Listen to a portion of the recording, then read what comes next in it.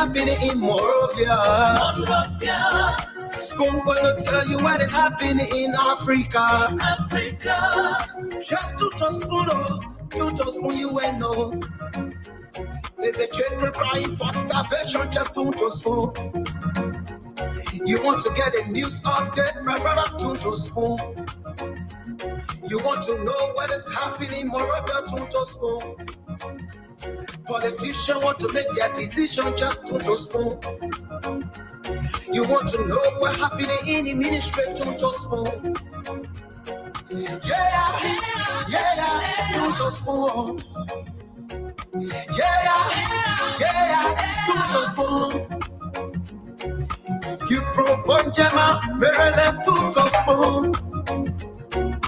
Yeah, to spoon. If you eat. Yes, sir. A special one from the CEO, stand coming with the spoon. And your boy, right in the South, man. Charges on the beat. To the spoon to get your information. To the spoon to be part of our discussion. Spoon television. Spoon radio station. Spoon gonna tell you what is happening in Liberia. Spoon gonna tell you what is happening in Monrovia. Spoon gonna tell you what is happening in Africa. Just to spoon you ain't know. The children crying for starvation, just to spoon. You want to get a news update, my brother, to spoon. You want to know what is happening in Monrovia, to spoon. Politicians want to make their decision, just to spoon. You want to know what happening in the ministry, to spoon. Yeah, to spoon. Yeah, to spoon.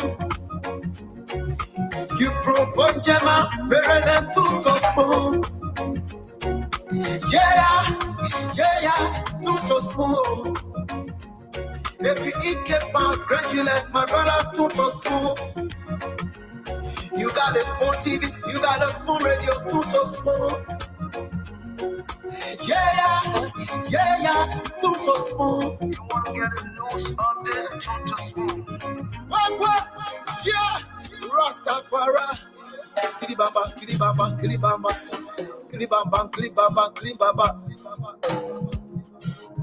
What I want? This one you got today. Yeah, to spoon. You want to get a news update, to spoon. What? Yeah, Rastafari. Kilibamba.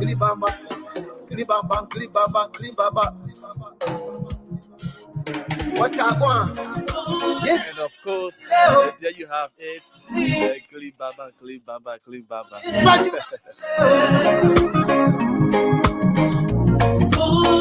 Good morning, good afternoon, good evening. Wherever you are watching Spoon, specifically Spoon Talk. And today is Saturday, the 11th of January, 2025.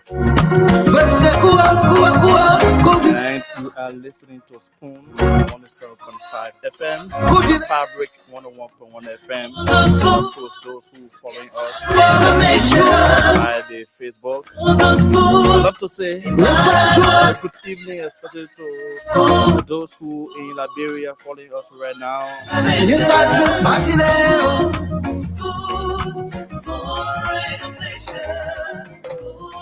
And your boy, right in the South, man. Good evening to you. On the beat. Welcome to the Spoon Talk January 11th edition. This is your radio. This is your platform. The platform that informs you of the happenings all around Liberia. Not only Liberia though, around the globe. That's what we do. Spoon gonna tell So I'd love to welcome you to it. And I know the voice is very, very strange. in It is strange on Spoon Talk. Tuto spoon you ain't know. For those who've been following, especially Tuto spoon. during Fabric Days, You want to get a news update, my brother Tuto you spoon. will actually know this voice. What is happening? Sylvester Chiroplay. Tuto spoon. Better still see Sylvester Chiroplay. Make their decision just Tuto spoon. And so welcome wherever you are. We're happy to eat. If you are in Fishtown, River G County, you know, I started recognizing Fishtown, River G County because, you know, tomorrow the county meet kick off beginning in Grand County and Niba County tomorrow. Yeah. Kicking off the county meet. Tuto spoon. And know that River G County My brother. last county meet is a giant. You got So I have to, you know, start this recognition when it comes to the county meet, you know, saluting River G County. So those who in Fishtown City, good evening to you. Whether you are from Dhaka Camp, Putu Camp, Exawiye Camp, all the camps. What's up? River G is now, you know, the giant for the county meet, you know. So of course, but if you are in Zweju, Grand Jada County, I'd love to say good evening to you. Virgin Man of Lofa County, good evening. Kakata City of Mangibi County, good evening to you. Hartford, Maryland County, Saniquele of Nimba, Greenville of Sando County, Harold Sports of Grand Cayman County, Ghana City of Grand Bassa County, Banga of Bon County, Tottenbury of Bombi County. I love to say good evening, and welcome to Spoon Talk. This is your informative platform, the Spoon Talk.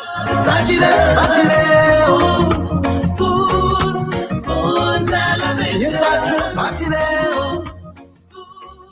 Charges on the beat. And of course, so many things are happening in the country, right? But for the next few weeks or days, it is all about unification. And that will be done through the voting activities, specifically the county meet that kicks off tomorrow in Grand Cayman County. So Nimba and Cayman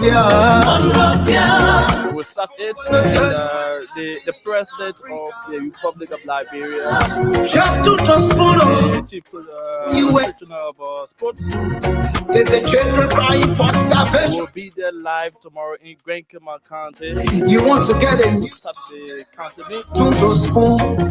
So of course, yeah. So it's about time now you start to cheer your county, you know, support your county in whatever way you can. And of course, let me bring in that Richard thing. I don't know which county that Rich thing. Which county that Richard thing that welcome. Welcome. I am wondering which county you are from, you know, because county meet kids up tomorrow. Grand Cayman and Niba County started tomorrow. Yeah. Well, first, Liberia runs through me. So let's put it that way. I have my feet in almost each county, but originally my father is from Grand Cayman County. So Okay. at this moment, I'll be supporting the boys from Grand and the boys and girls, the kickball team and the football team from Grand Cayman County. Oh, okay. So we So I can was- also, we can also say you are from Grand Cayman County and you're going against Niba tomorrow. Well, I do have I do have I'm connected to Nima as well, so I'm Oh, in okay. between. Yes, I have So I have I have siblings that are from Nimba. Okay. Um, I have siblings that were born in Nimba. I have siblings Wow. that are also connected to Great Jita as well. I have, Mhm. Okay. that's why I said Liberia runs through me. But at this Mhm. time, I have made a choice to support Grand Cape Mount County. Oh, Grand Cayman County. Okay, so but Nima is a very strong county. We all know the history of Nima County. So, supporting Grand Cayman tomorrow, you have to stand very strong tomorrow. Yes. And the reason I like supporting the underdog. Okay. Anyone who is the underdog, I tend Mm, to have some kind of affinity to that person. And the reason being is that when you overlook the underdog, you never know how that underdog can surprise you and it strengthens them to want to win. When you get everybody says Nima, Nima, Nima. Yes, Nima is a strong county. Everybody expects Nima to win, but there could be surprises in this yes, whole event, right? yes, I agree with you because last county meet that's the same way it was in the case of River G County. I think everybody Mm-hmm. was overlooking River G County, and today, yes, Mm-hmm. Today you're scared of refugees more, huh? I'm a River G mess. Yeah, today people are scared of refugees more, It's right? Karawaji. It's Yeah. Karawaji. Maui. Mm-hmm. Yes. Welcome. So, So many things happening in the country. I saw mhm. something like the LRA, the Liberia Revenue Authority, the Commissioner General that Commissioner Double Jala is encouraging staff to this year to raise $1 billion, $1 billion. For You our know, budget. yes, for our budget, the national budget. So you know over the time the budget has been around 700, 800, 700, 800. But now the Liberian government through the LRA is now determined to this year raise the revenue to 1 billion. Did he say Chilape, did he say how we're gonna do it? Did he give any suggestion? I didn't get to no, I'm in and out of the internet system, so Oh, sometimes I feel like I don't get my news as if I was home in okay. my other home. Hmm. So the commissioner made that remark during the Starver retreat of the Liberia Revenue Authority, there where he was encouraging staffers or workers of the Liberia Revenue Authority to work very, very hard and make this government proud by reaching the revenue to 1 billion this year. So, yeah, as to what how they could reach that target, you know, Hmm. um, they have to be very very strategic or strategize as to how to do that. But that's a pronouncement there. Yeah. Yeah, I mean, I would like to have, and of course, when Spoon Talk starts, we'll engage in those type of conversations. But yes, thank you for beginning to provide some updates for us and letting us know, not only us, but letting the viewers know and our commentators know what's going on in Liberia. We want to welcome all of them. We appreciate you being here. We appreciate your comments. We ask that if you're watching to please share the show. At least share the show to another person, one or two persons. Share in your chat rooms. And if you're listening by way of radio, you can also crank up the volume a little bit so someone who's next to you, a neighbor, or if there's someone in the following room can also hear what's going on in Liberia. So I want to Yeah. welcome all of you, and want to also welcome Sylvester Chilope, who doesn't get to be the producer often. So I'm Uh, happy to have you here Thank tonight. you. Thank you Yes, very yes, much. Thank you very yes. much. So other than the LRA, what else going on? Well, there have been almost like this usual things, but it's something that usually concerned about the fire disasters. Is I watched a video where I mean seeing about two, three houses burning at the same time, and this is happening now, most often in Liberia. So I was like, what can we do to control, the issue of fire disasters in our country? Because almost every day there will be a case of fire disaster in our country. And looking at the Liberian National Fire Service in terms of equipment they have, the manpower, nothing like that. So I mean, I think something that it should be of national concern, that people should talk about, that government should be able to find, strategies to control this, because when this happens, people lose their properties. Sometimes lives can, can be involved.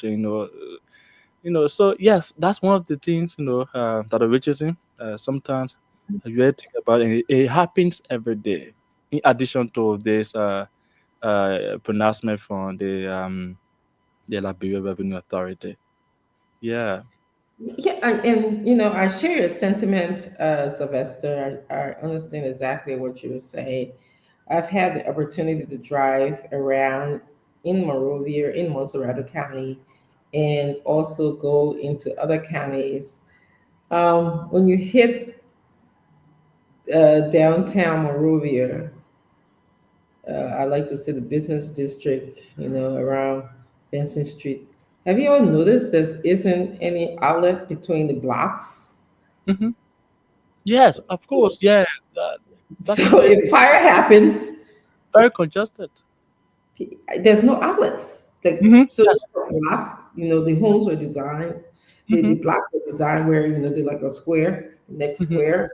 So people have built all in the alley areas, Of course, and yes. so you can't even figure out how to get behind those Man. houses. I don't how to build behind those houses, no parking lot, no way to get there. So if an outbreak of fire, occurs in one building, how do you expect for the fire truck to get there or for water to get in those places? So yeah, and it's scary. It's very, very scary. I mean, I was looking, I was like, but where's the alleyway? How do I get behind these buildings? This you can see the storefronts from the Yes. front, Mhm. Yes. but it's hard to get in between them. Right. It's And all blocked. you are very right, because it is one of the factors for which, whenever we experience fire disaster, it quick to get spread, because the what you're saying, the alleys, people build houses, on them, and once we experience such thing, it can be very challenging for the Liberian National Fire Service or any other entity that wish to, assist in that case. So yes, indeed, you are very, very right. It's one of the factors, Yeah, uh, yeah, you're right. So it is one of the factor. Another factor could be, how well equipped is our fire service. Do they have enough, fire trucks? Do they have enough? Sadly, I will tell you that I was disappointed when I saw them trying to put out the fire at the Capitol building. At first, I think Chillipe, you were there that day. yeah, sure. Uh, they, That one and I were there. Yeah. yes, you have such great experience and memory of that place by now, I'm sure. Mhm.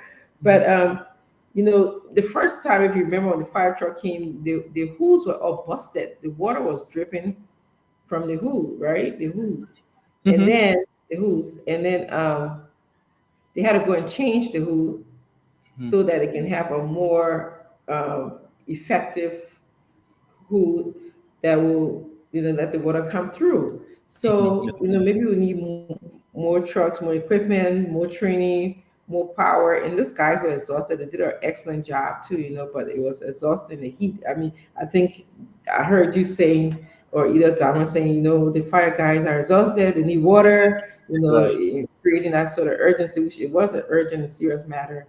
But yeah, so those are the factors, just briefly, the whole awareness training people. I see people have fire extinguishers in their cars. I don't, I see Yeah, maybe I don't know. Maybe the homes should, most homes in other Yes, developed yeah. countries.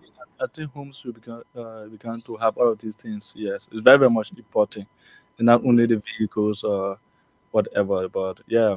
And Yeah, one thing, I think people need to be sensitized and know how to really manage those electrical equipment in their houses because mind you, some people I mean some of them they are reckless, all right, in maintaining their electrical equipment in their house. Sometimes even generator they will have generator exposed, where you have wires and what have you.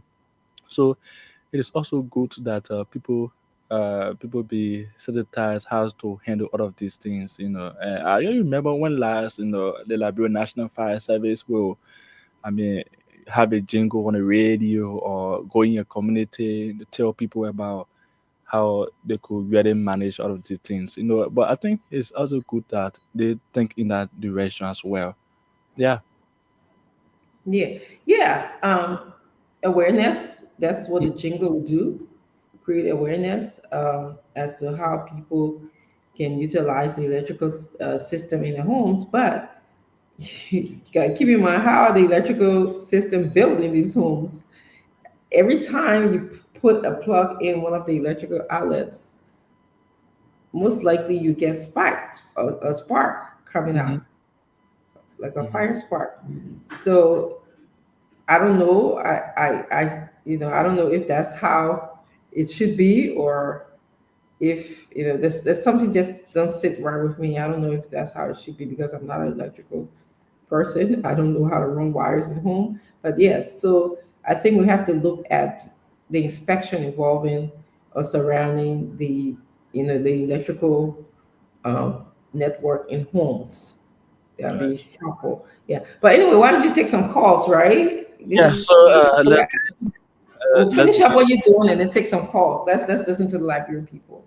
Yes, definitely. Let's take some calls right now on Spoon 107.5. So 07777 1075 07777 1075 is the number to call us and then tell us what is on your mind, and let's begin to let's begin taking calls right now. Okay, so uh, hello. Hello. Hello, your name, please. Where are you calling us from? My name is Detail. I'm calling from Tubo Village. Okay, let's hear you. Now, like me, my view is that I want the Liberal business in America who focus on politics and then bring company to this country. And when the Chinese people begin things, and they lab bring for America, and they bring company in this country for the citizens of this country to benefit.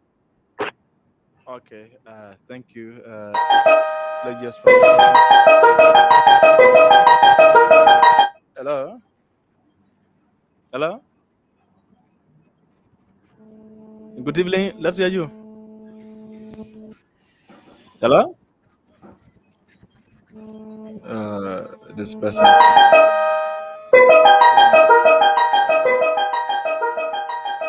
Hello.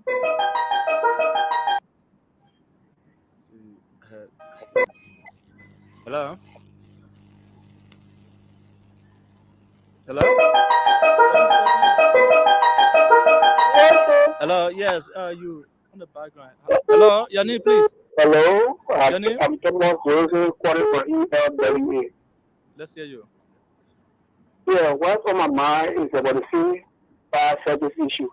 At Okay. least if they don't go for emergency like that, let me tell you the fire extinguisher. They can give you out of fire extinguisher, but they don't, then you don't have fire extinguisher in the vehicle. You're not be fine. That way, bad safety of where you go look at the water and come back. You look at the table of fire and come out for water. I think we have to do a little bit now. Okay. Thank That's you. well, Mama. Thank you. Let's do this person. Hello. Hello. Yeah, Good evening. Your name, please, and where you call us from? My name is Madarashi. I'm calling from ERWA. Let's hear you. Yeah, what is on my mind? This school called African Dream. The owner does not want to put lights at it because it's very dark and exposes the place to criminals. Is it what the name of the school? African Dream. Okay. That is owned by Sandra Emas. Oh, okay. Behind the building is very dark. There is no light at all. The second one is that the people that are using the electricity, they should not use these things together at once. Meaning the cooking stove that uses electricity, the freezer, the TV, the three appliances, they draw current a whole lot. So if you are using the cooking stove, make sure that the freezer and the TV is off. Afterwards, you can put the TV on, time to sleep, then you can use the freezer. The freezer can sleep on, but not to put all three on at once. Okay. Okay. Thank you so Thank much. you. Okay, thank you. Let's take this person here. All right. Hello. Hello. Hello. Your name, please. Where you know? Thank you. My name is Albert Dossi. I'm calling from Brooklyn. Okay.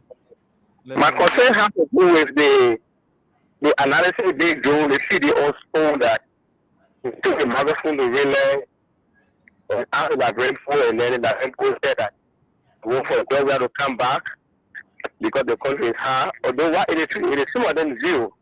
So I don't think anything of 15% view represent the entire country. Because if you take the microphone to compound city to river cell, you will get to know that the government is taking significant mark there. Why it is true that there is a last thing about the wayside, but they force you also take the microphone outside of Moses because many people in Moses seem to be Liberia. It is not true. There are significant marks impact the government, impacting life outside of this place. If you go to farmer right now and see the farm that is there right now, you go to compound 3, LEC is there now since 1847. It is the first of its kind. And LEC is in that part of the country. So take the microphone to the people and not really. Thank you, sir. Okay, thank you. We will try to go in other countries like you proposed. Let's take this person. Hello. I think I take a few calls, few more calls. That what you say? Hello. Take a few more calls, right? Yes. Hello. Your name, please. Hello. Where you know from? Your name. Hello. Hello. Go ahead, please. Your name and where are you know from? My name is Elijah Bori and I'm calling from Bonapa. Go ahead, please. Yeah, my issue is what happened on my you get followed by the man always saying that the president corrupt, but the man, he is said to declare asset. Then why is waiting for him not want to declare asset? Then every day they call up corrupt. I think he is most corrupt man. Thank you. Good question. Why are you making conclusion as well? So, good evening. Your name, please. Yeah, your name, please. Yeah, there is a Burata Johnny for Pombo to be presiding in Zimbabwe. Okay. Go ahead. What is on my mind about President traveling Benin? Since the president gets to office, the president just traveling and not bringing anything to Liberia. The president said one thing of bringing somebody in Liberia, so the intention of resolving up to 9 great company. The president said one thing just in the hospital, but up to now, nobody is in the hospital. The president said one thing of going to press drugs, but up to now, the town brother, they pass around so close on a pool. The president said one thing are going to be easier for all. But today, I didn't say where the budget is up. Everything is outside there. The president said one thing are going to make it peaceful, but today, the president divided the horse. Thank you for the opportunity to flip me. Thank you very much for your comments. That's it. All right, so let's take this person. Good evening. Hello. Good evening. Your name, please. Where are you? Yeah, my name is John Flomo, calling from Bonafam. Okay, let's hear you. My only issue I had to do it really. I want for the government to see how better to take the people from really because they are really spreading the quota, damaging the quota in really, and it makes even if we are going to work, you have to wake up soon like 5 to pass really before traffic will you. Hello, you said the people at Red Light, what are they doing? Yeah, I said the people are really spotting the quota. How are they spotting the quota? They're just wasting dirty water on the quota or doing all kinds of things. And when you get the weather, you're seeing the weather, the quota is spotting. And also, when you are going to work, you have to wake up soon. When you have to be to work by 7, you have to wake up at 5 in the morning. You see it? So they are causing a lot of trouble down there. Okay. You get it, man? I'm sure. Even when you are passenger, you hit a wheelbarrow. You will see all of them will come to join you and start beating you. Okay. You see, they are causing a lot of trouble down there. All right, I think your point is valid. But Richardson, I see the CEO. That way still that channel play. Lord, the infamous laughter. Lord have mercy, channel play. The infamous laughter. When you told him to laugh, when he went about regroup. You know what? Channel play on from that party when I come out tonight. He a friend of channel play. Channel play was laughing. From that is a friend of channel play. From that I said that piggy gave me heart attack. That's not big brother do. Channel play, how you doing? What are you laughing for? Is this your first time? No. Yeah, this is my first time seeing you. Richardson, that was no, it was not intentional, right? But Patrick and other media colleagues were together, while he was still trying to make sure that you don't have to explain. Don't explain. The man want to regroup, make it. We also have old folks that were also there. So all of a sudden, he just got on bike, leaving the old folks behind who wanted transportation to go home and what have you. And so seeing him on back, it was something that really made me, get laughing and what have you. So it was not intentional though, as a journalist, So it was not really intentional, but we got recorded. I can tell you. The man want to regroup. So he has formed an organization now, a real group organization. So I think he's benefiting from that, though. Oh, so you said man benefiting from your organization, Regroup International. That Richardson, what happened with your hair? You put Bonsway? That's what they call Bonsway, right? No. Or American Plat? They're not Bonsway. They just cornrow in the back. Oh, like cornrow? Yes. So what a corn?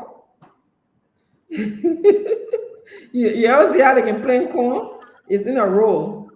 Oh, so that corn roll. Corn roll.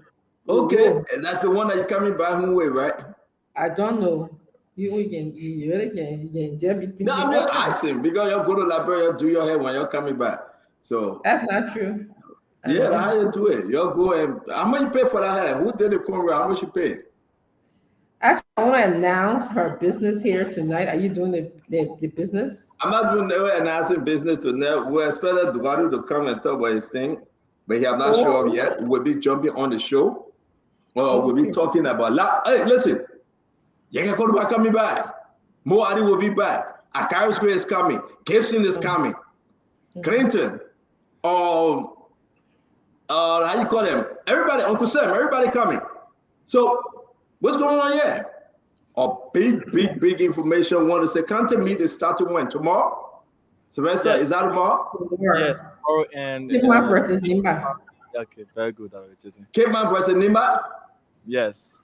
Oh Lord have mercy. But I am supporting the country of the Republic of Liberia. Yay!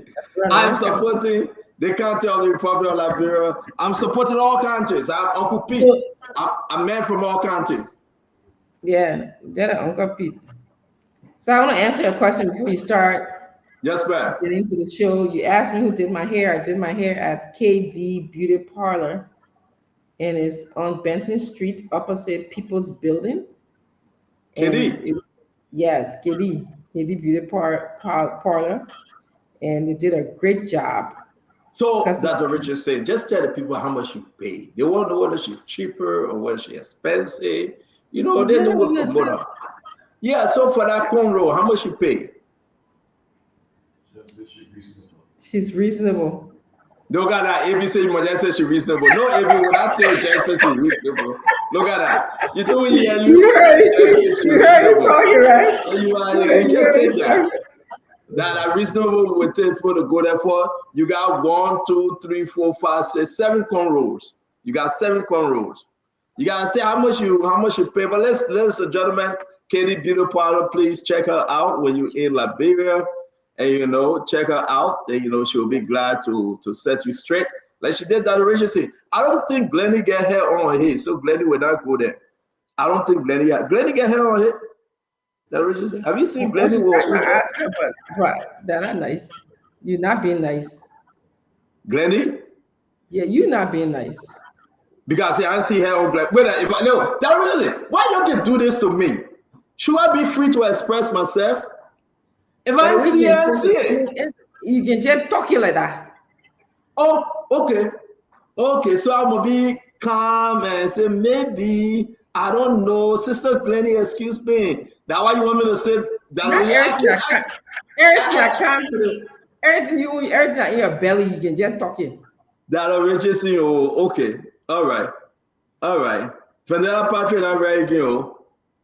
Fendela Patrick, come on the show, man. Leave me alone. There's a video going on that Richard said. So first thing you got a video. It's the man or Lebanese man or white man. The police then tossed me on with him. You have that video?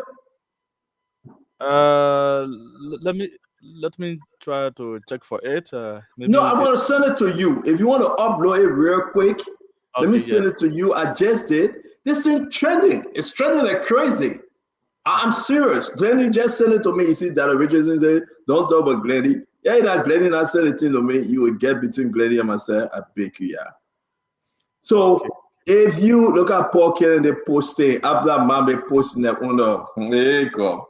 The guy can post that on content meet people. The content meet, I don't know which country you're from, Fede Bala, Fremont, Alfonso Wodoba, Joseph Saka, Angela Gotti. Angela, been a while. How you doing, Angela? Angeline Gotti, not Angela. Angeline Gotti. It made me, whenever I see her, it made me think about the boss, the giant, Ashford, the giant Gotti. I just thinking, Angeline, don't get me, miss. I'm just thinking about my friend, Ashford, the giant Gotti. But it's good to see you, Angeline Gotti. It's good to see you. Amara B. Conan, it's good to see you. John Williams, as always. Bernice, Woji, Musa Dolly. I mean, which country you from and which country you supporting for the county meet? Which country are you supporting? We want to know. For me, I'm supporting all the counties. So, Channel Play, do me a favor. Open the phone line while you get yourself set up with that video. Let's ask the people. County meet starts tomorrow. Which county are you supporting? Are we facing Mambe Uno County? We say facing Mo Ali Uno County. Currently, Mo Ali is in Cape Man. He's supporting his team. Let me see. Oh man, they got him get some nice county people there. Wow. So, Chopley, you want to open the line? Let's ask the people who they're supporting, which country they're supporting.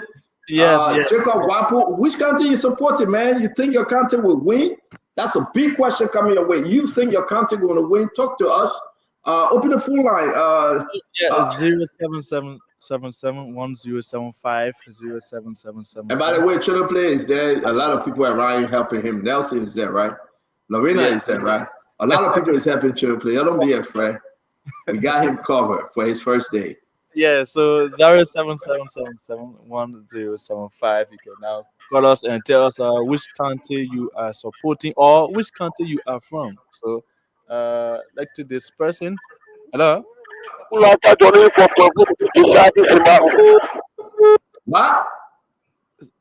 Say that again?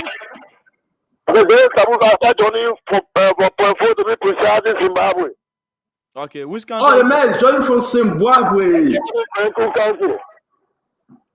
You supporting Grand Crew?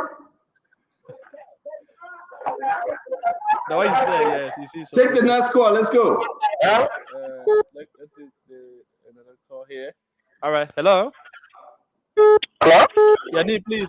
Which country are you supporting? Local country. By the way, no stone will leave, no stone untouched.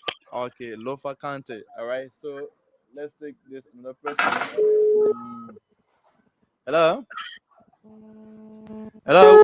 Hello. Hello? Yani, please. Which country are you supporting? I mean, that you want about calling for Babulu country. I support the local country.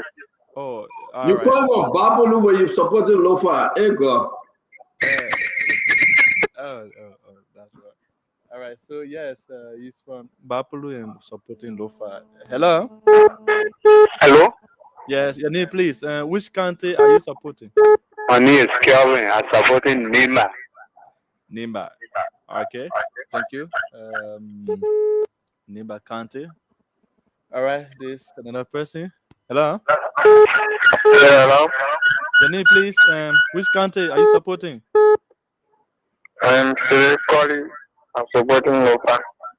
Lofa country. All right. Thank you. Okay. This person. Hello. Hello. Yani, please. Let's walk away from the. Yeah, please walk away from your radio there, okay? Yani, please, and which country you supporting? I'm supporting the majority block chairman country.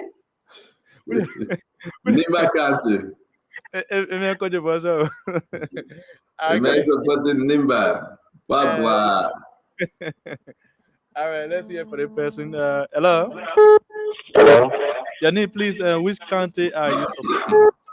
Everything center supporting Nima country. Okay, Nima country. Okay, this person. Hello. Hello. Oh, he's Now, Richardson, which country you supporting, man? Hello. Hello? Where are you? Hello. Hello, Yani, please. Which country is supporting?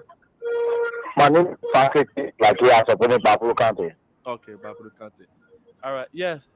Hello, Richardson. They see you wish. No, she answered. She said she let me was supporting all countries. Oh. Okay. Yeah. Hello. Hello? Yeah. Yani, please. Which country are you supporting? Yeah, my name is Maka Kane. I'm calling for Ikabago. Which country Yeah, are you supporting? they want to in my house. I want to come. But I want for someone. No, Please let me. Not easy on me. We I are can go break around before the children eat. we are done with that now. We asking callers to tell us which country they're supporting for this year country meet. So which country are you supporting? Lofa from Lofa. All right. So you supporting Lofa, right? All right. Okay. All right. So okay. So let's take this person. Hello. Hello? Hello. Yeah. Please lower your radio a bit, right? Yeah, but take the next call. I think it's too. It's heavy, man. Let me take this person. Hello. Hello? How are you? Good. Your name, please. Wait. Which Thank country you are for you the show. supporting? I'm Augusto B. Cruiser.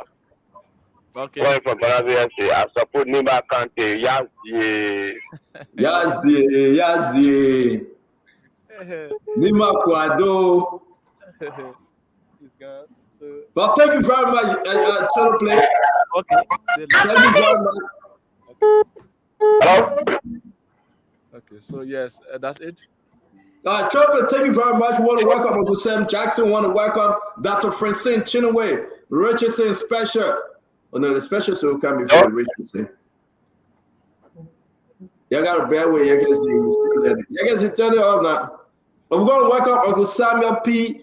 LSE Jackson. Uncle Sam, how you doing? Uncle Sam, you look more relaxed today, man. What's going on? I had a great day.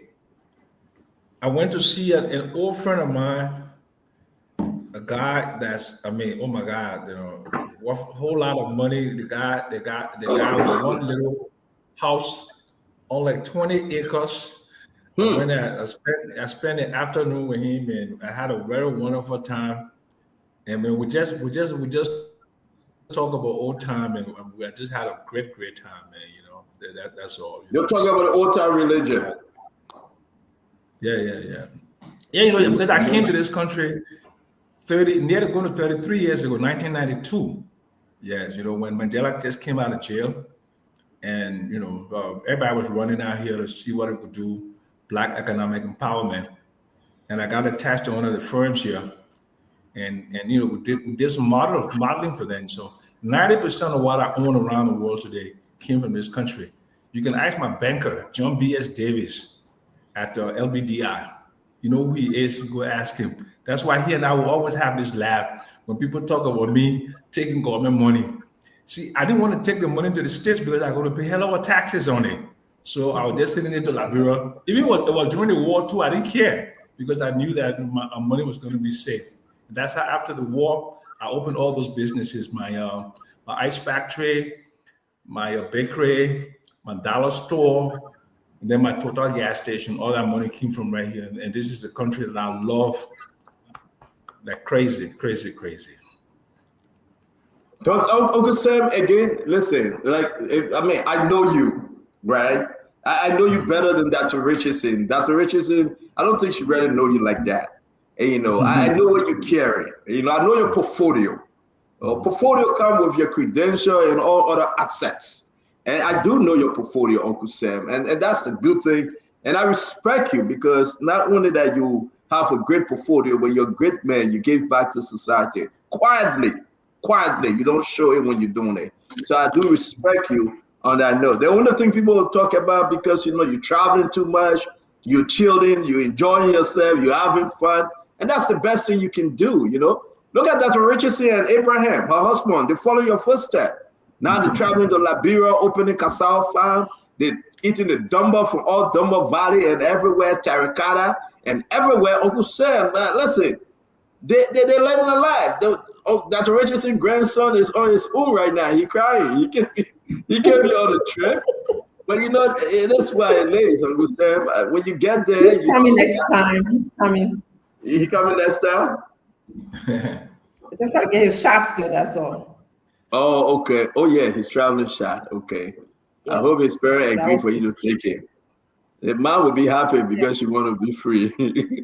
So, but Dr. Richardson, it's good seeing you. We're going to be having the Giants then coming on the show. We're going to talk more about issue, what we know. The county meet is tomorrow. They're starting tomorrow. Today, playoffs starting today. I pray they beat Abraham team. Abraham team playing today, by the way. I know they're going to beat them. He said, I still got bet with him. He didn't pay his first bet. And I know that definitely will beat the Pittsburgh Steelers today. I am not supporting them. I'm supporting the Kansas City Chiefs. I hope they win the Super Bowl again. And, and at the end of the day, Russell Wilson will not. You lost the last time. No, I don't think Abraham should. Abraham owing me some money because we beat Abraham team. We took them all of they didn't even make it to the playoff. Now Pittsburgh is a bad team. If you know about American football, but I love that. The Steelers. He said, "What your team? How many? Oh, I got 3 teams in the league. I got 3 teams. I have Dallas Cowboys, who is not in the league right now, but my final team is Kansas City. Cowboy is done. They got plenty of money, millions of dollars, and they didn't do anything. I think Abraham should. Abraham was talking about you the deal. We attended my niece's traditional wedding, and it was her mother is crew, and it was crew. The entire time, all the work that you've been saying, yeah. What's her name? Huh? What's her mother name? Okay. I know she was married. She's married Lucinda Richardson. Okay. All right. Lucinda Richardson. So that's good. It was very nice. Traditional wedding. Have you been to one before? It's just interesting. It was the not in Liberia though. Yeah. Yeah, the Liberian one is kind of different. Everything is different. Yeah. Yeah. Church is, I mean, it varies according to your culture, but you know, they made it fun. It was a lot of fun. You got to pay your dowry for, you know, all of the Yeah, I parents. pay dowry, and that's the same thing Yeke got me on. I'm still anytime I see Yeke, I still pay dowry. And he got no relationship. Yeke is not related to my wife, right? But he said once my wife parents came from Lofa, I should pay him dowry. And I paid that dowry to this guy forever and ever. He took the car that we sent, he took the pickup truck. How can you hold somebody for paying dowry like you That rob you can me? make it tradition. That other tradition. He's not even close. The brother my wife have, yeah, that the brother has also paid dowry too, but Yeke just hustling. You know, he'll call my father-in-law and say, "Oh, your son didn't pay dowry. We got to come after him," and all kind of stuff. Ceremony. And the guy is from here. You know, her husband to be. She's from Oh, here. that's nice. Yeah, That's nice. he's taking care of business before. We wish them Godspeed. We wish them Godspeed. We pray that it goes well for them. You know, Uncle Sam. So Uncle Sam from South Africa, you're coming back here in the state. You know, right? Yeah, I'll be in the States around the 22nd. I'm coming to do a closing on one of my houses in Detroit. I sent you the contract. I got to buy it. Yeah. So we'll be closing around the 21st. Wow. And then I'm only going to stay like about 4 or 5 days in Atlanta and come back here. Oh, wow. Hey, I don't know when Dr. Richardson coming back, when she will ever come back. But Dr. Richardson must come back because her school is about to open. And she got to go. And she got to go back to work. Folks, we want to welcome every one of you. We say it's good that you're joining us. We will be talking more about, there's something coming up though. We got new document, new information on this Bobby Homes, right? We got new information on Bill McGate Jones.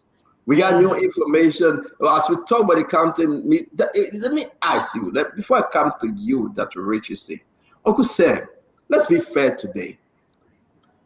You follow the news and everybody watching us. Naming one or two things that is good about this government, that the government have done right. Remove your partisan hat. Remove your, as a Liberian, just name me one or two things that you think the government have done right. So I think the motorcyclists on Tottenham Boulevard, I think they've done reasonably well on that, on Tottenham Boulevard, you know, and some of the congestion within the city streets, I think they've done well with that, you know. So besides that, I mean, there is nothing that really jumps at you, you know, whether you want to be pro or con, to say, wow, this is phenomenal. This is so wonderful. This is on what do you call it in his the country, okay, is on this great path, okay, that it will not return to where it was before. So I haven't seen that yet, but maybe people who watching me, they can put in the feed, and then maybe I will take a look at it. But the only thing that's jumped at me is the way that they've cleared the city streets and with the pepper and keke rattle. You said the pepper rattle thing. I want that something I can hate you. Yes. But that's what I'm saying. So I don't see an economic policy that would have like quick impact. Yeah, like something would be like a youth employment strategy or something. And I don't see any kind of a policy prescription that would make things happen so fast. I don't see like an energy policy, all of it. And then I don't see them reaching out to I was with my friend today, we're talking about the market women. And this guy, you know, he does things all over the world. He says, like, if you want to know what is happening in the country, he said, go to the markets. Understand, John? He said, go to the markets. And if you see a lot of goods in the market and you see the women smiling and the seller smiling, that means there's something that's happening in this country. And I was like, wow. And he didn't even know about the videotapes where people in Douala and Raleigh were saying the first year of We Are was better than Chusubaka's first year, right? But he was just saying basically, go to the market. That's where the That's where the real people are. The people who are struggling to send their children to school, people who are just basically every day get up 4, 5 o'clock in the morning and to try to make an impact on life. Those are the lives of the people that, developing countries should be targeting their economic policies at. Those kinds of people. Let me go to Dr. Richardson. At the end of the day, Dr. Richardson, you in Liberia. You're traveling every day back and forth, Monrovia, outside of Monrovia. You're visiting businesses. What are you feeling? What are you observing? What are the 1 year, the 12 months, the 13 months thing that the government can put their hands on and say, at least through it all, we did this and we can boast about this? What?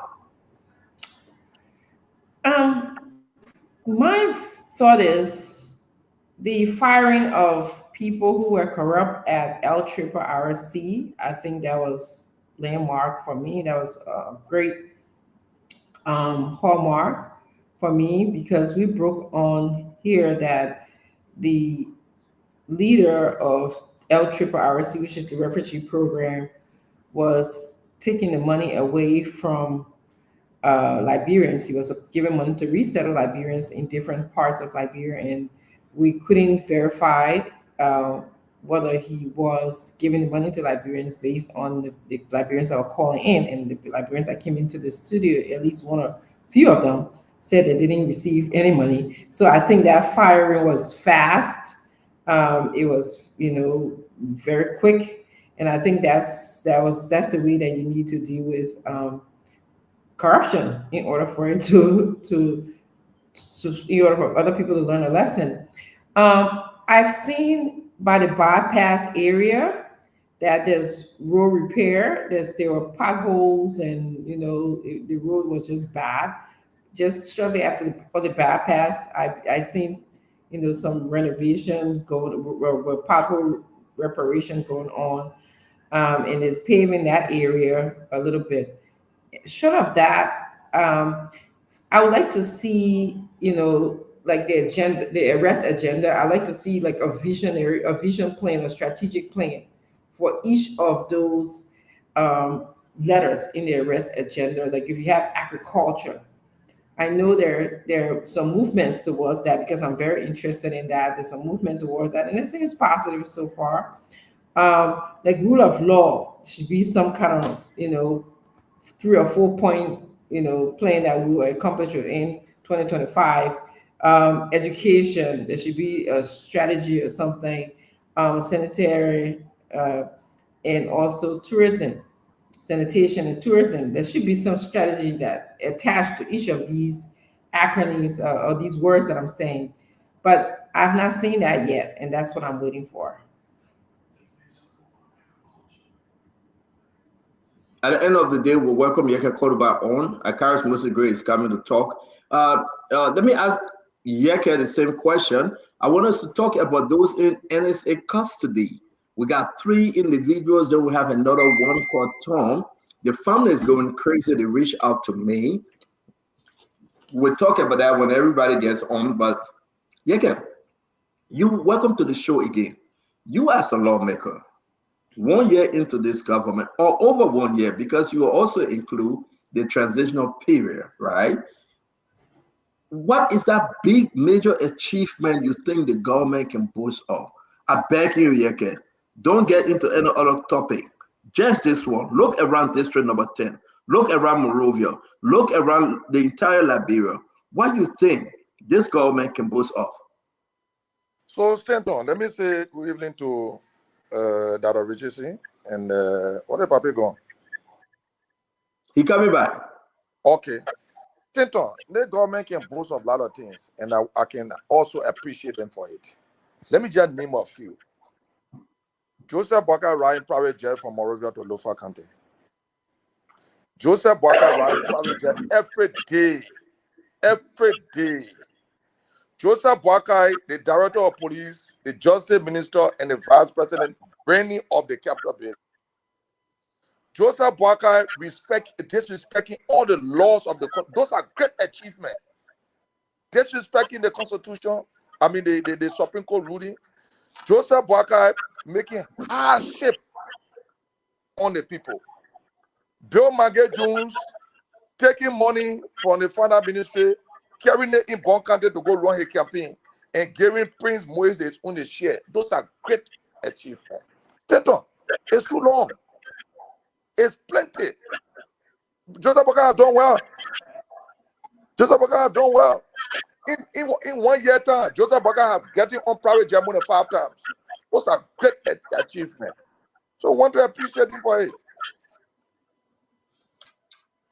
Okay, so all right, we get that side of the story. So you see nothing else? No, I see nothing else. I only see the police brutalizing people. Those are great achievements. They want to silence people. They don't want people to talk. Waste one thing in the country have become a police state. You know, those are great achievements. You know, we have a junta government. You know, una junta don't respect the constitution, don't respect no laws. That's a great achievement for Joseph Boakai. I agree him 200%. Okay. So, ladies and gentlemen, again, we'll be coming to you. We want to hear you. We are here with District Number 10 Representative Yeke Yakwaguro Koruba. You know, remember Yakwaguro, who gave you going, Liberia, who gave me going. You know, that's Yakwaguro Koruba, yeah. I want to be talking about all the I'll issues. send you a message today. Don't let us bother our secret yet. Please try to comply. Thank you. I know you're talking about all what they're trying in the cola you gave me. And everything you said are true. Because you will keep paying until you die. Okay. But leave out all the message says we got a message, not true message. We want to say to all of you joining us, welcome to the show. Let's have fun. Let's have fun today. It's a beautiful Saturday. And, you know, it kind of cool a little bit. Yeke is in Ghana. Like Moadi said, Yeke is $400,000 home in Ghana. You can see the back. The home is well furnished, right? And again, we want to say we're going to be having some serious conversation here. We invite every one of you, please share the show. Please give us your comment. So Yeke, on this note, Sylvester Chinople come back. I want to ask the Liberian people because some of the guys stand or give a few minutes, we're coming on. I want everybody to come before we get into it. Akaris Gray is coming on. And the rest of the team. Chinople, let me ask you a question. Go to the phone line with this question, right? Okay. We're going to ask the Liberian people. Just everyone are going to call today. Tell us some of the achievement, 2 of the major achievements the government have accomplished. Just 2 great things the government have done. Just 2. So let's open the line. And we'll take 10 calls. Just 10. Anything on your mind. Anything you say the government have done, just 2. We just want to know from you. 10 calls. Yeah, you need please. Yes, go ahead. Yeah, 2 major achievements of bringing down the capital building and Joseph Boakai. Okay. Let's go to the next one. You can see, like, I mean, Sylvester, let's go, please. Yes. Hello? Hello? Please go ahead. We're not hearing the person, Sylvester. Hello? Hello? Jenny, please go ahead. My name is Kelvin. The 2 achievements of Joseph Boakai government is FPRC, number 1. Come on, man. I start at night to go up from God to go out of rest in the country. And number 2 there. Sylvester. Yes, yeah. Listen, just call next to somebody to set it up. You having the call them and, you know, overlapping. Let me take some calls from here. Pause that. Let it set it up. Call somebody to set it up. Let me take some calls from here. Hello, your name and where you joining us from? Hello, sir. I'm Daniel Davis, and I join you from China. Daniel, how you doing today? It's good to have you on Spoon. I'm okay, Chief. 2 major achievements of this government, Daniel. Thank you. Let me appreciate the government for not fulfilling that promise they gave us during the 2023 elections. They told us that they were going to prosecute corrupt officials of Georgia government. Up to now, there have now been 1 person that have been persecuted, although although the LCC report is there, the GAC report is there, but they don't want to persecute.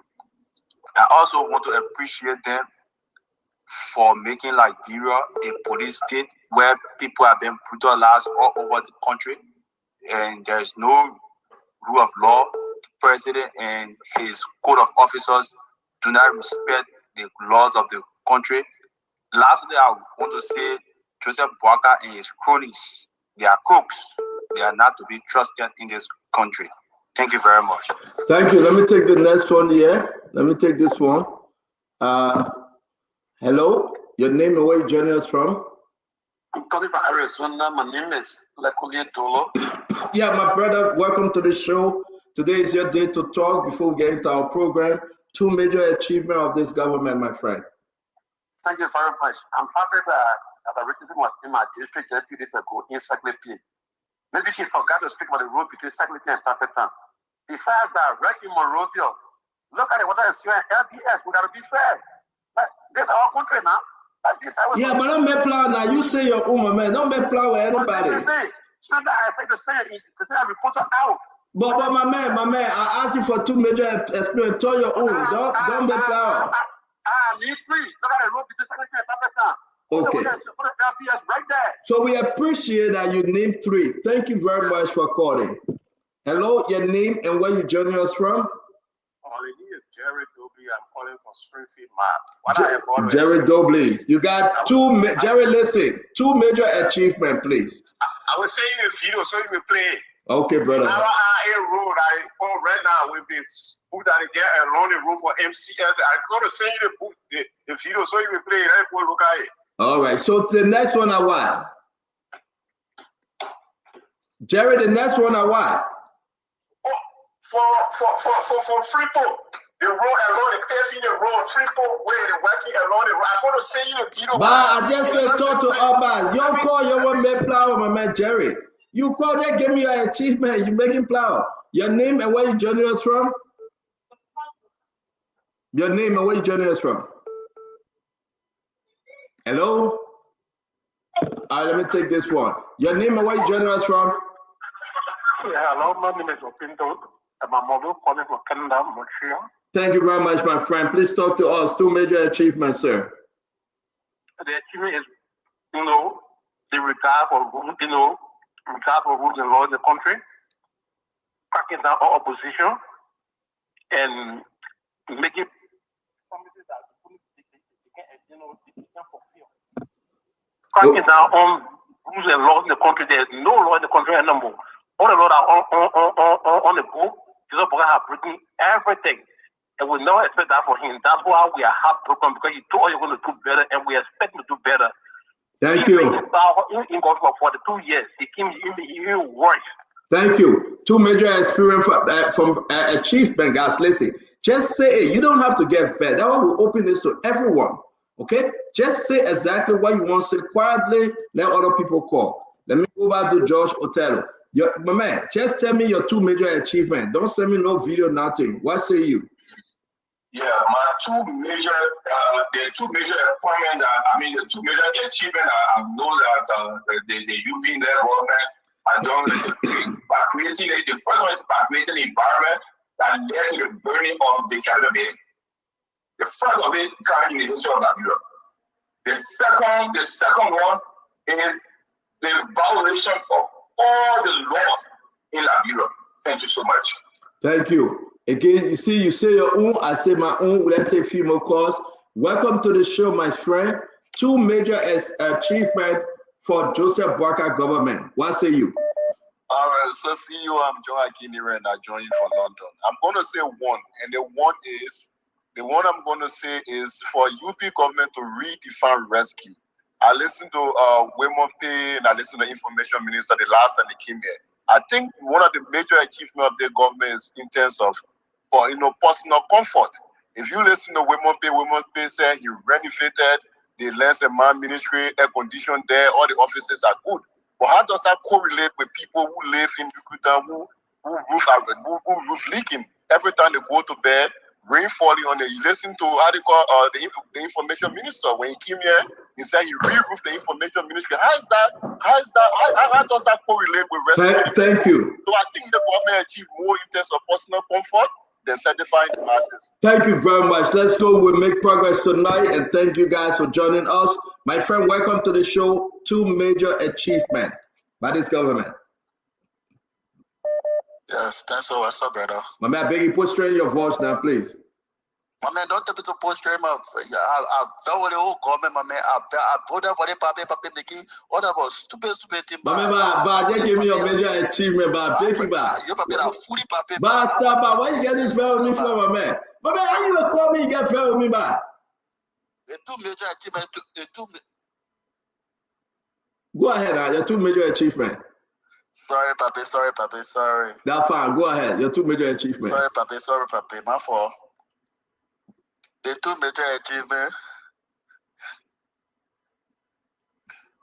Well, they got a funny guy. Let's move on. Hello, your name and where you calling from? JK, Johnny Khan. JK, John Khan, this is your 2 major achievements. On just say you my boy. Talk to me. Absolutely nothing. All I see is a violation of rule of law. There's no achievement I've seen in this government at all. Absolutely no achievement. This is the Spoon Talk, ladies and gentlemen. Thank you for joining us. Come, let's have a great show. We're going to take more calls because the guys are getting ready. They are coming. I'm seeing my best friend from Della Pache, VP Missouri Group is joining us. Ladies and gentlemen, this boy is coming from the main feed. He coming with Une de Gisi Pepsi. But let's take more calls. Your name and where you joining us from? Hello? Yeah, my man, talk to me. Your 2 major achievements. Achievement is one of them is the president was being able to unite the 4 counties, and the next one is he was being able to ignore people like Yeke, who can cause noise all over in the city there and have no control. But he's being able to control his temper and ignore him. Thank you very much, my friend. Let's make progress here. Your 2 major achievements, my friend, your 2 major achievements. When you finish joining, listen to the radio, you come on. Your name and where you joining us from? My name is Ezekiel, calling from Minnesota. Ezekiel, your 2 major achievements, my brother. The first one is that more I need to use if people want to pull the car off. I'm using a chemical or chemical. I mean, I'm more Ali use the water to put the car. I mean, why you put it to your more Ali? No, but I'm using a chemist. That more Ali use the people try to put the fire off, my man. And what else from the main thing is, you know where that people came from? Where? On Twitter about that house. My man, bye. You're not being tolerant of Central. They make you cutting off. But you're not being tolerant, Central. No, I'm being tolerant. What kind of people we get here? How can a people truck come at Joseph Baga house? It makes no sense. Ladies and gentlemen, welcome to the Spoon Talk. Let's take 5 more calls. I mean, it doesn't look good though. The people are recording, right? This is just a random quarters. It doesn't look good. But let's go ahead. Let's make progress here today. Your name and where you joining us from? Yeah, my name is Jesus Smith. I'm calling from Rhode Island. Straight when you say 2 major, I don't see any major yet. Because when I think of a major, I think it was something that maybe building like a new dam for electricity or building new university. Since we need more, better universities. So I see major yet. But let me just get to that. I will appreciate that. The police boot and then the painting of the street just before the Christmas day. So the police boot at the bill and then the painting of the street just before Christmas day. But thank you. Thank you, ladies and gentlemen. No man, no laughing, I beg you, no laughing. We are very serious today. Your name and where you joining us from? Yeah, go after the visit President Power, calling from DC. Talk to me, my brother. The 2 major achievements is President we are doing the same thing, CDC did the same thing, and breaking of rule of law and the Constitution. There's a 2 major achievements. President we are doing the same thing. Wow. Let's make progress here. Your name and where you joining us from? I mean, you got to listen to the phone. You can be, on the radio. Your name and where you joining us from? Hello? Good afternoon to everybody, to the Spoon family.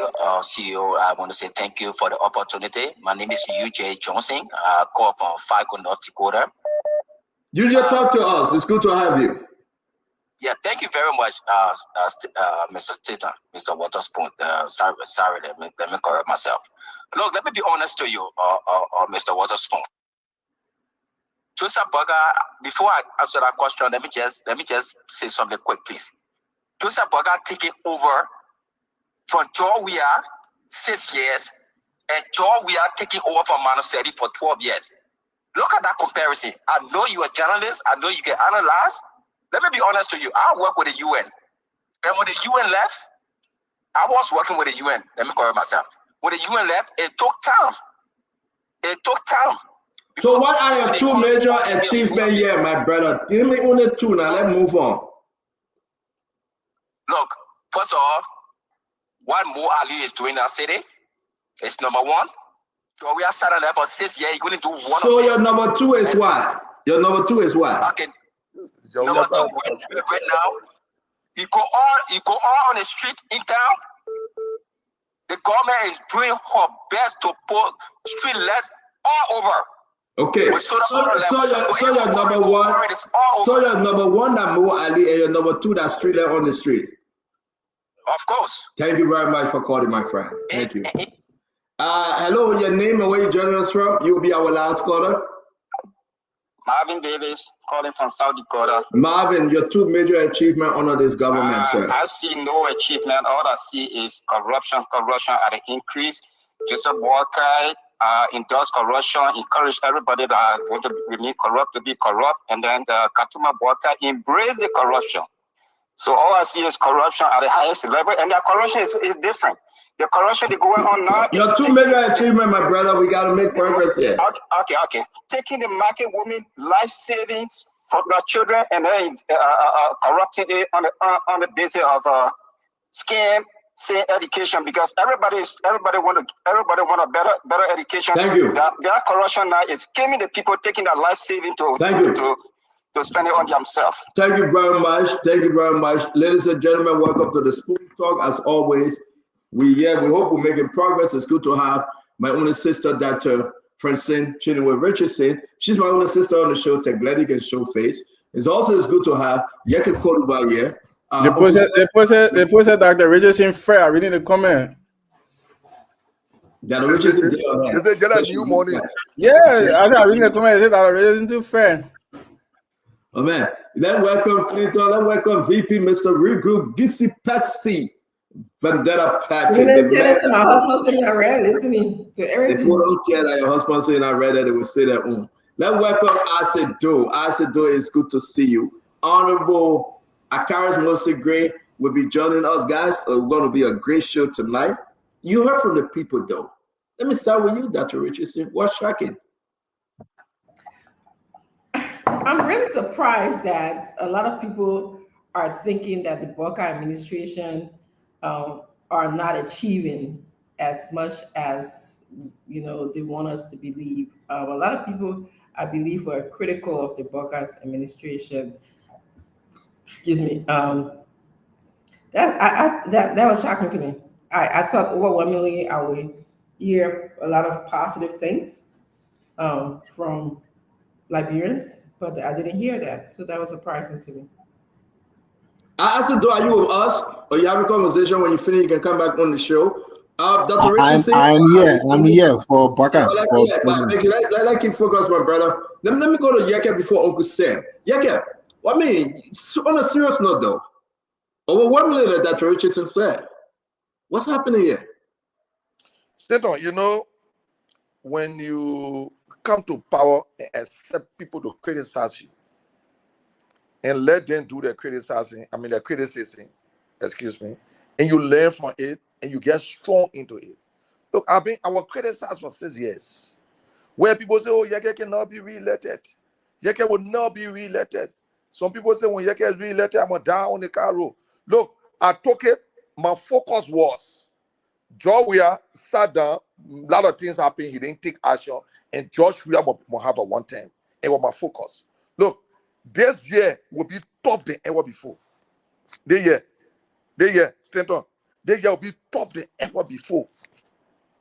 Stanton, you know that the Joseph Boakai is negotiating for the mountain in Grand there to give the mountain up. They got people here in Ghana here negotiating to give the Putu mountain up. But we'll talk about that later. This year will be top than ever before. People will get more disappointed and frustrated. So yeah, let me ask you, were you surprised with the quarters? Well, for me, I'm not surprised. The reason why I'm not surprised is because from the day Joseph Boakai decided that he would give $10 billion that he didn't work for and will put ice him to declare to the Liberian people, and the people got very intolerant. I knew they were finished. So I'm not surprised. Thank you very much, Yeke. Uncle Sam, same to you. You heard the people now. You see, yeah, we went in the marketplaces, in the market, Douala market. Here we are. The people saying the same thing. Uncle Sam, are you surprised? Well, I mean, how can we change this? No. Stanton, the nature of poverty in Liberia, extreme poverty in Liberia, more than half of the population live in extreme poverty. To fix that is very challenging, is very difficult. And especially if you don't have a visionary leader who comes in and targets specific things to have quick impact, to be seen by the people as one of them, as trying to solve the problem. But if you see a president, every time he's talking, he's frying his face. He doesn't even smile. He doesn't go to the market. He doesn't go to the football field. He doesn't go to visit other churches. He doesn't do anything that connect him to the people. You see, you need, as what we call in political economy, a degree of what we call populism for the people, right? So if the people feel that you are connected to them, right? It can fill your stomach. Hope is supreme. Hope is eternal. So his handlers, when I say his handlers, his managers now, have to say, okay, what is it that we'll do in the next 12 months that would connect us to the people? You can't erase poverty. You can't even make a dent in extreme poverty, but that to do some things for the market women, to do something for the students, to do something for the farmers, to do some things for the people who are at the bottom. My people, 80.9% of the people in the country work in what we call the informal sector. They work in vulnerable employment. Vulnerable employment, they don't have a salary. They live from hand to mouth. That's 80.9% of the population. So that's subtracting the people that work in the banks, people that work in the government, people that work for companies.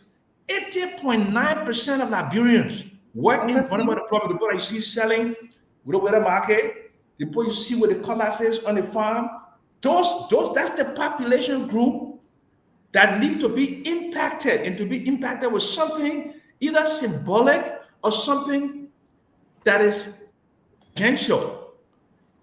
See, so that my internet is going in and off, but that's what needs to happen. We can hear Thank you you very much. We can hear you, Uncle Sam. Let's bring in Governor Clinton. Governor, we want Red Market, Douala Market, the people. I mean, this thing is coming together internationally, within the country.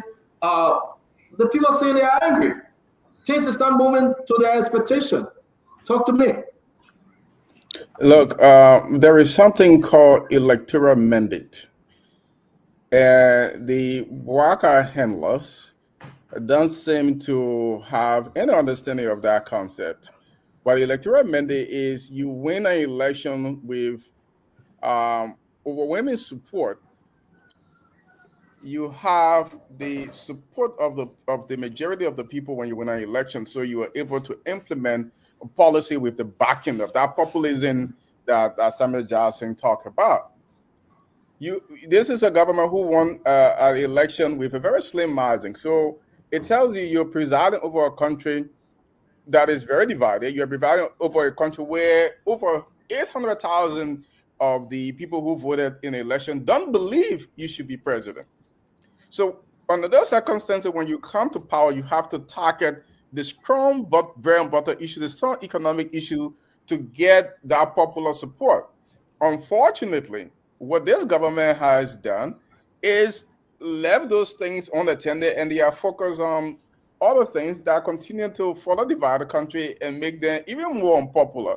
So those people those 700 plus thousand people who voted, who didn't vote for them, and those few 20,000 people who were on the fence that got them over the 50 plus one threshold, now they have those people thinking like somebody call and say we voted for this president, he's disappointed. No, that's what we're saying. They've lost parity.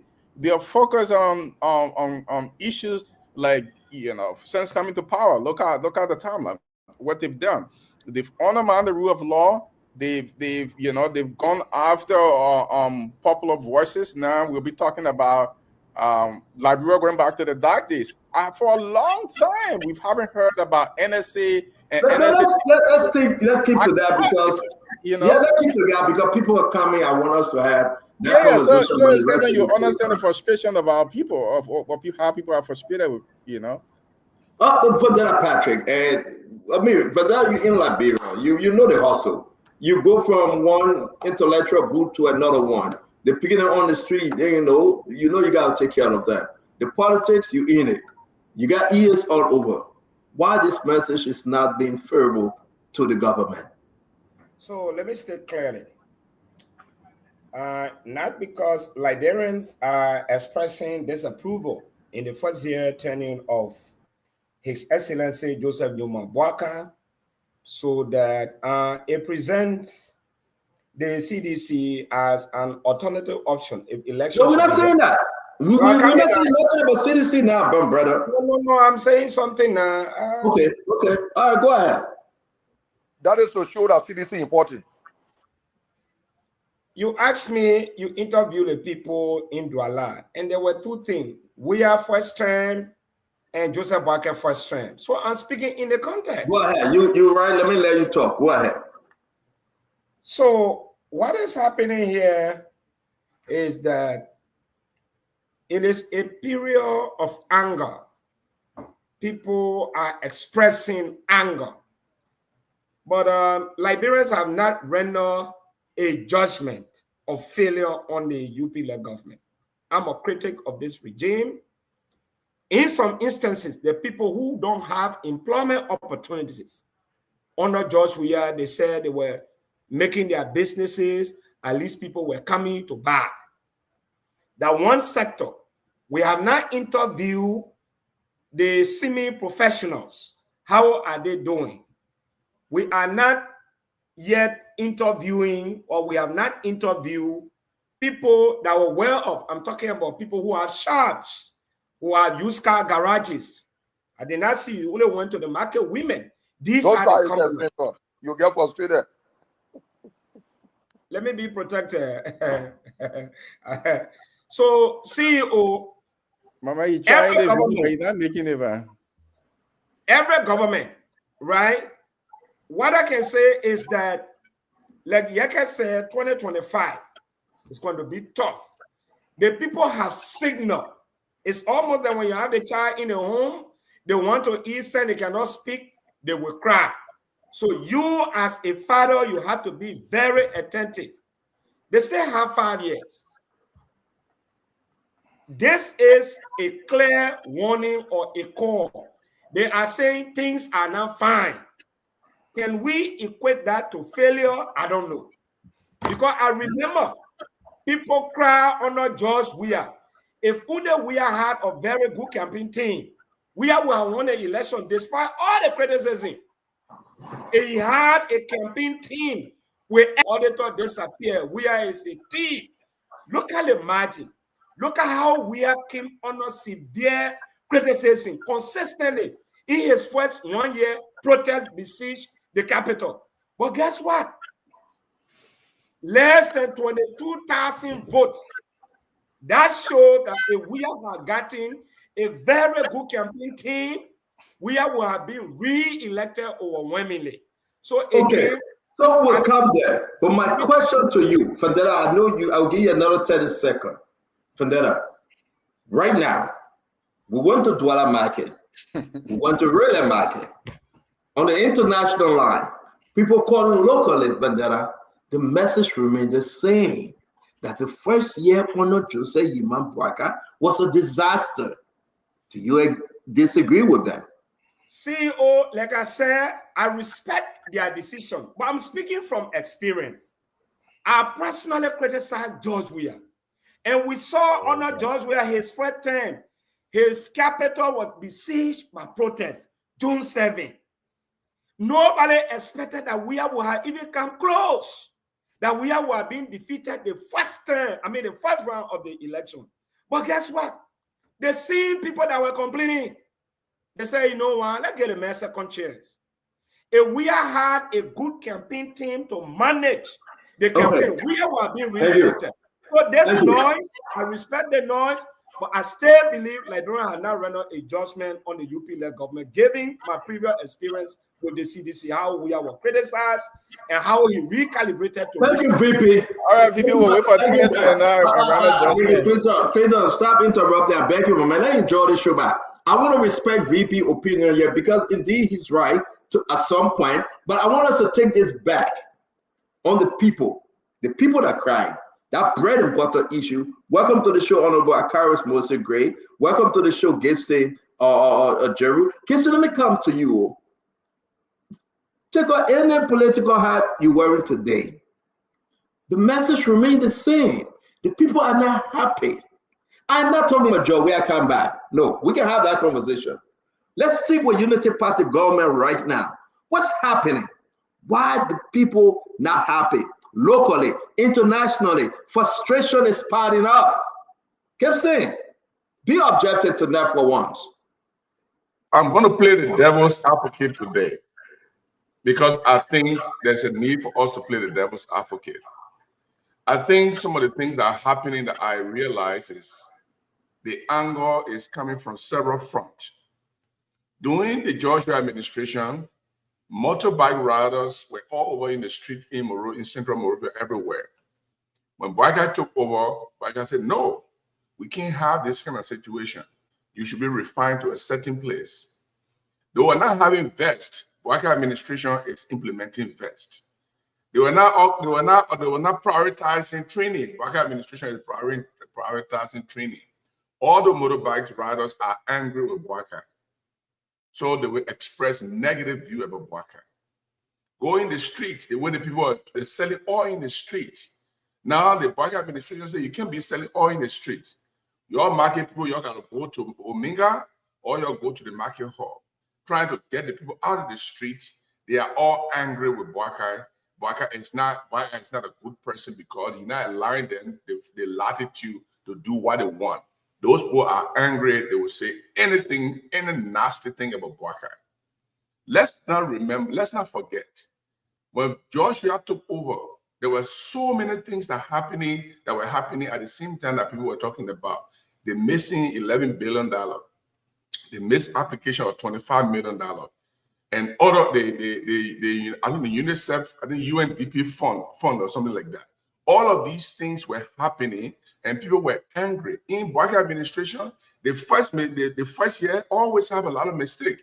And let me just tell you something. If you think that Bwaga will not take control of his government, you are joking, because that was just his first administration. When the government is ready to take charge and start kicking butts, some of us will be here and say, the man, he's a bad man, he's not care about anybody.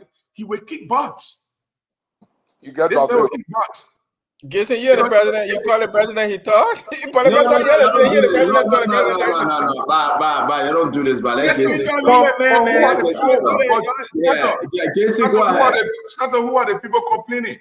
The people that were on the street. You heard the other person saying, we used to be selling here. The person will come from the street. He's mad. Don't stay in the street, go in the market building. They don't want to go in the market building. The other guy's a motorbike rider. Why is he mad? They said, don't come to Central Monrovia. Stay in Pinsville or stay where you are. Don't bring your motorbike into Central Monrovia. They are mad. They want to be all over in the Central Monrovia. So the Boakai administration must be a reminiscence of Joshua administration. Then they are happy. Oh, Papa is good. Oh, Papa is all over the place. And if you are driving in Monrovia, motorcyclists are some of the worst mistakes we have in our country. So we'll come to that. I'm asking you. So those people who are complaining, they are complaining out of anger because they are not having their way. They are not having their way. What is the economic metric that we? Thank you very much. I want to bring in Honorable Akaris Mr. Gray. Honorable Gray, let's hear you. Welcome to the show. It's only good to have you on this great discussion, folks. We are not the ones speaking. The people speaking. The people, the local people, the people that will take the voter ID card and go to vote. The young boys, the young women, the young girls, the marketers, they're the one saying that we don't understand. We can put our own spin to it, but the people are speaking, and we'll go back to the full line. Let me welcome Honorable Akaris Mr. Gray. Welcome Isidore. I will bring in Jackie, and then we'll have a beautiful show. Again, welcome to all of you. Can you share the show? Tell somebody that Spoon Talk is on today. Let's have a great time. Honorable Gray. You're muted, sir. You always muting me so I can forget to do. But basically, let me say good evening to all, good afternoon, and good morning to other people around the world. We've got different time zones. One of the things that the reality is not taken into consideration, and people are not looking at the facts. I listened to Gibson, and let me sharply disagree with him for one of the first time on the program. Gibson, if you went to Douala Market, for example, or you went Red Light, the people were selling under the rain. One of the first things President Weah did, he tackled the construction of market centers and renovations with immediate effect. The marketers jubilated about that. They were extremely excited about that. That's the difference that they are looking at. Another thing that happened probably, you're talking about tricycle, you're talking about vehicles. Let me tell you some of the things we did. The registration for taxi was $170. We reduced it automatically to $75. Tricycle registration was $150. $150, reduced it to $50 United States dollars. Motorcycle registration was $50. We reduced that to $25 automatically. We removed the hurdles. We took the challenges out. What the people expect is that the new administration will build upon our gains and give them hope than what we've given to them. Unfortunately, Gibson, I'm not being opinionated. I'm telling you what I saw. Okay. These people that are speaking, you're talking about the motorcyclists, you said because they took them from the street, that why they are disgruntled. No. They gave them, they said, when you get a Hamlet, forget about it, you can ride in the street. They didn't absolutely tell them. Another thing that happening under this administration that you don't know, the level of harassment has increased. Do you know how many police officers are in the street of Monrovia and not be paid? Those who were recruited that should be paid by this administration for 1 year almost. They've not been able to fully pay them. So these people are harassing. They are taking the market people goods. You go to Pinsville City Corporation, that's another thing that is happening. Do you expect the people to be happy when there is no law and order, when their rights are not being protected? These are the things that are happening. Red light that you're talking about, and I said it last night, red light. The CDC, since 2005, has never won a presidential election in the red light era. Combined in that district, we have not won the presidential election in terms of numerical strength. Thank you. You saw when President Boyka went there that day. The people were jubilating. Argument about, oh, you know, Boyka. We just want to know why the people having this kind of unison when they're speaking about the I will first tell year you. disappointment. Let me just So I'll come conclude. back to you. I'll come back to you. Let's move on. I beg you. I beg you. I will need 30 seconds after because my knee was I beg you. caught. I'll come back to you. I said, don't go ahead. I said, don't go ahead. Talk to us before we get to Sis Jackie. Thank you. Hi to everyone. I'm not an engineer, but engineers have always told me that when they are fixing a road, before they block a road, they will identify an alternative route for the people to pass. If they don't identify the alternative route, there will be problems. That's what the rescue is doing. They are taking away from the people. They are not identifying an alternative. If you came and said, people are using motorbike, you don't want no one to use motorbike, you need to find what else the people will be doing when you take away the bike from them. But no, they don't do it. But let me say, the reality of life is now settling in. The people you are hearing are real living beings.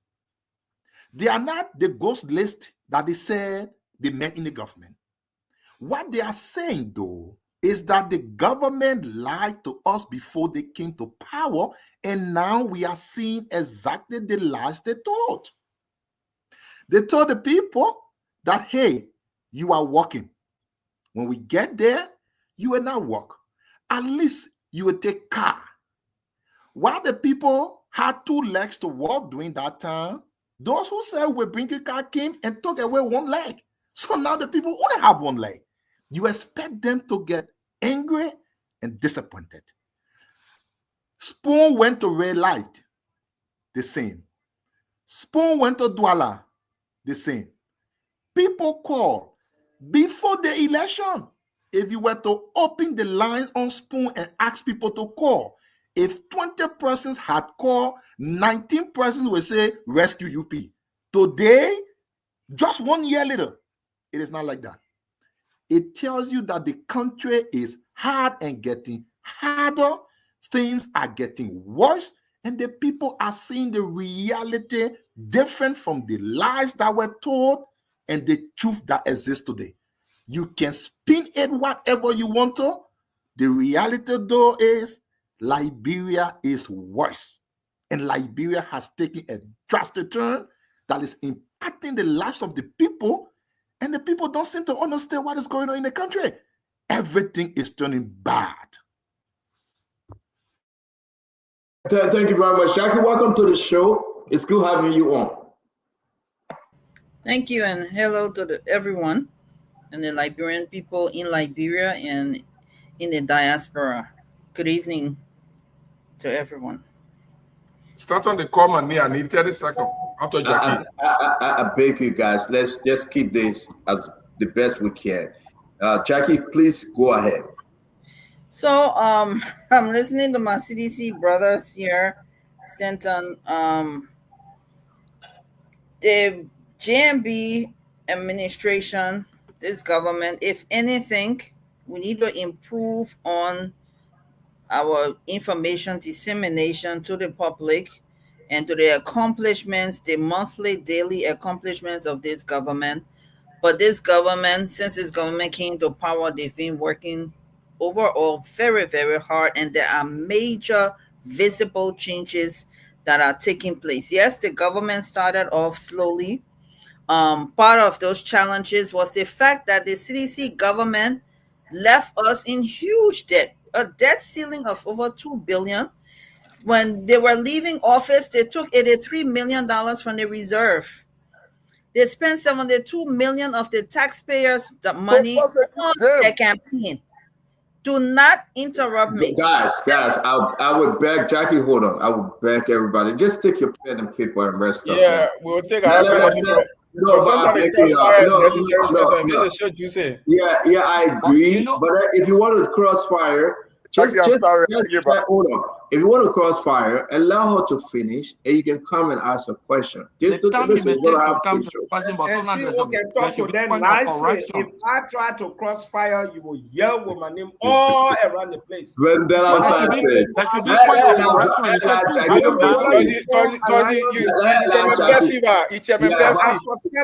a new alliance that what Jackie taking a rubber for $2 billion.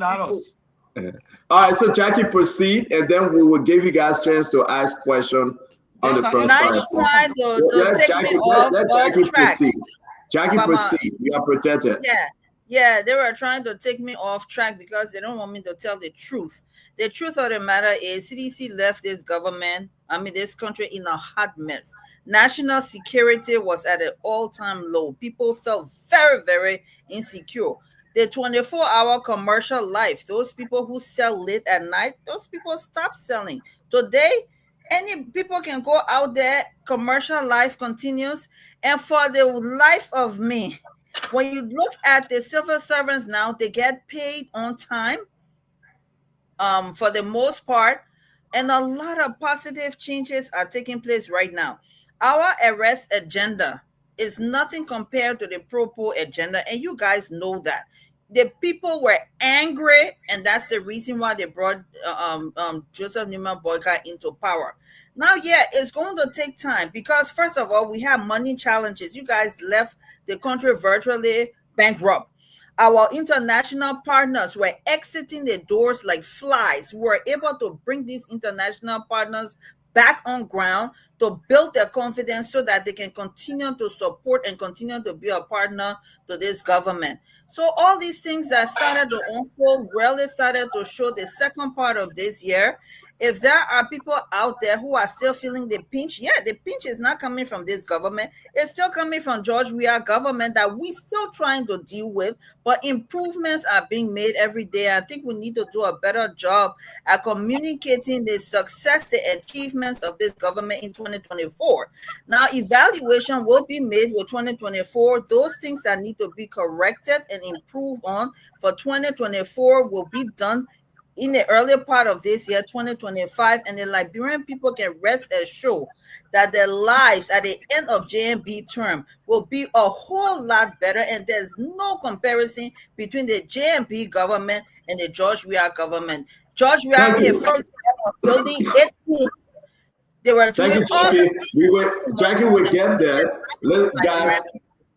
Start on the talk about my name. Let me get it second. Guys, no. You call my name. You call my name. Again, Gibson, you know, sometimes we respect our elders, Gibson. Please respect yourself on the show. They call my name. Gibson, respect yourself on the show. Leave me alone.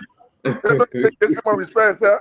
No, see, the law here is if your name is mentioned. Let's go around real quick. Everybody will have the time. You can please, if you want to ask anybody a question, just call the person name, ask them their question. Let's make it quick. Everybody got 1 minute. I got to bring in my sister, Plenty likewise. Dr. Richardson, what say you? You listen to everybody, Dr. Richardson. What say you? You know, I had a question for Uncle Sam. He said that he wishes that the Weah government could make some quick impact projects. And I wanted to ask him, what would he suggest in regard to those projects?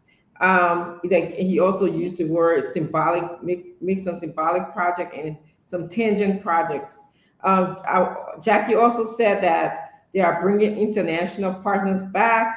I wanted to hear more specifically who were those international partners, just for the sake of our audience. And I also wanted to make a comment. I'm observing that there's this Weah government was better than President Boyka's government. I don't know how we are making that assessment, but that's the theme that I'm hearing as of now. So I just wanted to put that. Richardson, thank you very much. So let's do this. You ask Uncle Sam directly, and Jackie will go to Uncle Sam first. And Jackie, please answer just the question. Then Clinton will come in, Yeke, my brother Gibson, Jerry, and we'll go around to it again. Just like Dr. Richardson did, please, if you get a question directly for anybody, just call the name. They will answer your question. We'll move on. Uncle Sam. Look, a quick impact program will be some sort of a vacation job for students over this last Christmas holiday, which would be like what do you call it? A cash transfer, $25, $50 a month, 30, 40,000 students around the country. That's quick impact. Very, very easy, right? Another quick impact thing would be to do what? Give people an opportunity to what? Get low loans of $5 million, $10 million, $20 million. Microfinance schemes to marketers. That's quick impact. and you can see it, it's visible. And I want to respond to my sister Jackie. Jackie, people don't eat the words that you are narrating out here on spoon. They feel the objective conditions, and that's what they are expressing. So my appeal to you is, don't be esoteric, don't be academic. Listen to the people. You guys go back to the back room, the best and the brightest, and ask yourselves, what is it that we can do this year that we didn't do last year? But if you come to try to change the narrative to make it better than the way, you're exactly what the majority of people are trying to do. That's exactly what they're trying to do, to try to change the narrative. The narrative cannot be changed by words. The narrative will be changed only by actions. That's all I have to say. Thank you. That was fair, Uncle Sam. Let's go to Jackie. Jackie, can you please answer Dr. Richardson question? Okay, I think I remember Dr. Richardson asking me about the international partners. Dr. Richardson, one of our partners, if you can remember last year, well, not last year, 2023, around the election time, I think it was November or October, World Bank put out a letter out there that they were putting on halt to funding those major projects, which included our utilities, water and sewer. I can't remember all the projects they listed because they had lost all confidence in the WIA-led government. One of the healthcare sector major funders, Global Fund, that helps us with HIV, AIDS, TB in the country, and also help to transport drugs to all the 15 counties, as well as support the Ministry of Health at large with the administrative functions. They pull out of the healthcare sector and transfer their donor support into the private sector, civil society group, and what have you. Since this government took over, they have sat down with the World Bank, they have sat down with Global Fund, even with USAID. USAID got tired. They're back in the country now? Global Fund in the country now? Global Fund never completed. And another thing, they were supporting over 400 to 500 employees. They also put a stop to that. When this government took over, they sat with Global Fund to help to rebuild that confidence so the transition can take place back into the ministry. The World Bank, the government sat down with World Bank and convinced the World Bank, rebuild that confidence, and the World Bank, they are back on board. They are back on board. The World Bank never left Liberia. Stop. No, guys, Becky, that should just I never said the world border the country. I said the letter is there, the evidence is there. No, I know. Jackie, let's say this. I don't want to know because you said they are coming. They're coming back. Yeah, Jackie, that's my question too. Now, Jackie. Jackie, Jackie, help me understand. Jackie, help me understand. Now that World Bank put a halt to the project, Global Fund pulled out of the government and said they were transferring everything to the So Jackie, can you help us understand real quick? Jackie, wait 1 minute. Yes. I'm begging you. Just take your time. We will have fun on the show today. Jackie, what? When you were explaining, Dr. Richardson question, you said they are coming back. Name 3 major projects that left and came back to the country. Okay, when I said that World Bank put a hold, they lifted the hold on those projects that they were funding. Stanton, you talk about this in 2023 on your show. You even showed the letter that World Bank wrote.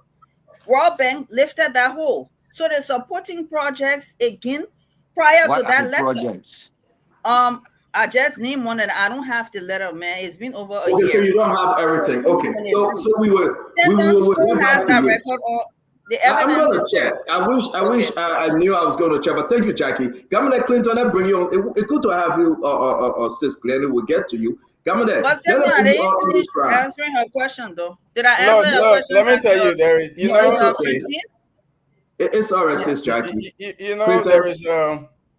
There is a term they use for the, the presidents of the United States, right?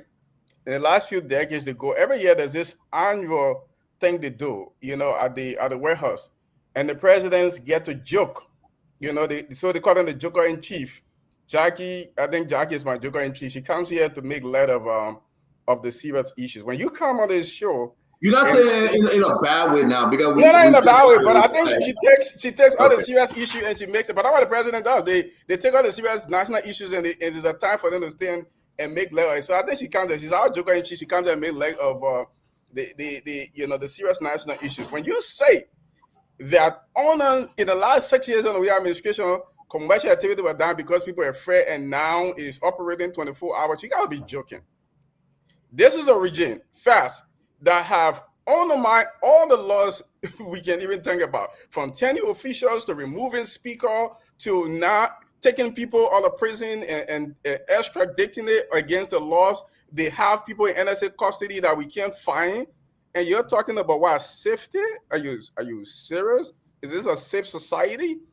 You can't be serious. And now you just come here and just throw numbers. 2 billion, 3 billion.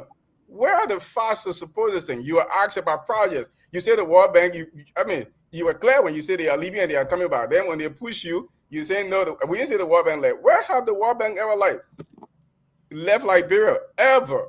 So you're saying that the World Bank was never dealing with the VR government? I've never heard about any country where where the World Bank is and they just decided that they're not going to deal with the government. You can't come here and just be spilling this thing. I know people give you talking points and you come here, you got it, but please double check that. Look, before I conclude, you were saying that the people in Red Lake and other places who are complaining about this government are doing it because the government is not explaining enough. They don't have enough PR. Jackie, you've been on the show for how long? So they're not listening to you too. The people that listen to Spoon, they can't hear you in Red Lake market too. They're still complaining. So you're not good PR for the government. There's no need for you to be on the show. Yeah, go next. Thank you. Before you can go, Jackie, check your phone. I think that's what you're talking about. Send it to you. Confirm it. I'm going to upload it. If that's a World Bank suspension notice, I have it. I'll drop it in the chat room. Just confirm that's what you're talking about. Let's be fair with the conversation. You can talk to us. So, Stanton, you see, some of us know for a fact that under former president, we had government, a lot of things happen. People that never had it got rich within a twinkle of an eye. So, like I see Joseph Walker, Yeke is corrupt. Yeke is the most corrupt person in the capital building. Yeke bought 400,000 in a house. Look, what I expect the government to do is to say, look, during former President Wiata, these people will observe that people did the thing and will prosecute them to the fullest. What I expect Joseph Walker to do is to say, look, we in the government now, we will investigate Yeke for the killing that was done to the American embassy. We will look, people of district number 10, this is what we put in the budget for district number 10, and Yeke took it to buy 400,000 in a house. Until people can do this, people are jokers. It's because they don't want us to talk. I don't care how many fear they put in the people. Stand up. I will be in Liberia next week Thursday. The process will start. I will be in Nimba County on Friday to go and witness and watch the burial of Senator, my late father-in-law, Senator Prince Joseph. Stand up. These people need to prosecute people. These people need to know that we kill. According to them, according to Joseph Walker, I kill people to the American embassy. Murder cases do not die. Every day, anytime you're ready for murder cases, you can wake it up. Joseph Walker know that I took 400,000 and bought a house here. He need to expose me to the Liberian people. This is what we put in district number 10 budget. It has been taken away by, and I want to challenge them to show $5 that were placed in the budget for district number 10, and I took out a dime. I will resign representative. Yeah, thank you very much. Let me bring in Gibson. Gibson, I sent the information to you what Jackie was talking about. November 2023, the suspension notice came in, the layout, everything is in the chat room. Please read. Kara's was a great. I forward it to you likewise.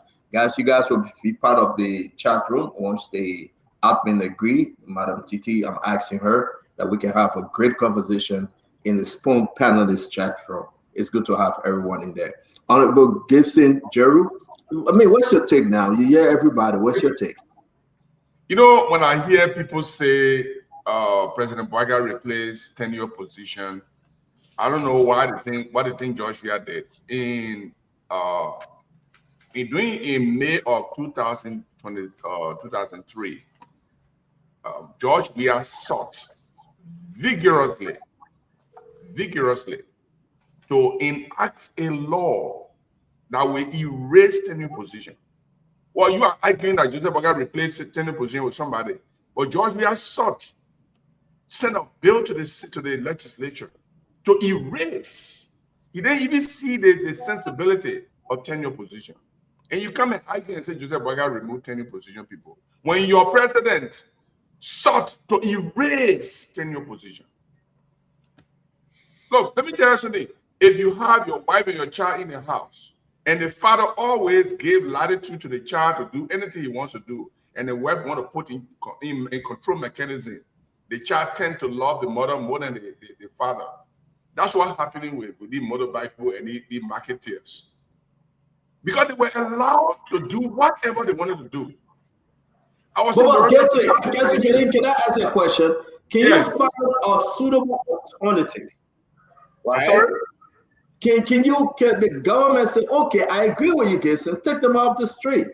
But then what's the plan B for them? What's their alternative? They were told to go to the Omega marketplace. I personally went to Omega marketplace, my wife and I. I told my wife, I said, let's go see where the people are refusing to go. There are enormous amount of space. They build market stores. The people refuse to go there. The people refuse to go there. I went there. I didn't say who did. I told my wife, I said, let's go drive to that Omega place. Every day the people refuse to, let's go and see. So when you spoil the children and the other father and the other parent come and try to restrict the children, everybody tend to hate that father. That's what's happening right now. That's why it's not good to have a stepfather or stepmother. We got to move on. One more thing. Let me tell you something. If Joseph Boakai today or the police today allow the motorbike riders and the marketers to do whatever they want to do, they will start singing praises of songs of praises to Joseph Boakai. You think everybody that call their motorbike rider can see? No. There are some other marketers, but here's the thing. You think everybody gets but you hear what you said. For me, listen real quick because the other people got to talk. So let's understand. Most of the calls today came from our international line. They are not marketers. They are not rider. They are not pimpin' rider or keke rider. Okay, so let's put this in a bigger picture. Something is happening. Something is happening here. And I think we that supported Boakai and some UPAs, they agree that something is happening and we got to fix it. No. There's something we call media prone opposition line that is happening. When people are on the opposition, they tend to have the energy to call. All the people that are calling, most of them are citizens or other people who felt left out. We gotta go. You are sounding like the ANC people that cost communists to get 1%. No, I'm not telling you. We had Louis Brocky on the show and said this is not scientific. This is not scientific, and he gave communists 1%. No, I'm not going to scientific. Let me explain it. Very well because you're laughing. Let's bring in Vandela Patrick. We'll come back to you. Let me finish and bring Vandela, please. No, Chief. Yeah, relax. Vandela is coming. Let me make this clear. When there is an opposition, an equal line of opposition, and the government or government of supporters, like in the case of Boakai and George Weah, with the thin razor line, there's a possibility that the opposition will overshadow government element. There is a government fatigue operation that continue to embattle this administration. Thank you very much, my dear brother and friend Gibson. Jerry, whenever a government take place or come into power, we should all realize, and I was speaking to somebody today, 50% of the support gone. The first day they take over, 50% disappear. It's only because the people expectation withdraw. So it's up to you to bring about our 50%, and that's why it's happening to the UP folks. My dear brother and friend, Mr. Regroup, Vandela Patricks. Thank you for the recognition. The whole country regrouping. Stanton, let me make this very clear. Maserado is not Liberia. Prior to the election, the CDC-led government claimed that they were going to win. And if anyone should criticize the UP-led government, it's not seditions.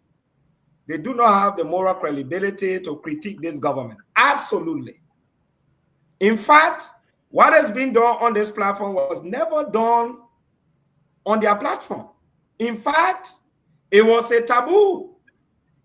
In Weah's second term, I remember when he went to Dupo Road, the criticism was so severe that Weah stated clearly that people that continue to insult, criticize the government in a more demeaning way, they will never walk freely on the streets of Monrovia. If anybody challenge, I'll send you that video on YouTube. And all these people that you see on this platform, they were quiet. In fact, personally, we campaigned for Weah to come to power 2017. We campaigned on social media. We went beyond. We felt that the masses struggle must be given preference for Weah to display the kind of leadership. The moment Weah appointed his first set of cabinet, for example, look at people like Eugene Nangbe, the man who incited the national security of this country, that seditions were bringing arms to destroy lives and properties. The police went on the CDC headquarters and opened sporadic fire and killed seditions. The first groups of people that we are appointed, that measure was being a subject of investigation. We are reappointed him based on tribalism. We are introduced regional tribalism. 90% of those that were appointed in his cabinet came from the Southeast. And I said this was wrong. In Weah first term, Senator Nathaniel Magay built a very gingerly house. He said he took loan from LBDR. When you are not even worked for more than 1 year, we have destroyed his building on the 9th Street of building new ones.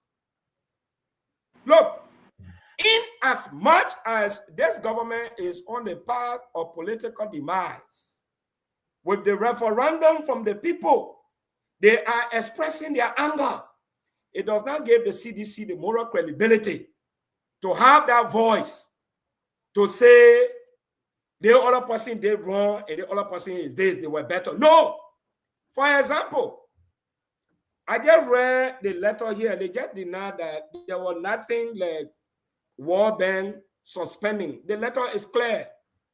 I think you need to post it on your Facebook. As of 2023, the subject is that they say Republic of Liberia suspension of disbursements. That was a national disgrace and disaster, that a country was not capable of managing the affairs of our country. But one of the most disgruntled things that happened under the CDC that I personally felt disappointed, when the UNDP wrote the president, when the government went and took the donors' money, that was a disaster. You know what it did to us? It sent a bad image to our country. And this is why I've always said, if the UP-led government fails, the alternative should be a new set of opposition political or leaders to steer the state of affairs of this country. Thank you, VP. Same mistake. I'm coming. Repeating the same mistake is not going to take us anywhere. So when we come here, we do understand that, yes, the rescue mission, they are making a lot of mistakes. And Thank that's you, why VP. we put aside there and say, do this.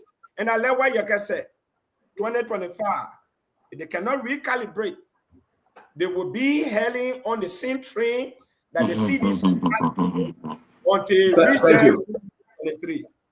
Thank you very much, VP. Thank you. We'll go back to Jackie, Sis Glendy, Asido, Uncle Sam. No, Jackie spoke. I've not spoken.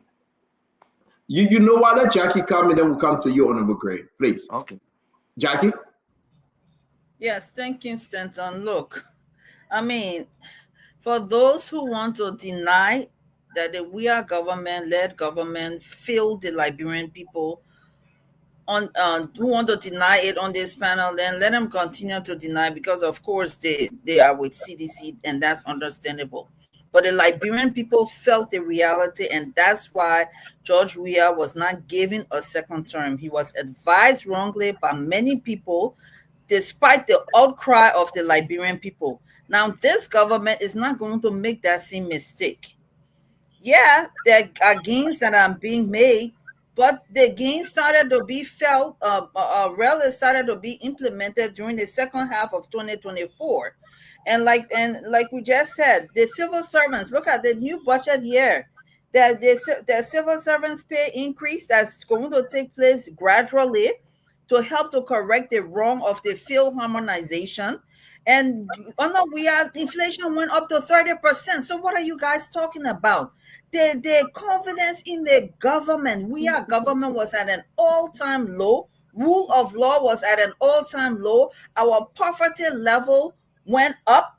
Our hungry level went up. This is all the World Bank, the international statistics on Liberia. We were failing, we were sinking, we were under the ocean. Our partners were leaving us as the government was robbing the covers of the Liberian people, the taxpayer dollars. The country was out of control.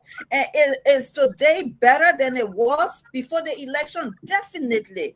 And all the 5 million Liberian people are much better off. The country is even, the people are feeling safer, although we still have a lot of work to do, because I was here for some time, but your people, you telling, say, oh, say by 5 o'clock they want to run home because they were afraid. That's not happening today. The country was just lawless, and that is a fact, and nobody can dispute that. And our partners, don't forget, our partners even wrote the government telling them to stop mismanaging their money in 2019. This government was just totally out of control. And are things better now? Yes, they are, and the Liberian people will continue to see it and being better. Will we listen to the voices of the Liberian people? Yes, we will make sure we do it, because JMB is president for all Liberians.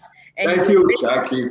Thank you very much, Jackie. Conor Gray, you don't go to Sis Glenny. Conor Gray, it's my point that you provide all the equal opportunity, because I think Jackie spoke like 3 different times. But let me say this. We didn't come here to construct sentiments and emotions. When I first listened to Sis Jackie, when she said, the debt burden will left for $2 billion, it's a public international platform.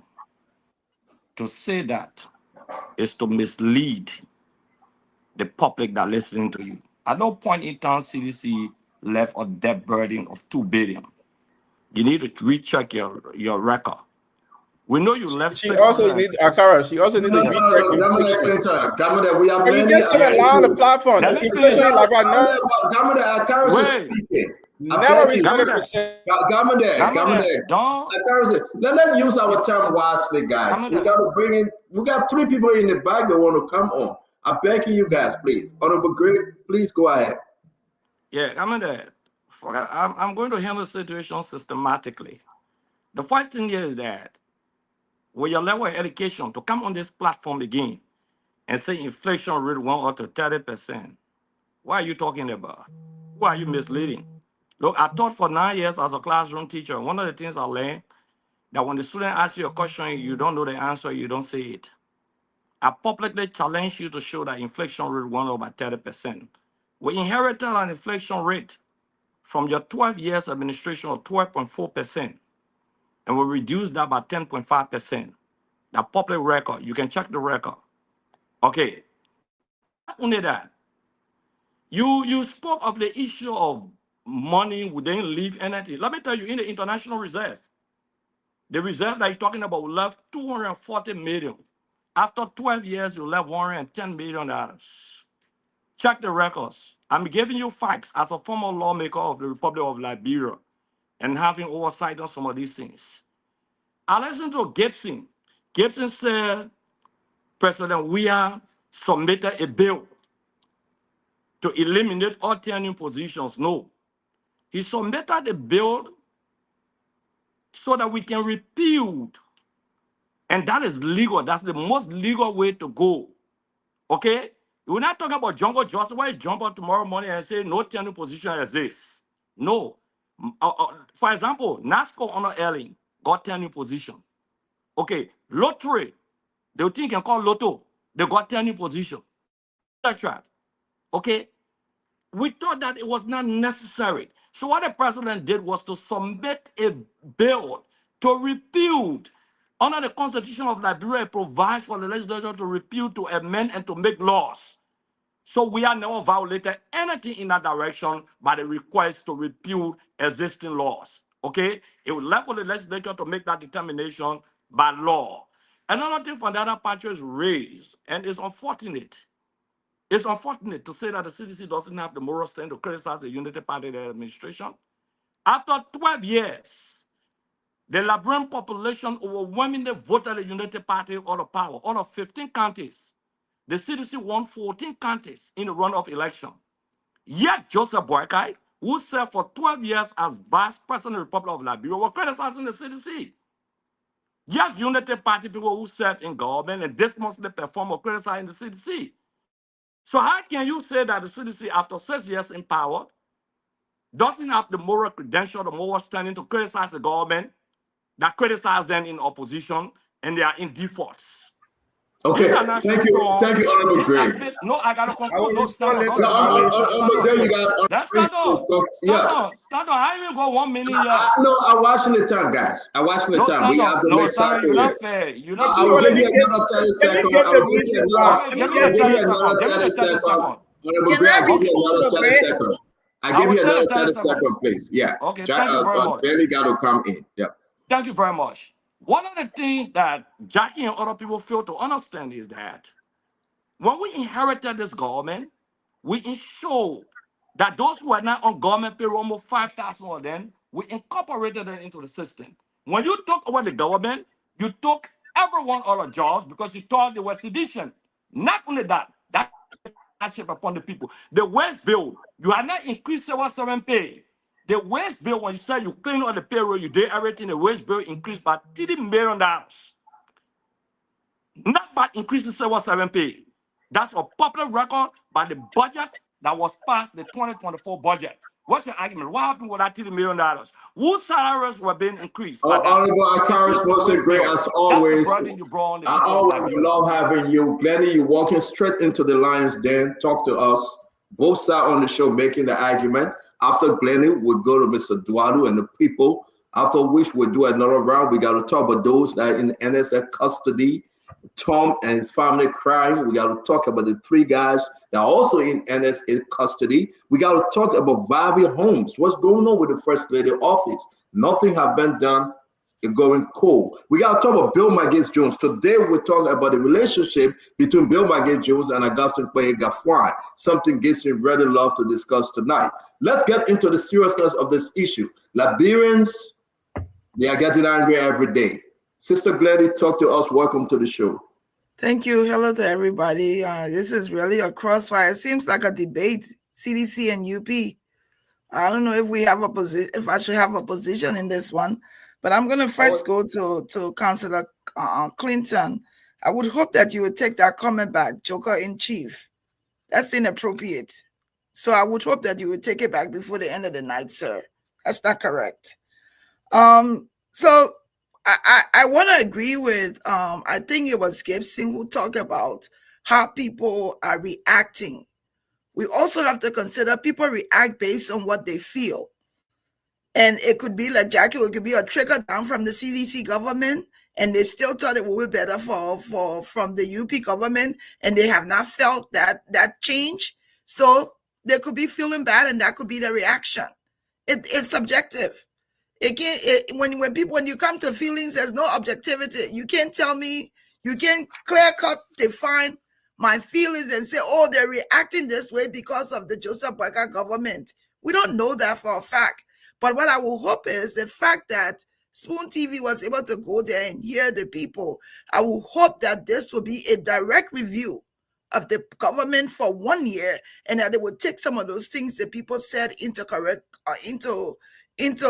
constructive criticism and do something about it. Because if the people of Liberia who elected President Boakai, and I heard Clinton saying very small margin, a win is a win, brother. Get used to that. If it's 0.1%, it was a win. A win is a win. So get used to it. UP won. So I would hope that it's a good thing that the people are talking now. So the government should be able to recalibrate. But should CDC be the yardstick for defining where UP is today or what UP is doing? I doubt that. I don't think CDC is a yardstick by any necessary means. To say that CDC did 100%, I know. Or Grace, yeah, I like to listen to the words. The man can tell you that he's from the University of Liberia. The words, not small words. But CDC is not the yardstick to measure against this UP government.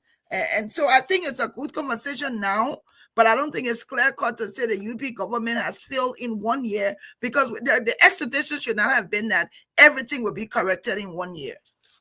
But let me ask you before we go to Eduardo, Sister Glennie, let me ask you, just 30 seconds. Why so fast? Why so fast the people's minds have transformed and they are angry? Why so fast the people believe that President Joseph Boakai, in whom they have trusted, they walk through the poo-poo water, they swim through the poo-poo water, they drink the poo-poo water. They say, no, we must bring this change. Why so fast? I mean, it's not even, give it 2 years, it was maybe, yeah, but why now? Sister Glennie, why so fast? I think the expectation from the people was very high, Stanton. They had been struggling for a length of time. And what the expectation was of Boakai, that things will come, they will start, and they will change. And I talked about it a little bit yesterday. This is the thing where we have to be able to educate our people to know, yes, you're voting for me, but the change that you want may not be immediate. And that is the problem. People want an easy fix. And if the problem that we have was for a long time, an easy fix is not going to occur. I think people are tired with the situations that they've been in, and so they feel that they've been neglected. I will hope that the government will recalibrate so that these people who voted them in office will not feel as they felt, because their feelings are genuine. Again, please use the word regroup. We have something like that. Regroup. Yeah, okay, regroup. They can regroup. Please. Yes, thank you. Mr. Eduardo, go ahead. Let's bring Mr. Eduardo in. Then we'll give Uncle Sam and Yeke and the rest of the guys while we go to the next conversation. As he's in the back, we'll be bringing him on shortly. Mr. Eduardo, talk to us on this. Thank you so much. My intro, Stanton, you have to allow me. I'm going to veer away from politics a little bit because Glennie said everything I wanted to say. Just my intro is very quick. I'm so excited today. I don't even know how to say it. Initially, I know we're going to have some time after the show to speak about the Liberian Diaspora Corporation. I thought I was going to be raising $25 million within the first year. It looks like now we might be raising over $25 million massively. This thing is catching so much fire. I'm expecting to raise maybe close to $100 million in the first year. I'm not kidding you. This is getting so big. Look, Liberian, I want to say something to y'all. This government has to succeed. I don't care how you spin it. We will do everything we can. The Liberian Diaspora Corporation must come to full bear. There was a period in your life when you lived in Liberia and you prayed to come to these Americas. You owe a great responsibility to that country. And that responsibility is going to be channeled in an organized way. We're going to build the Liberian Diaspora Equity Fund. Guys, listen, we are launching on the 25th. The Equity Fund, the VC capital is going to go live. You can buy share from anywhere across the globe. This diaspora organization, the intent is to raise $1 billion over 10 years. We believe this is doable. All the measures are put in place. It's a lot of questions coming from everywhere. Dwalu, how is it going to work? It's going to work at any VC firm across the globe. Oh, Dwalu, are you qualified to do this? I'm more than qualified to do this. It's not even just the qualification that I want to focus on, but I want to focus on this. The issue of not having employment in Liberia, the Liberian Diaspora Corporation is going to change this. The issue of having poor infrastructure, we are going to change this. The issue of now having decent businesses or harnessing the expertise from our various universities have to be changed through the corporation. I'm going to ask every single person on this platform that is listening in Liberia across the globe, when the website launches on the 25th, I want you to visit the website. Every single question, there will be a FAQ page, a frequently asked question page. All of those are going to be answered. We are getting, government officials are calling me. I've been reached out to corporate officials here in the U.S. This has to grow beyond my own bounds. Our country must be awakening. Politics cannot be the mandate all the time. We have to find a way to breathe some life into Secretariat, to breathe real life into Foya, into Vonjima, into Zweju, into Sistesto, into my beloved Buchanan. This is the aim, the Liberian Diaspora Corporation. Get ready for me because I'm coming to your town. I will stay in Jerome's house. I will go to Glennie's place. I'll eat your food. I'm going to cross the globe. And I'm going to say to you, this country is dying. This responsibility has to be shouldered by every single one of us. The $25 million almost center. We are approaching north of $30 million. Y'all watch out. We're coming. Thank you very much, Guado, and we wish you and the entire team success while we set a time that you can explain more on this issue for the people of Liberia. And again, listen, it's all about Liberia, please. We can do but so much if we all come together. I want to say, let's go back to this argument that we're making. Uncle Sam, I want to come with you. You are hearing people from both sides of the aisle, Uncle Sam. Man, this is something that we need to dig into. So look, I'm speaking to my UP people, okay? And you know I love you guys.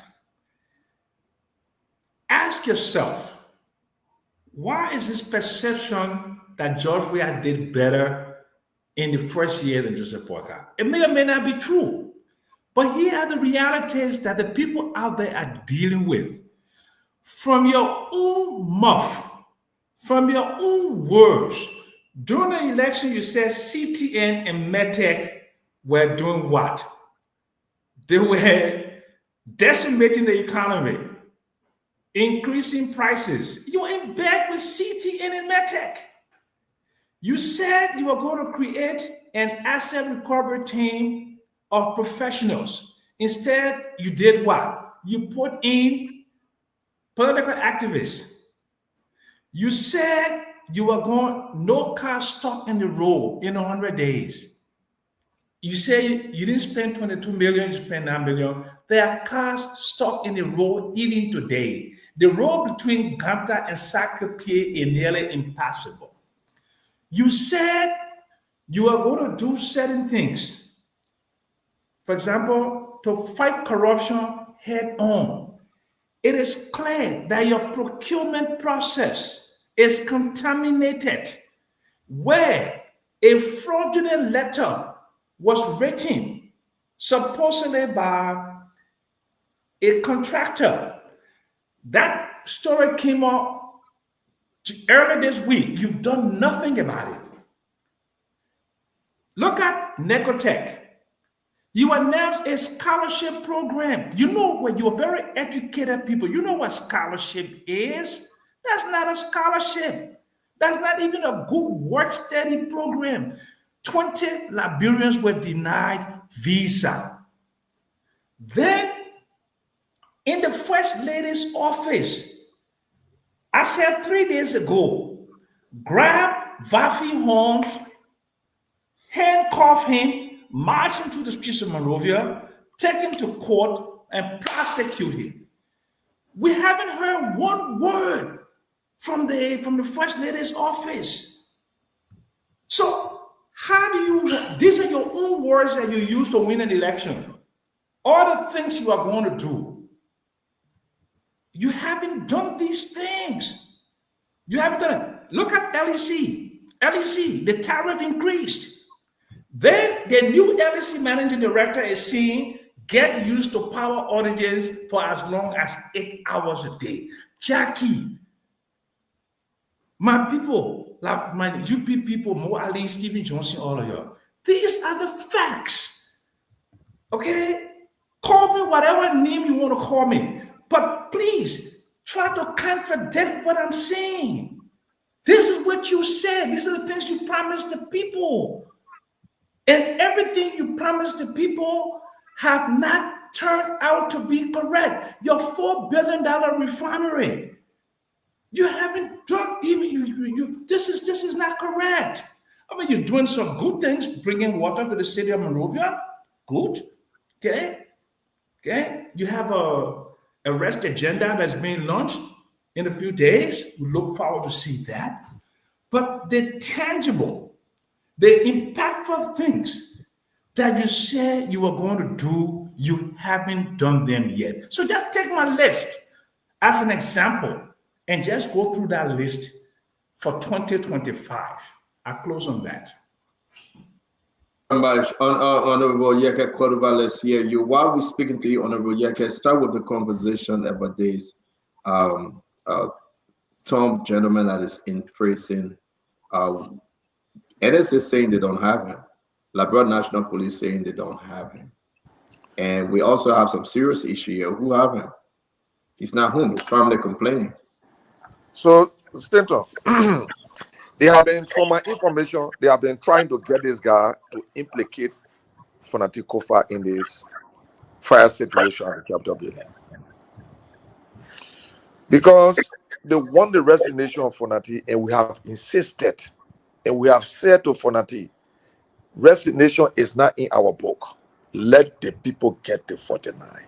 So they have been trying to implicate somebody, implicate Fonati in this fire situation, that the police, Joseph Boakai, the justice minister, and the vice president bring the Capitol building.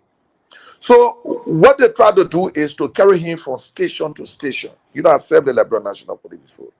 So they would take him from one station to another station, take him from one station to another station. If even the court want him now, the police that hired him will not produce him. Stanton, what kind of country is this? We ran campaign that George Weah was disrespecting all the security laws in the country. We are coming to change it.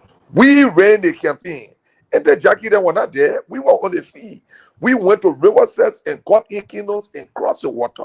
We were in the rain over back, going from place to place because of the one rule of law. I was always on the radio, calling on the American embassy that they have invested too much in the rule of law of the country, and the rule of law is being disrespected by former President Weah. But now, Stanton, the rule of law is being abused by Joseph Boakai. The police have Tom, and the police will produce Tom. Anything they do, the police will produce Tom. If anything happens to Tom, it will happen to Joseph Boakai. And I want to say this when I get in the bureau on Thursday. I will have a press conference. And we are very serious about it.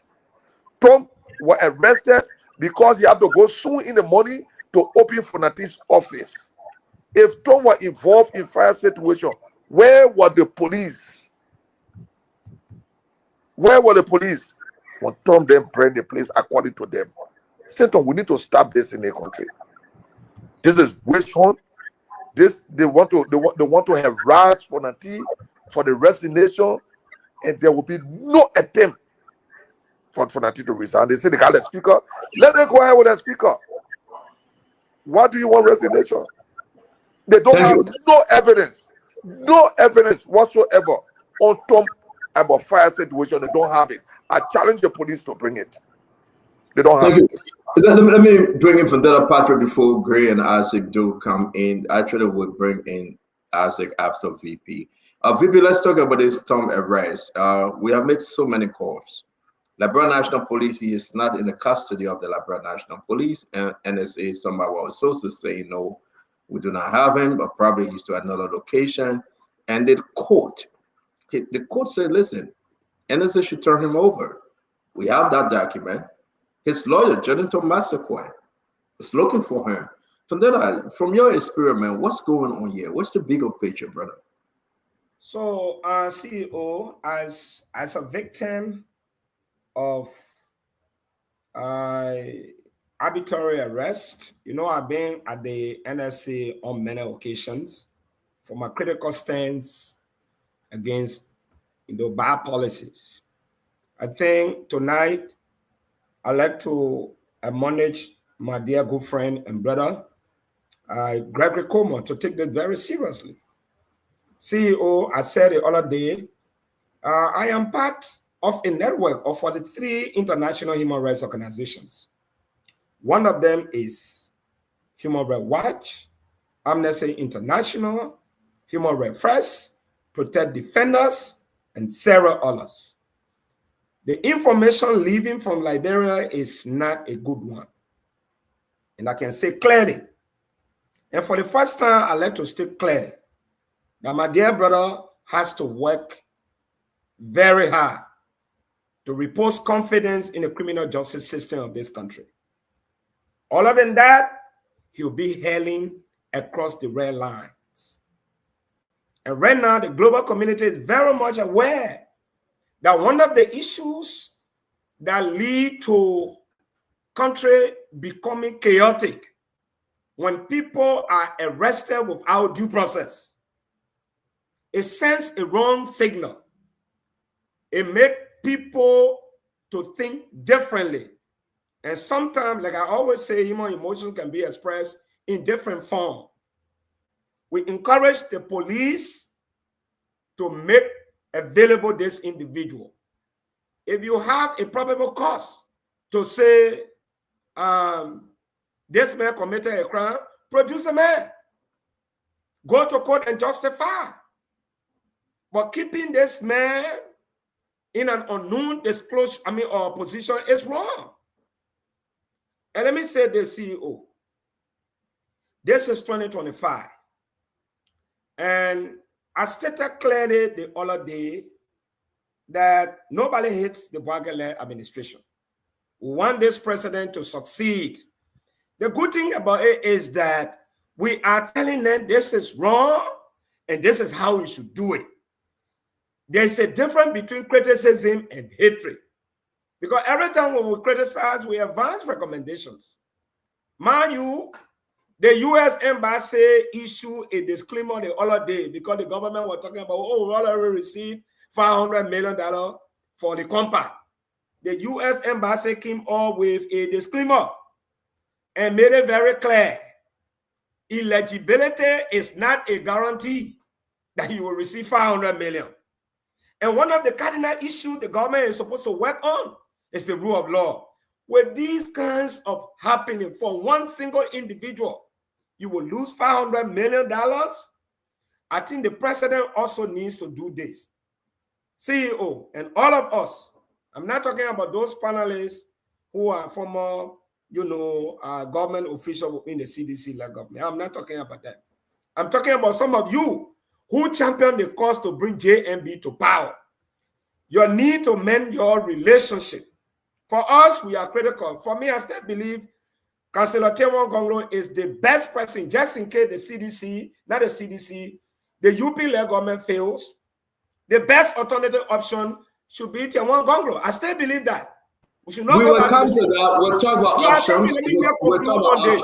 Let me just conclude on the one thing that is destroying the UP-led government is the offspring of presidential ambition. It's so early that people are concentrating on 2029. We will get to that. Let's talk about that. Let's move on and stick on Tom. Vandela Patrick, thank you very much. Let's stick on Tom. I said, don't talk to us. I know you missed the other topic. We'll come to it, but let's talk about Tom for a minute and the other three guys. Their whereabouts, I should do. The whereabouts is getting scary every day. Yeah, Stanton, please, in my 2 minutes before I come to that, quickly let me pass on this. If Vandala Patrick criticized Isaac Doe, that Isaac Doe is not a good goalkeeper because 5 goals were scored against him. Isaac Doe left the Let me get my 2 minutes. I only got 2 minutes, please. No, I'm not talking about you. Okay, Isaac Doe left the goal pole. Vandala, please. Isaac Doe left the goal pole. Vandala Patrick got in the goal pole, and 10 goals were scored against Vandala Patrick. The person best suited to criticize Vandala Patrick is Isaac Doe, because Vandala Patrick criticized Isaac Doe that he was not a good goalkeeper, only to get in the pool and make it worse. So the argument that CDC is not in the right position to criticize the government is a lazy argument and does not fit in any intellectual class. Now let me go to the next one quickly before I reach today. George Weah was inaugurated January of 2018. By the end of 2023, that is 6 years after, the World Bank suspended Liberia's participation in getting credit. Joseph Boakai was elected in 2024. By August 2024, World Bank suspended Liberia from getting credit. If the World Bank took 6 years to suspend George Weah's government, and the same government took the same World Bank, I would say, took only 7 months to suspend Joseph Boakai government. Who is on the show carrying their mouth on suspension? My man, watch your language now. Nobody carrying the mouth. Don't go there. Let respect each other, my man. What I say again now? The mouth. That's okay. speak I know you don't let me hear your thing. No problem. No problem. Yeah, I will use my 2 minutes wisely. Who is on the show talking about suspension? 6 years for 7 months. I beg my pardon. Jackie, you said the government needs to get out and convey their development. Jackie, you don't need information to defend hunger. Jackie, you don't need information to tell the people that they cannot pay their rent. You don't need information to tell the people the price of rice. Jackie, if the people can pay their rent, they know. Your information is not needed. It is not your information that makes the people eat. It is not your information that makes the people go to school. It is not your information that makes the people to pay their rent and have meal to feed their family. And on the issue of the arrest, listen, what much more can we say? Lawyers who always tell us that when NSA and the police are interrogating someone, the person needs to have their lawyer. What kind of government is this does not respect the court? What kind of government is this? The court has asked the government to produce the living bodies of people. Up to now, the government just doesn't care. I think the people will need to open their eyes and know that this government is brutal. This government does not respect the court. Do not depend on the court to help you on your case. You have to ensure you stand up, because even if the court rules against the government will even insult the court from the back, because they got no respect for the rule of law. What is that? Thank you. Thank you, Isidore. Thank you. Guys, let's wrap on this. So let me go to Gibson Jerry, Honorable Akaris Mose Grace, Sister Jackie, Governor Clinton, and our sister Glennie will take us home on this. Then I want us to talk about the video, the police officer. I don't know whether he was a Lebanon guy or a white man, but they were beating on somebody. I want us to talk about that. So Honorable Gray, you leaving, so I will go to Gibson. Gibson, talk to us. The issue we discussed here, I think yesterday or so, about the respect for the rule of law. Respect for the rule of law should not be subjective. It should be something that every government should espouse. Because Liberia, they said, is a rule of law, and it's a country of laws and not of men. And that means the rule of law is supreme. In the instant case where the court has requested for the production of the living body of suspects who have not been formally charged and who have gone beyond their 48-hour ultimatum provided by the Constitution, it is only prudent that the police, the NSA, and the Justice Ministry to obey and produce the man. Produce the man and charge the man, and let the man go to court. Let the law take its course. Because if it doesn't happen, then it becomes problematic. And what I've heard, one of my friends work at the executive mansion. He's not a high profile, but I'm told that he called the justice minister and told the justice minister to deal with it. So I hope the president actually called the justice minister to deal with it. And if the president called the justice minister to deal with it, the justice minister should move fast and produce the man. Justice minister is the dean of the Supreme Court bar. He is the protector of the law. He's an officer of the law, officer of the court. So if the president did actually tell the justice minister to deal with this, then you need to call the director of the NSA, the director of the police, and say, take this man to the court. And taking the man to the court doesn't mean you cannot still detain him if it's possible. The court said if you have probable cause that this arrest and the detention is probable and you have your charges, you can file the charges. If it's something for the man to go to jail, the man will go to jail. And you can also go, you can also question the man even if he's in jail. It is not forbidden. They know that. So not even submitting to the court. And this is not just ministerial court. They say, oh, a ministerial court, and then leave it. This is it's a circuit court. It's a circuit court, it's a criminal code C. So it is the second level court system.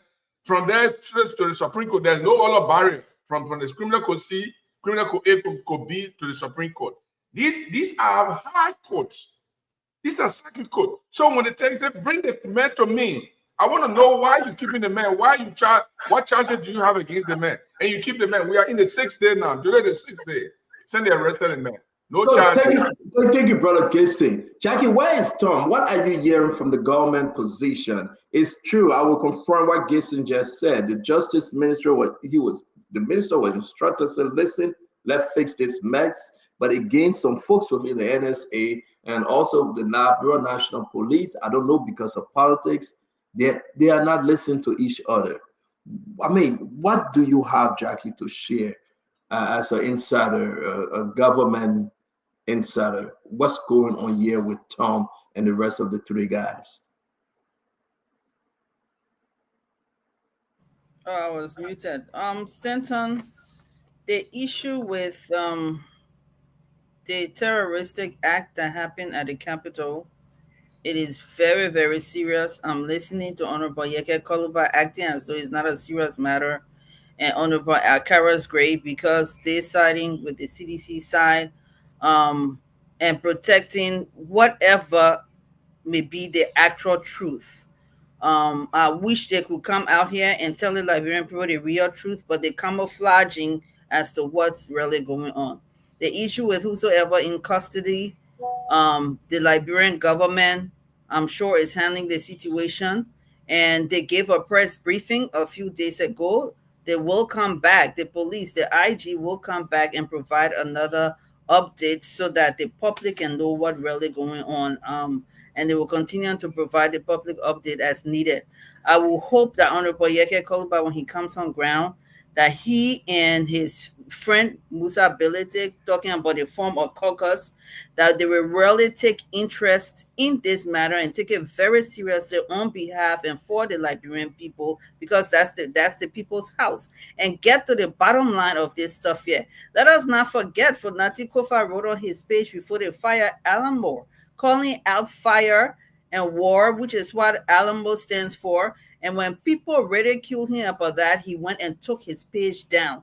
So the police has leads. They have to look into those leads.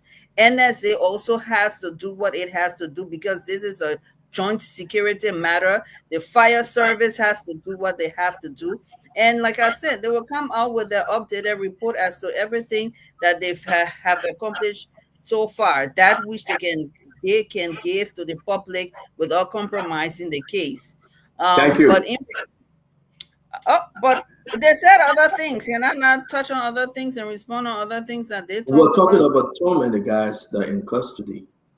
Okay, but they talk other things too. Okay, we'll come back to it, Jackie. We'll come back to it. I get 1 minute of my time to Jackie. Sister Glendy, can you go ahead and tell us where you stand? We are talking about Tom here. We are talking about the guys that are in custody. It passed 48 hours. It's passed 72 hours.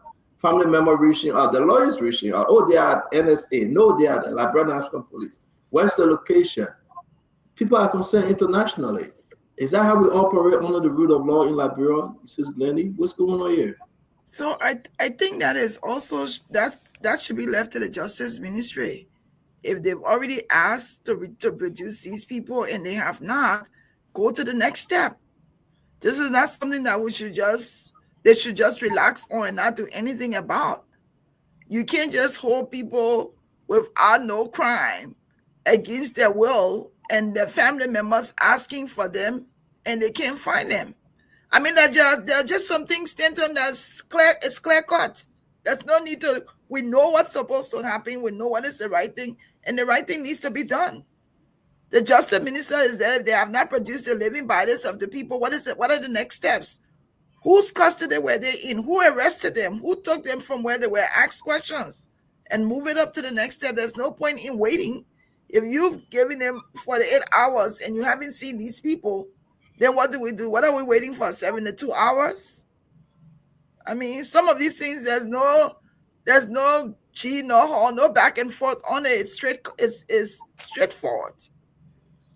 A lot of questions going around, Clinton. This is not a joking matter. Is that how we operate? The Liberian National Police pick up anybody off the street?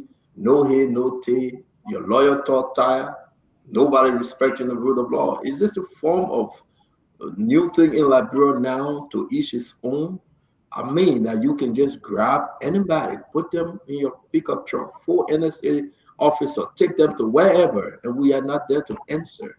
Even here in America, if you're the most notorious Don Calon, you still been given the chance to a lawyer, and they will know your whereabouts. What's going on, Clinton? Look, Andy Glennie, we gotta respect our entity. So we take back the Joker. The Joker in chief is not a bad thing. It's the president. They use it to describe the president of the United States, but I take it back because Andy Glennie says take it back. But look, you gotta be serious, and there's some things we can't play politics with. Some of the family member of this young man today called me. We on Spoon and people get our contacts, and they do call me to express concern about this young man. They've been looking for him. They've talked to the police. I actually called his lawyer today. He's not willing to speak because, obviously the lawyer and the issues before the court, but this is concerning. How can, you ask Jackie and she just ran around this entire issue of addressing it? What law says that any law enforcement agency can hold someone without charging them forever? What law? What the Constitution? What law do you, Jackie, know that gives the government the right to just hold anyone for as long as this one? Look, if they believe the young man has committed a crime, they held him for 48 hours. According to the law, they have to bring him before a judge. The judge will determine probable cause, and they will set a bail. Right? If the judge believes that he's a flat risk, they set a bail and then they hold him. That's how the law works. You sit there and say, well, Liberians are going up now because the country is so good security. Is that what good security is? That what peace and safety and harmony is, where you just arrest people and you put in, and we have information like this. The brother of this guy was telling me they have information that this guy is in NSA custody. He's at one of those NSA black sats, and he's being tortured. Not everybody within the security sector is happy. They're receiving information from even NSA people that this is happening. They're torturing this young man because they want to tie him somehow to Funati, to the speaker, to say that he's involved. And we sit on this platform, you talk, a young man has been dragged, his rights have been violated, he's been tortured, and you hear talking about you're gonna go back to Liberia, they should call the rule of law people. The laws have been violated. And this issue of the president issue order to the justice minister. Let's stop joking, man. Liberia has an imperial presidency. The presidency is very powerful. I know this. It's a very powerful institution. If the president wanted that man produced today, as we speak, he will be produced. So the issue that the president instructed the justice minister and this isn't happening, there's no truth to that. The NSA board answers to the president. The Minister of Justice is head of the joint security. This is a game. And look, I'm not surprised. Like, everybody's taking cue for the president. This president, Supreme Court rule, he decided he will do otherwise. Every time the court rules, he will do otherwise. The court rules, he will do otherwise. So this is not surprising. This is a pattern. This is a government. It's become a government policy that they will not follow any of the laws. They will ignore any of the decision of the Supreme Court. Thank you. But so let me bring in Honorable Great and sorry, Uncle Sam, the Honorable Great Newcomb Dash. Uncle Sam, Honorable Great Newcomb Dash. Uncle Sam, talk to us. Thank you again, Jackie. I got like to speak to Jackie because I love Jackie, and Jackie and I will have a very good relationship. Jackie, you said that the country is safe and it's all hunky-dory and everything is fine, but let me just give you some examples. The magisterial court in Bunjama was burned by mob violence, I'm sure you saw the video of that. A man claimed to be a robber. His skull was smashed in broad daylight around, I think it was 72nd Junction and Tubman Boulevard. There have been a lot of indiscriminate killings around the city of Monrovia and also around the country. And that's just the physical attack on persons. Now look at the physical assault on the rule of law. Your president invited Speaker Kofa to hold the hands of the Pope and kiss his ring. While he was there, they were trying to remove him. If something about that is not caustic, is not beyond humanity, you invite a man and then you plot to remove him and you take him to the Pope. Where is your spirituality? Where is your religiosity? You can't, if you want to invite him to remove him, why take him to Rome? Think about that.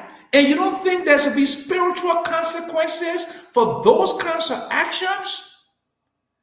And then the Supreme Court ruled and used a word called ultra-virus, and everybody knows what ultra-virus means. They said any acts or activities not in conformity with a certain article in our Constitution is ultra-virus. Your Minister of Justice is supposed to be a world-learned lawyer from Harvard. He wrote an opinion that contradicts every foundation of law. And even before the Supreme Court ruled, the executive was sending their officials to participate in an illegal setting. Is that a rule of law? Is this why you came to power? Is this what you were telling? Is this what you're selling to future generations of Liberians? That this is how the society will be managed? I'm asking you all these questions because these are facts. And I mean, it'll be costing me another day. I don't care. You can cost me for another judgment day. My time on this earth is limited. So I must speak truth to power. I must confront evil. I must confront hypocrisy. I must confront illegality, undemocratic tendencies. But Sam, you have done that on the wheel. I attacked the CDC up until when I endorsed them in 2021. I was the most vocal critic of the CDC, if you can remember. I endorsed the CDC only because the CPP imploded. And I'm not attacking Joseph Boyka. I want him to be good. I think he has it in him to be better. But I believe the hyenas have hijacked the process. And by the hyenas hijacking the process, you see the manifestation of the what? The anger and the frustration of Liberian people in their voices. I dare you all, Unity Party people, go do a survey, an opinion survey of voters of the population. I dare you to do it.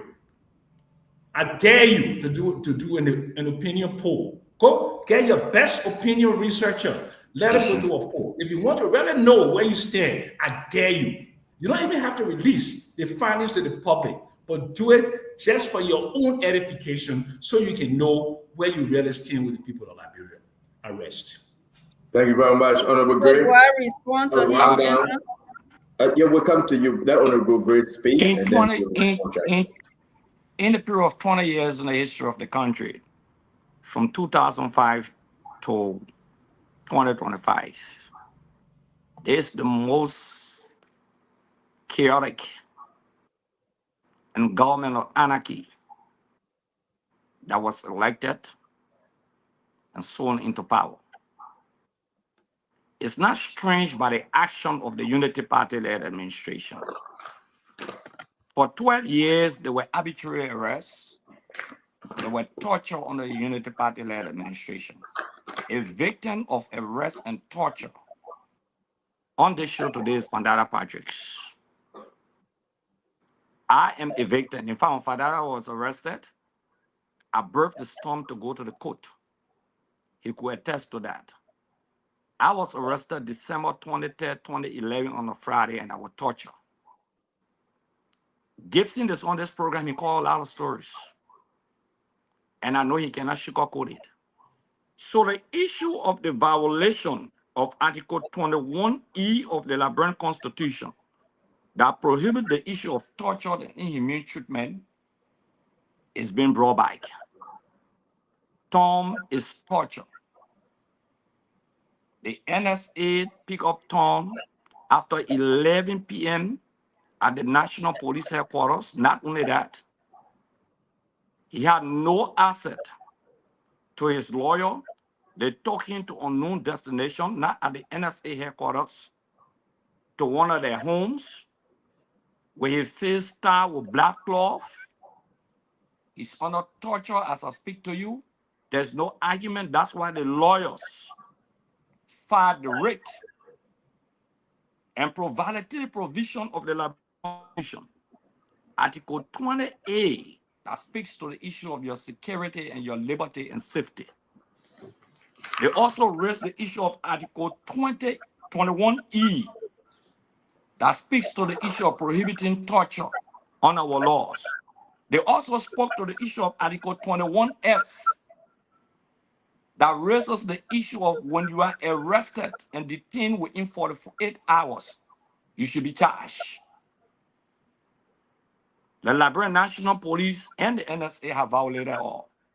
There is no way someone can sit on this show and say President Boyka is not aware. The only security apparatus by the act that created the NSA that can report directly to the president, not even to the Minister of Justice, the Attorney General of the Republic of Liberia, is the NSA. So the president is fully cognizant and aware of the 4 persons that are the 4 persons. We don't know their location. Tom was sick. When they called his lawyer to turn him in on Tuesday, he said Tom wasn't well, but we'll see whether they could bring him. And the police director insisted that Tom should be turned over on Thursday.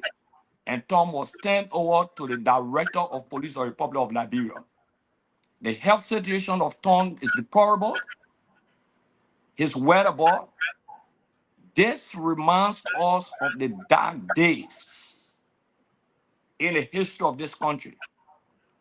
We cannot claim that we elected the leadership of the country through a democratic arrangement, and you are not practicing the basic tenets of democracy and protecting the Constitution of the Republic of Liberia. The Maranda's rights of Tom is not guaranteed. And what is torture under our Constitution universally? When you have a suspect or a detainee, and you compare him to confess with all his lawyer, with all him waiving his right, with all you allowing to have his lawyer with him, because there's a criminal investigation. When I listen to Jackie talking about terrorism, no, the police clear. They say arson attack. They didn't say terroristic threat, a terroristic attack. I know where you're taking the words from. When you go to court, those are different definitions on our jurisdiction. So don't elevate it. They say arson attack. The police director was specific. Even the president of the Republic of Liberia was specific on arson. So they held those people on the basis of arson. Which is a terroristic act. What brings you don't even know terrorism is a charge by itself.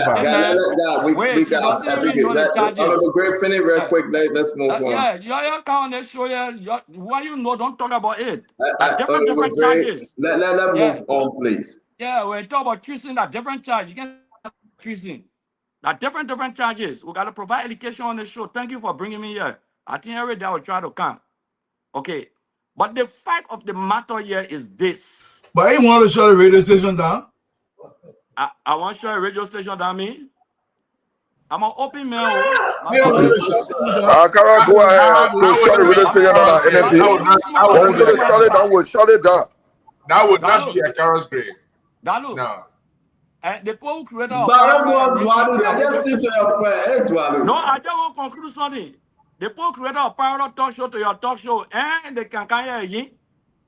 During the campaign, they said they were there with you. Dwalu, and you went there. Okay, let's come back to the subject matter.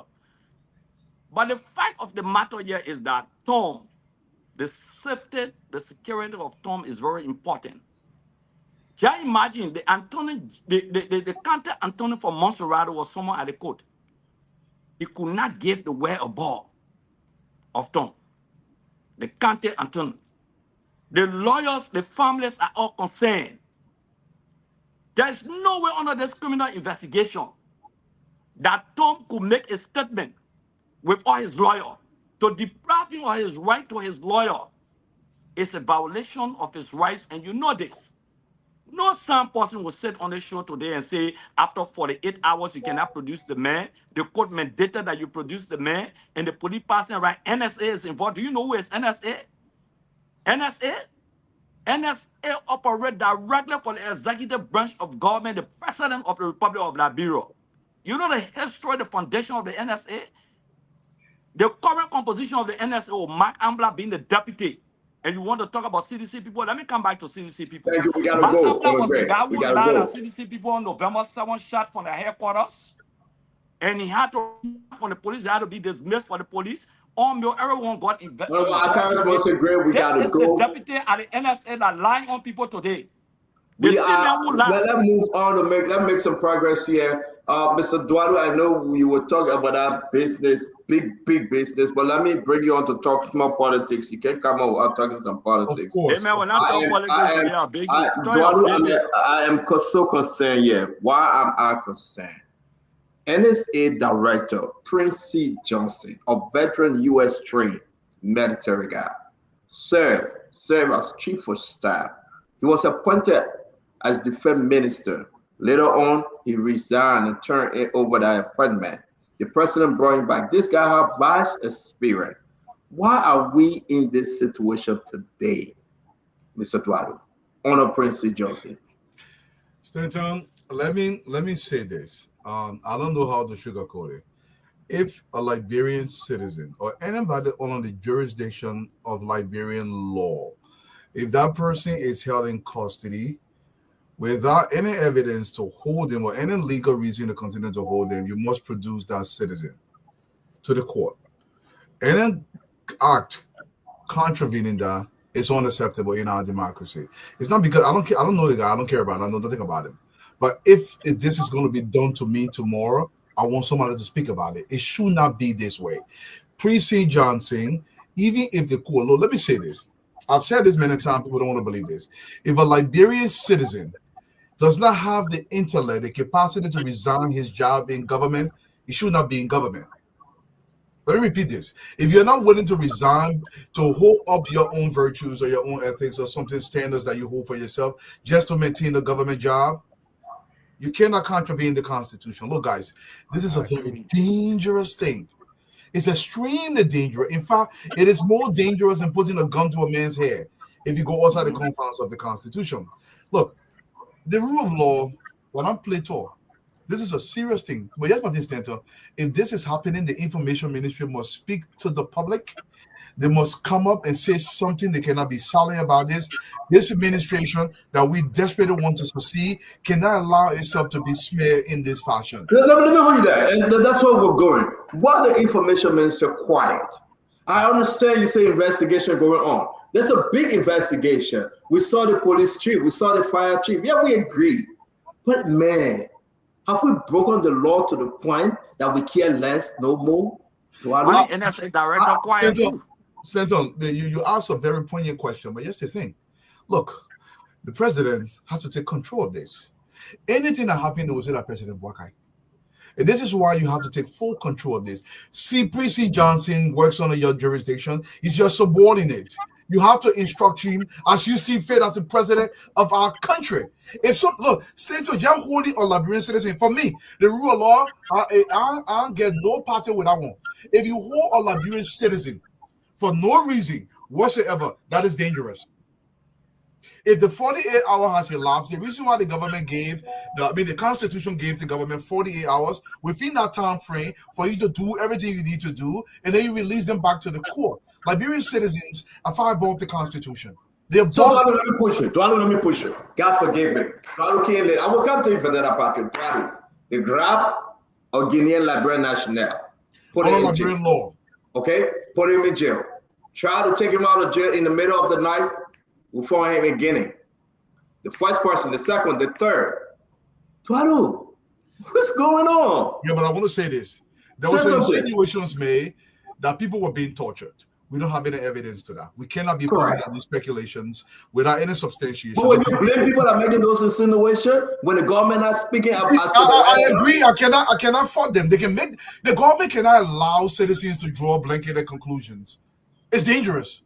You cannot allow my brother Governor Clinton or Dwalu to form his own opinion. Look, the government has to control the narrative. And by being silent on the issue, you are forcing the public to speculate. Who's in charge, right? Who's in charge of national security? At the end of the day, it's the executive branch of government.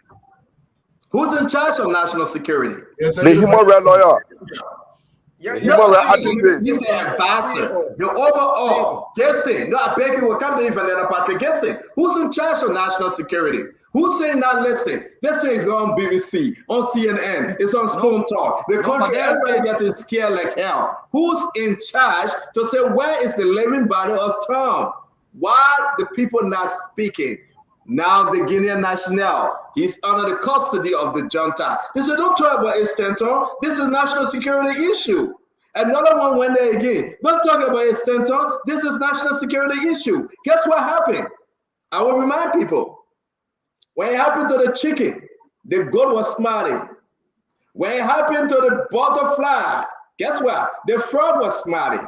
Now the goat is going. The cow is smiling. Now the cow is going. Who's smiling? They're knocking at your door. What's going on? Who's in charge? Liberians are listening. Who's in charge? Why Joseph Boakai not speaking? Why can't they turn somebody over in the custody of the lawyer and say he's in South Beach? We'll wait for the day in court for him to go to court. Let me say this. Yeah, we have some FBI come here to my place. I don't know if I'm allowed to say this. The guy said you have the right to a lawyer. You want to call your lawyer? I say yes. He said, call your lawyer. Right here. He said, call your lawyer. We cannot talk to you till you call your lawyer. Call my lawyer. Exactly. I was on the phone with my lawyer. From then on to Cherry Hill, they brought me back. They knew that my lawyer was person. And every other thing moving there up to today, when I say hello to those people, my lawyer have to be on the phone. Not a second in custody. What's going on? What's the difference in Liberia? That you call the person lawyer. You tell the person, say, your lawyer is informed. Your lawyer know your whereabouts. Don't worry. Man, Gibson, what's going on? Who's in charge of national security in the country? Let me see one thing. Look, I agree with Dwalo. Let Gibson come in real quick, then we'll come to you from that. I agree with Dwalo. I think, for me, I think the president should step in. When involved the National Security Agency, not the president. When involved the National Security Agency, the Justice Minister cannot make the director to speak to that or to make the director do anything. It is the president who can give instruction to the director of the National Security Agency. If it has to do with the police, the Justice Minister can take charge. But since it involved both the police and the national security, the president need to take phone and tell Princey Johnson, I don't like what you guys are doing. You better do the right thing now. They need to say that. Princey Johnson was the man who was present during George Weah administration. There's a man who said, oh, the George Weah wanted to take power or take the team by force, and Princey Johnson said, I cannot violate the law. How can you go to the night? Yeah, remember that? Why can you go to the National Security Agency and you have your agents are adopting people in the middle of the night and taking them to some unknown place, and they can't even listen to the court? If we can't listen to the court, what else we want to listen to? Then let's turn the thing to a junta now. That President Boakai, then he turned and said to a military man, they will know that so your government will get. He is already. Vandela Patrick.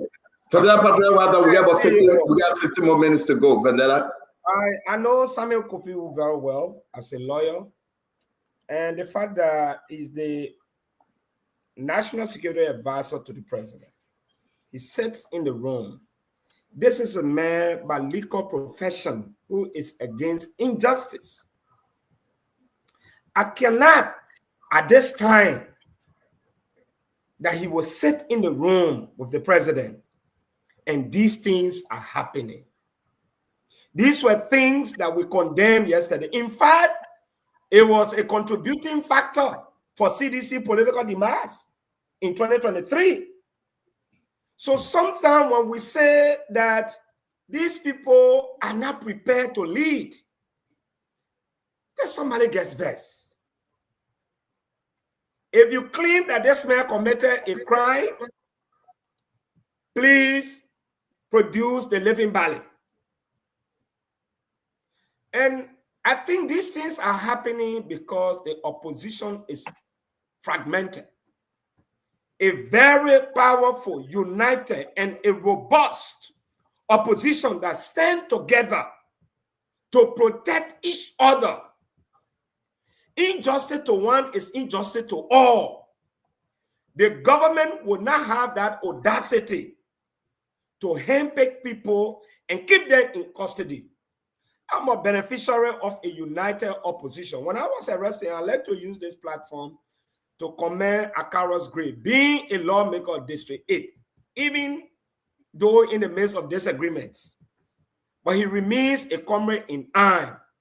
And Honorable Akaros Gray, I want to use this platform to say thank you for standing for me, defending my right when you were rebuked. He stood up, he protested until our release from prison. This is the kind of united opposition we want to see in our country.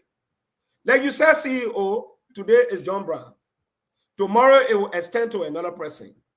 We do not want to build, in fact, it scares investors. Let me say this. All these diplomatic eclipse you see in this country, you don't know the cable that lead from here. There are public officials, and I would like to use this medium, not with arrogance, to beg Samuel Kofi Wu. You are known internationally as an acclaimed lawyer. You now have the proximity with the president as national security advisor. To hear these kinds of things, people are taken from prison, extradited without the court approbation. Another man was picked up. The court is asking, produce a man. He cannot do it. He's in the custody of the national security. Honorable Samuel Kofi Wu, you are crossing the red line, big brother. This is how it started with other people who were sanctioned. And today, the alarms are being blown. It is important to be very clear. To tell the president, look, produce this man. The man is not running away. You have the days in court. But for me, when I was apprehended and kept in a danger cell of the NSA, people stood in line, they protested because we benefited from a united opposition. Our charge of sedition, criminal conspiracy, libel, and so many things. We went to court at the end of the day, the government threw it out. This case, nothing will come out of it. It's a form of intimidation, and this has the propensity to scare investors. This is wrong. And people will So let's move on. Let them move on real quick.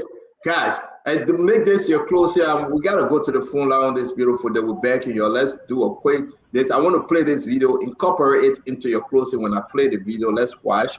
Then from there, we just take few calls. Then we see where we are.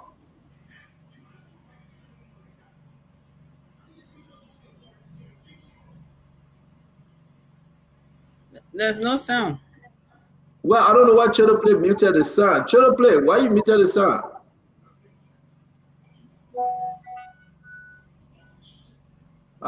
Maybe the sound has some foul languages. Let's just watch.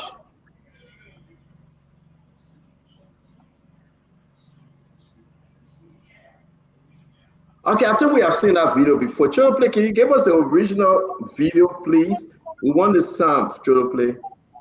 So go back and do it again. Send it to us. We're backing you. So let us see. You can send it to me. I can increase the sound too. You can send it to me. I can increase Yeah, I don't know what's going on. But guys, yeah, we are the video. I want you to you know, I really wanted to play that video. I don't know what my little nephew doing, and you know, about the sound. But they're trying More than to Joseph Barker, everybody nephew.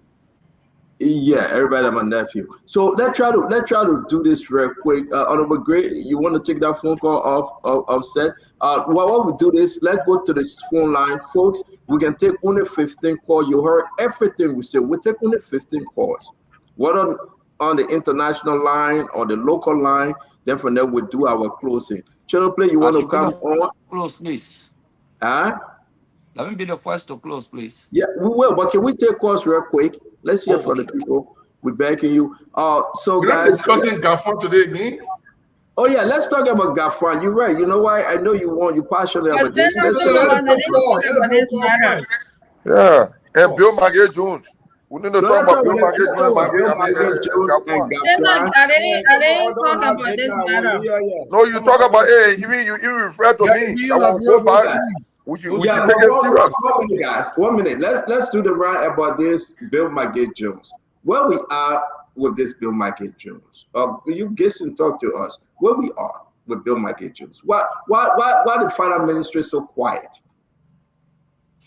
The other day when I accused the finance minister of being part of the deal, some people say I was rushing into conclusion. This is why it looks like when you are part of the deal. A major infraction of a process is committed. And also, I want you to just add the value to it too. Let me make 2 in 1 real quick. Right, exactly. So you tell me the major partner, Liberia's big brother, our defender, the United States government, the embassy was scammed into a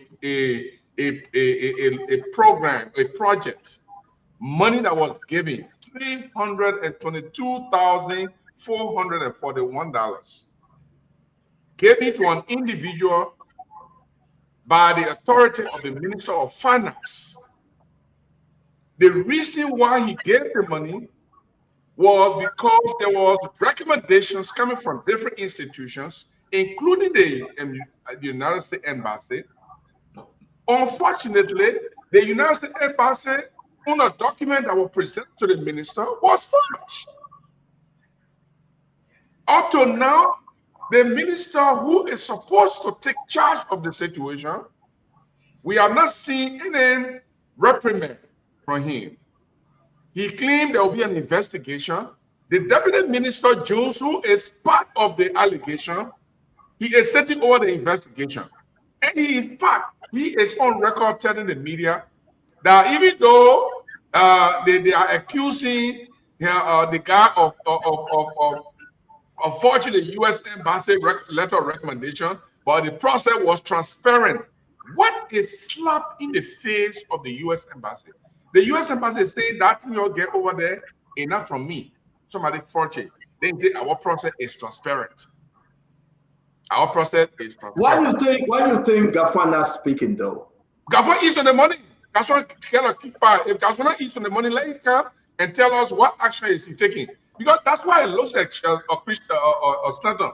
That's why it looks like when you are eating some of the money, it becomes difficult for you to come back to take action. If Gafon had not for Bill Margaret Jones, right? One thing after another. The LFA transporting him to go watch football game. He receiving DSA, he denied it. Another procurement issue. The gentleman was forced to fire him because Bill Margaret Jones tried to do something during Burma Kamara time. They fire him. And a lot of trouble coming from Bill Margaret Jones. Why this Gafon? Mo Ali said an open investigation. It hit a dead rock. Nobody knew about the investigation. Bill Margaret Jones is celebrating that he did nothing wrong, but putting the U.S. Embassy name on a forged paper. Why Gafon said on it? I thought we had a transparent Gafon. I thought we had a super Madame Sadi Gafon that was coming to transform everything. Why is the forged shot? Let me just make this short comment before you go to another person, because a lot of people. I got to bring Jackie in. The problem we are having For me, I have problem with Gafon before I raised it during the election. You say I was assuming. I said Gafon will be finance minister. Me, I saw it a long time. But my problem with Gafon is he has previous issue with him.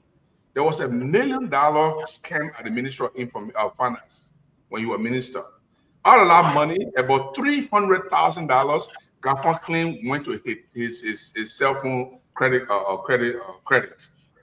scratch card. And the audit report said the process by which Gafon used the money was not accountably proper. That case was swept under the carpet, and Gafon was calmly left off the hook. Now Gafon is back.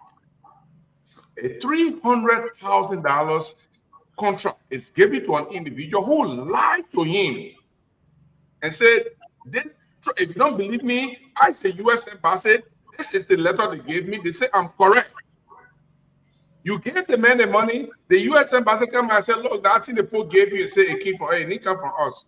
And up to now, we are not even telling the man to bring the money back or turning the man over to the police for investigation. What kind of investigation internally you want to do when the crime is committed? What kind of let me go to Jackie before I go to Uncle Sam Gamada and the rest of the team. Guys, we're going to wrap up on this topic. That's the last one for today. Join us tomorrow on 101 with the CEO. Let's discuss some serious issue tomorrow. Then we'll be back on Monday with the entire team. Jackie, what say you? Put all together Vavi home. Get you the intro of Vavi. But Vavi is still there. No word yet from the First Lady office. Then we go to the Minister of Finance again. A big thing now, ladies and gentlemen. I forgot to share this with you. Another scholarship scam coming from the foreign ministry again. Another scholarship scam. Now, that will be the 3 scholarship scam. My brother Vendetta Patrick says, why you can't talk to the people behind closed door? My man, listen, sometimes we just care. But another scholarship scam again. A disgrace again coming from, this one is not Nicotech. It's a new brand scholarship disgrace coming up from the foreign ministry again. Jackie, let's hear you on the finance ministry, on the Vavi homes, and everything else. Close up on that one, Sister Jackie. Okay, I will start on the Vavi issue because Sam Jackson mentioned something saying that the office is not taking the right appropriate action. Sam, you said yesterday or 2 days ago that you know the First Lady very well. She's a woman of good character, very nice, very humble, and very sincere person and genuine in her heart. So you know very well that she's not going to be a part of anything like this, nor will she tolerate anything if there's anything of such that's going on in her office once she finds out about it. Now, the office is finding out things that has been unfolded in the media. And what I can say is that the thorough investigation that's going on at this point, the First Lady has zero tolerance for such things that will be taking place in her office once she finds out about it. And you know her very well to be a very, very decent, honest, and humble person who served the community even when she was not on the limelight. I mean, she's there. So what's going on is that there's thorough investigation, and whatever the findings there may be, there will be corrective actions that will be taking place accordingly to deal with this situation. And also, once they find out that these things took place, to make sure that it never happens again. So that's what's going on with the First Lady office. And I'm sure at some point they will release a statement once they have gone through their thorough investigation and findings and conclusion and decisions on this matter. So that matter will be put to rest very, very soon. But the First Lady, again, to what Gibson Jiro said 2 days ago, she is not that type of person. She has zero tolerance for such. She's a woman of great character, a very humble person who serves her community, and a very, very godly person who has zero tolerance for such behavior, if these behavior after the investigation are definitely found to be done wrong and inappropriate in her office. On the issue of the finance ministry, again, stuff unfolding in the news. what I do know of the minister Gibson, you are using words again as though they're true and as though you know them to be true. Talking about the minister is eating some of the money. How would you come on public platform and just accuse people when you really don't know what really going on? And that's wrong. You're trying to tarnish people's reputation. Just because these people are public servants, it doesn't mean that their reputation should be unfairly tarnished. And I think you need to look into that and try to make some corrections in how you speak. What I want to believe is happening is that at this point, the finance minister, again, he is fairly new. He inherited all his deputies, assistant ministers, and so he's working with them. He's looking at them. So as this situation comes on in the news, I'm sure he's looking into it, and he's also conducting investigation. You have the IAA, the Internal Audit Agency, that will be looking into this matter every step of the way, looking to see how far it went, how all this stuff started, how it unfolded, and therefore their findings will also be disclosed to the public. And the minister, again, will take corrective actions as he finds out what really happened in this case and in this situation. So we will be looking forward to hearing from them. Just because today you are not hearing from them doesn't mean that they are not acting. These people are very meticulous in their job, and they ought to be meticulous and take their time to go through what's really happening and allow the investigators like the IAA and stuff to go through their work and their paperwork and come up with their findings and present it to the minister. And on the issue of, are we closing or are we going one more round after this? No, I mean just make it your closing. I wanted to mention the fire stuff.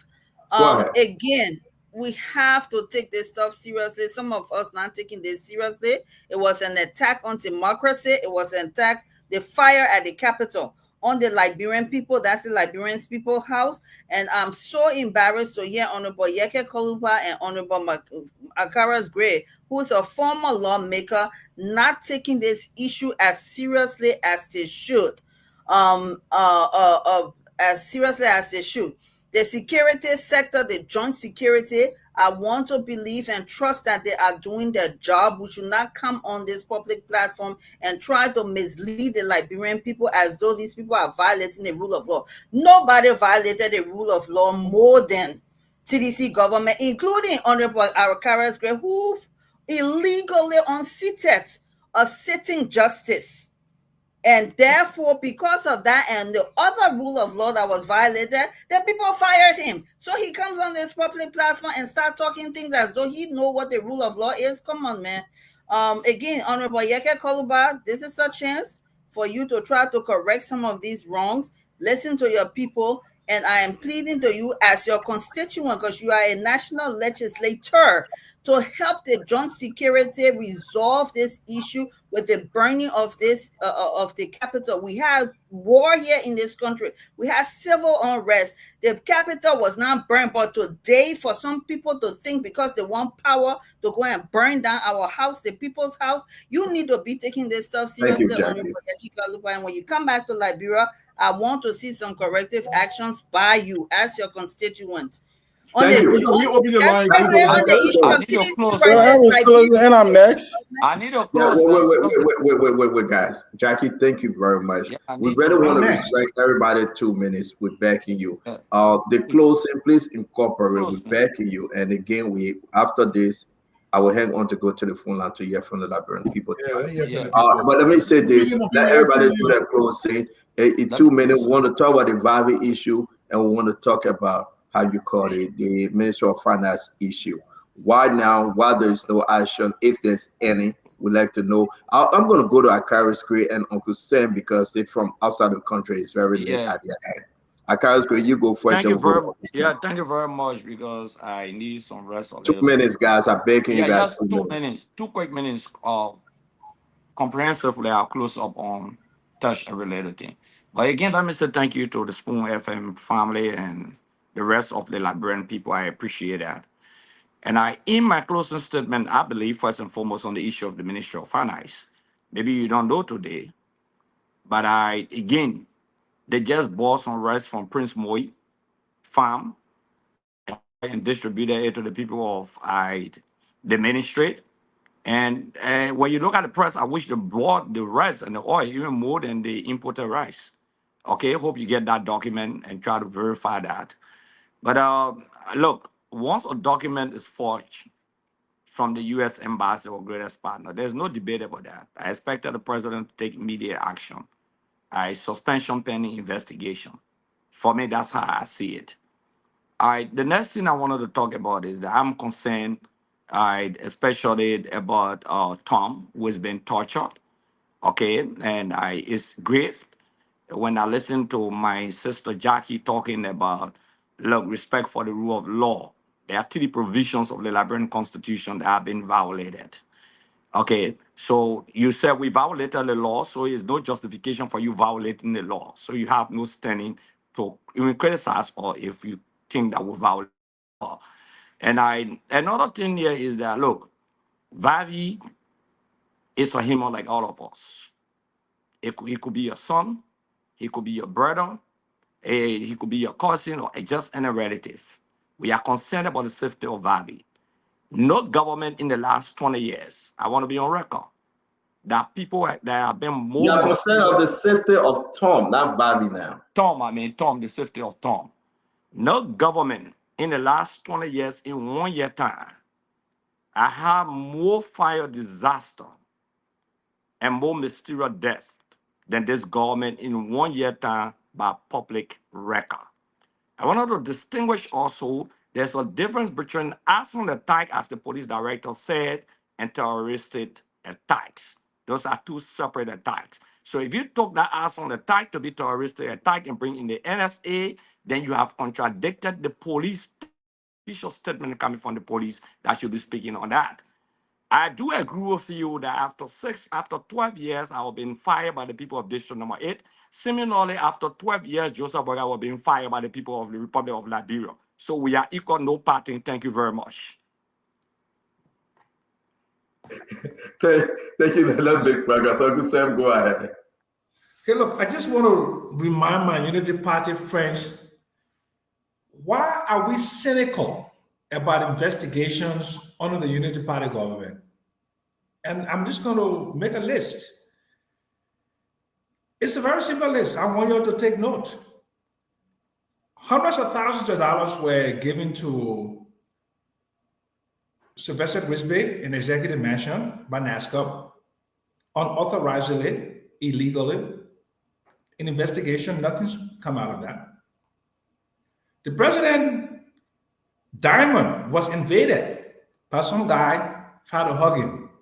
We don't know about that investigation, what it's led to, who takes responsibility. Soldier wives, do you remember that, says Jackie? Soldier wives, they were in the street, they locked down the city of Monrovia. What happened to that investigation? Do you remember that? Do you remember that investigation? Do you remember the other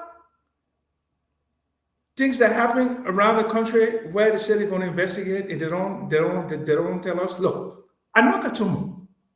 I know she's an honest lady. I know she's a deaconess. I know she's everything that you said. But the political structure that surrounds my very good friend Katumu Kopa Boka today did not surround her as deaconess at Efforts Baptist Church. There are people within the political establishment that want to, to obstruct because they believe that investigating and coming up with something. How long did it take me, and I'm a policeman, to just hear Vavi Holmes talk for like 20 seconds and say, you're glad the mayor put him in jail? Glad the mayor put him in jail. It was just like they told me, what, 5 seconds? How much investigation do you need when the guy took money and signed as the consultant from the office of the First Lady? How long does it take to make that investigation? Do you need to call the FBI? Do you need to call Homeland Security? Do you need to call Homeland Security?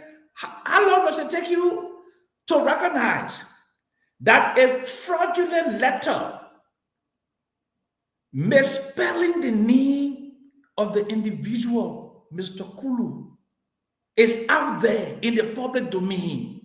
Where the United States Embassy wrote to say this is fraudulent. How long does it take you to act? So that is the cynicism that has been expressed.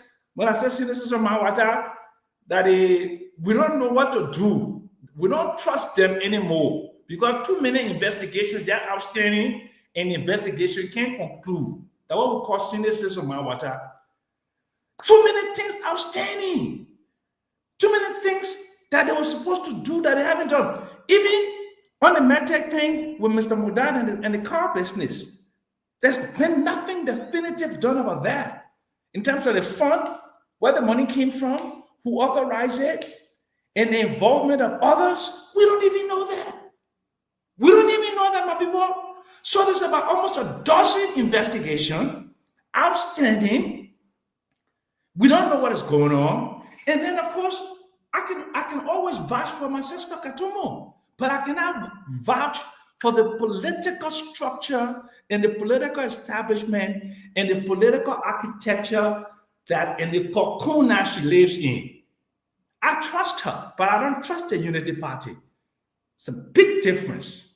And I think it is the case now of who's wagging the tail. That's where I end on. You have a good night. God bless you. From Southern Africa, it's 2:12 in the morning here. I love you guys. And I hope to see you guys hopefully on Monday. God bless you. I wish I had really jealous of you. I really want to come to South Africa for real. I really. Look, I have a house here with multiple bedrooms and multiple bathrooms and everything you can have. Okay, we're talking about the one of the houses that. Okay, let me do that one. Do I don't say you you want to come to the house that the one your daughter was serving you the tea because she alone in the house. So stand up, cannot close. When we reach South Africa, you'll turn that one. Okay, you can go ahead and close. So Stentor, you know, I listen to Auntie Jackie very well. Auntie Jackie, we are taking the thing very seriously. As far as I'm concerned, from my investigation, from all my sources, the Capitol building got burned by the director of police under the instruction of Joseph Boakai. And let me say again, as far as I'm concerned, from all my sources, from all my investigation I've done, the Capitol building got burned by the director of police under the instruction of Joseph Nyeman Boakai. And you don't believe that? You see, in the Glenn, you were talking at the intern. I mean, in the Jackie, you were talking at the intern.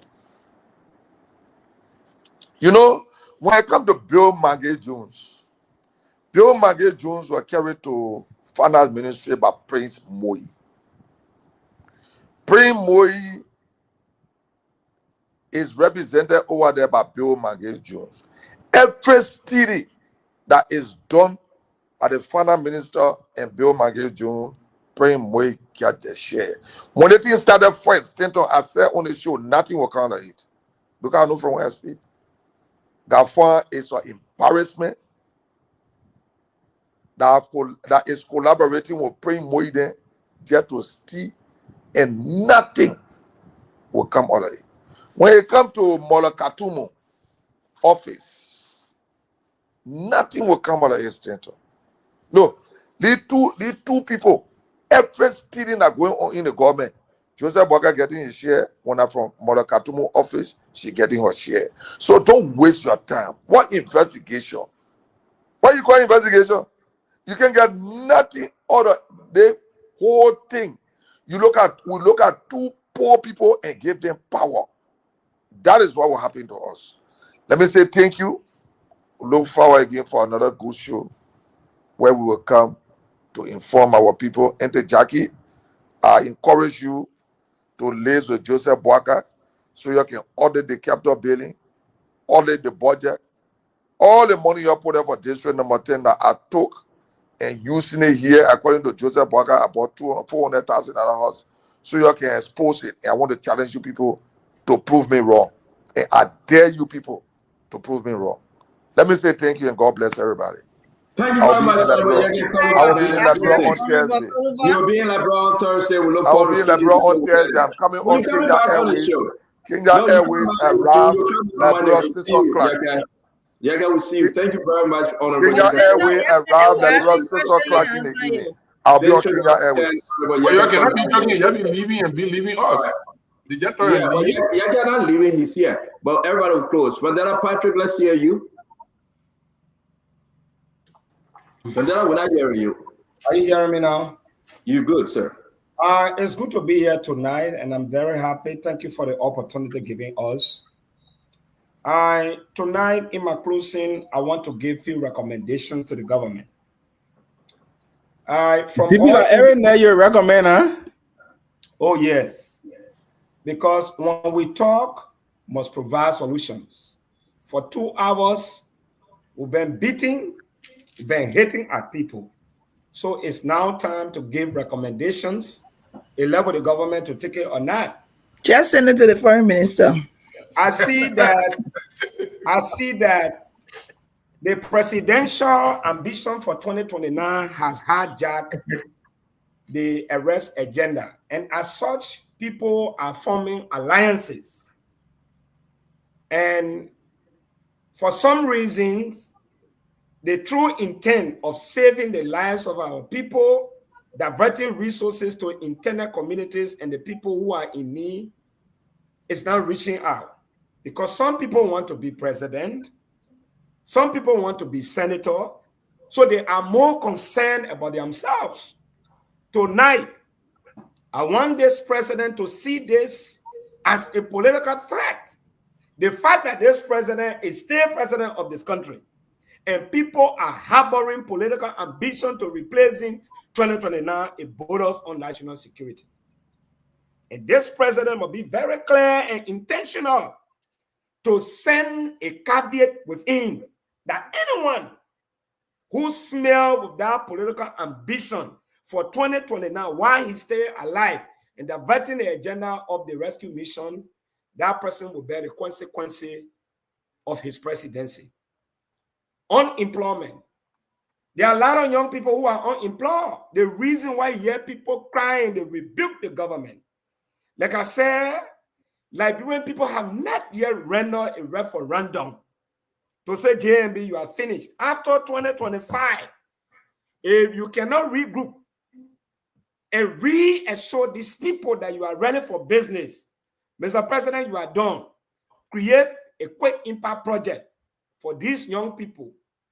Hire them, pour more money, roadside brushing, keep the young people busy. Hire some of the best college students in the STEM programs, sciences, mathematics, to prepare some of our best students for the public examinations. At least if you can get 100 or 200 of them, they are on salary while they are impacting lives, that would really, really be good. The issue of people disappearing from prison is sending a wrong signal to the government, to our international partners. It speaks volumes that there's no rule of law, and it contradicts the arrest agenda because it has within it the rule of law. If you prioritize rule of law in your developmental platform and you are violating it, I can say clearly that after 2025, these things are not addressed. I can guarantee anything you do in 2026, 2027, the people say, oh, the young want to fool up. There must be a presidential shake-up. There are some roles we've been talking since the whole of 2024. There are people who are smelling with the aroma of corruption. Implement, Mr. President, you told us you will fight corruption to the core. Don't be like John Weir says, yeah, he did not change anybody. So business continue as usual. Those who are smelling with corruption, those who are underperforming, Mr. President, there are people who voted for you, who campaigned for you. We are not talking about ourselves, but people from your camp. Bring them on board and let them help you to move this country forward. Finally, Mr. President, a few years ago, people said that you will never be president. God help you, Liberian King, Now you know the party that elected you to power. Make no mistake. Because the membership of the UP is not even up to 20,000 by statistics. Liberian from all walks of life say that JMB we want. They say the mayor, oh, they say we agree. They got fell up and they elected you. You turn 80 years. You are the first octogenarian president in our country. It's by grace. Why, like I say, are you going to leave? For me, primarily, Mr. President, we criticize George Weah for practicing what we call regional tribalism, appointing almost 60% of the people from the Southeast. You are doing the same thing. The dominance of Lofians in your government, Mr. President, is bad. We don't want you to live up with the stigma. Oh, the Mela Lofa man came there. What he did in this country, the issue of collective guilt is bad. Mr. President, there are people who fought for you. There are other people who did not support you. That's 6 minutes now. Look, I am saying this. That's 6 minutes, Papa. We're tired.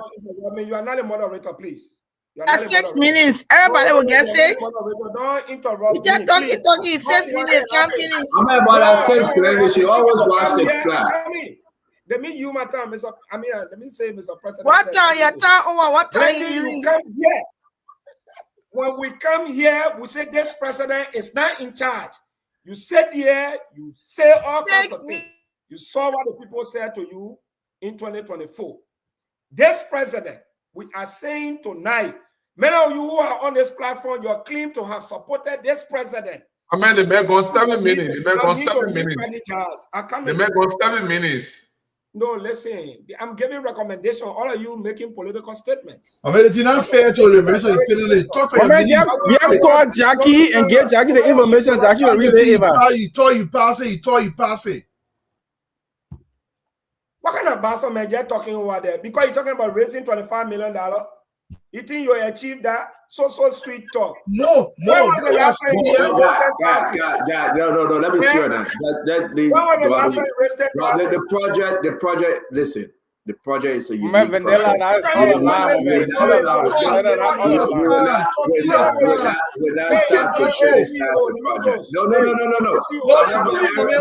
my every support behind the project. No. Some of you come here, you just talk, no recommendation. You just talk politics. So for me, wait in your time. Can I close? No, you are not a moderator. All right, so Mr. Vandela Patrick, we give you 30 more seconds. We give you 30 more seconds, Vandela Patrick, then you close. Go ahead. May God bless all of you. Good night. So, all right, let me bring Governor Clinton. Go ahead. Look, thank you. I love Spoon Talk. Look, many days I'm so tired, but I have to. Look. This is a very serious issue, especially when it comes to this young man. And let me cause my own trouble at Vandela before I leave. I don't know what level of access Jackie has to the president, but I will hope that she's never anywhere close to our president. I really hope that, because if you have a person who is not able to speak truth to power, they shouldn't be anywhere around the president. On this show, she's been asked many times to address the issue of this young man who's in custody, who has had low access to his lawyer, his racism violence. She can't address it. She's jumping on Yeke and moving all around the place and can't really address it and talking about the burning. And he's saying we should condemn the Capitol burning. Look, even the police people themselves can't have him found anybody. They haven't even found a suspect. But we should condemn. We don't even know whether there is even arson. The police haven't definitively charged anyone with arson, but we are supposed to condemn the burning of the Capitol as an attack. How do you even know it's an attack when the police have not even charged anyone? They don't even have a suspect. But we should say that this is an attack on our democracy. Look, there's a lot of theories A lot of theories. And this wouldn't even be the first time. If this truly was awesome, this wouldn't be the first time that you have someone did something to implicate the other side, to make it look like the other side. Especially if you have, if you know who had control of the building. It's not far-fetched. It's not a far-fetched theory. It's very possible. We know that the police have access to this building. But let's get back to this young man. This young man has been in the custody of our security. His rights have been violated. He doesn't have access to his lawyers. This government is failing the Constitution, and they need to correct that. And I think there should be outrage, not just from everyone on this platform, but from the entire nation. And I'm glad that you have people like Dwalo who defend this government, but will not stand for this level of violation of human rights of people. And Glennie, I listened to you when you said we can't, the judge we have government cannot be the yardstick for which to manage, to measure up the achievement of the Bouakar's administration. But we talk about the Bouakar administration as though this is your fresh rodeo. Bouakar was vice president for 12 years. The UP government had 2 terms. They ran the country for 12 years. This is not the first time the UP government coming to power. Matter of fact, let me state here emphatically that in post-war Liberia, right, we had the transitional government in 2005. From 2005 to now, only two parties have ran the affairs of our state, the Unity Party and CDC government. And of those 2 parties, right, it's been 19 years, if my math is correct. And all of those 19 years, 13 of those years have been Unity Party years. So if there is anyone to blame, who is to blame? Which government is to blame for the greatest failure, for all the mess we are seeing in Liberia today? For our entire failure of our post-war recovery has to be the Unity Party government, because they have had 13 years, 12 years on president, Shirley on president, Shirley and Bouakar, 1 year on Bouakar. 13 years. The CDC when they desist. If somehow when people come here and talk as though when Bouakar gave the country out to we are in 2018, it was Paris, that Liberia was Paris. Everything was okay. We have running water all over the place. There was no sewage on the street of Monrovia. I mean, the roads were all paved and everything. And somehow in 6 years, all of that was just messed up. There was no challenges. Mind you, that on the Unity Party government, all 12 years, we have a lot of international goodwill. 100 million of onion money in Liberia, the largest peacekeeping mission in the world. We have international donor organizations who were paying salaries of people. And still, we had the issues we had. We had the issues that in 2018 that was inherited. But somehow we want to sit here and say that, we are give the worst economy. We are did the worst, and he gave Joe Bouakar the worst. Well, by the time we took over, we didn't have any international goodwill in Liberia. It was all gone. There was no oil. Most of the international organizations are shut down and left Liberia. Governor, I'm sorry. Thank you, but your time is up. I mean, who can control him? Your time is up. I beg you. We can. Granny, can you go ahead? And we'll bring it as to Conagre, and Mr. Dwell will have the last word today. Glennie? It's quick short. I just have something short to say. When I haven't spoken yet. Hey, I beg you, but you spoke already. But is it what you want to say, Glennie? Who's available to rap to me at 1 year? Read it in context. Read it in context. But wait.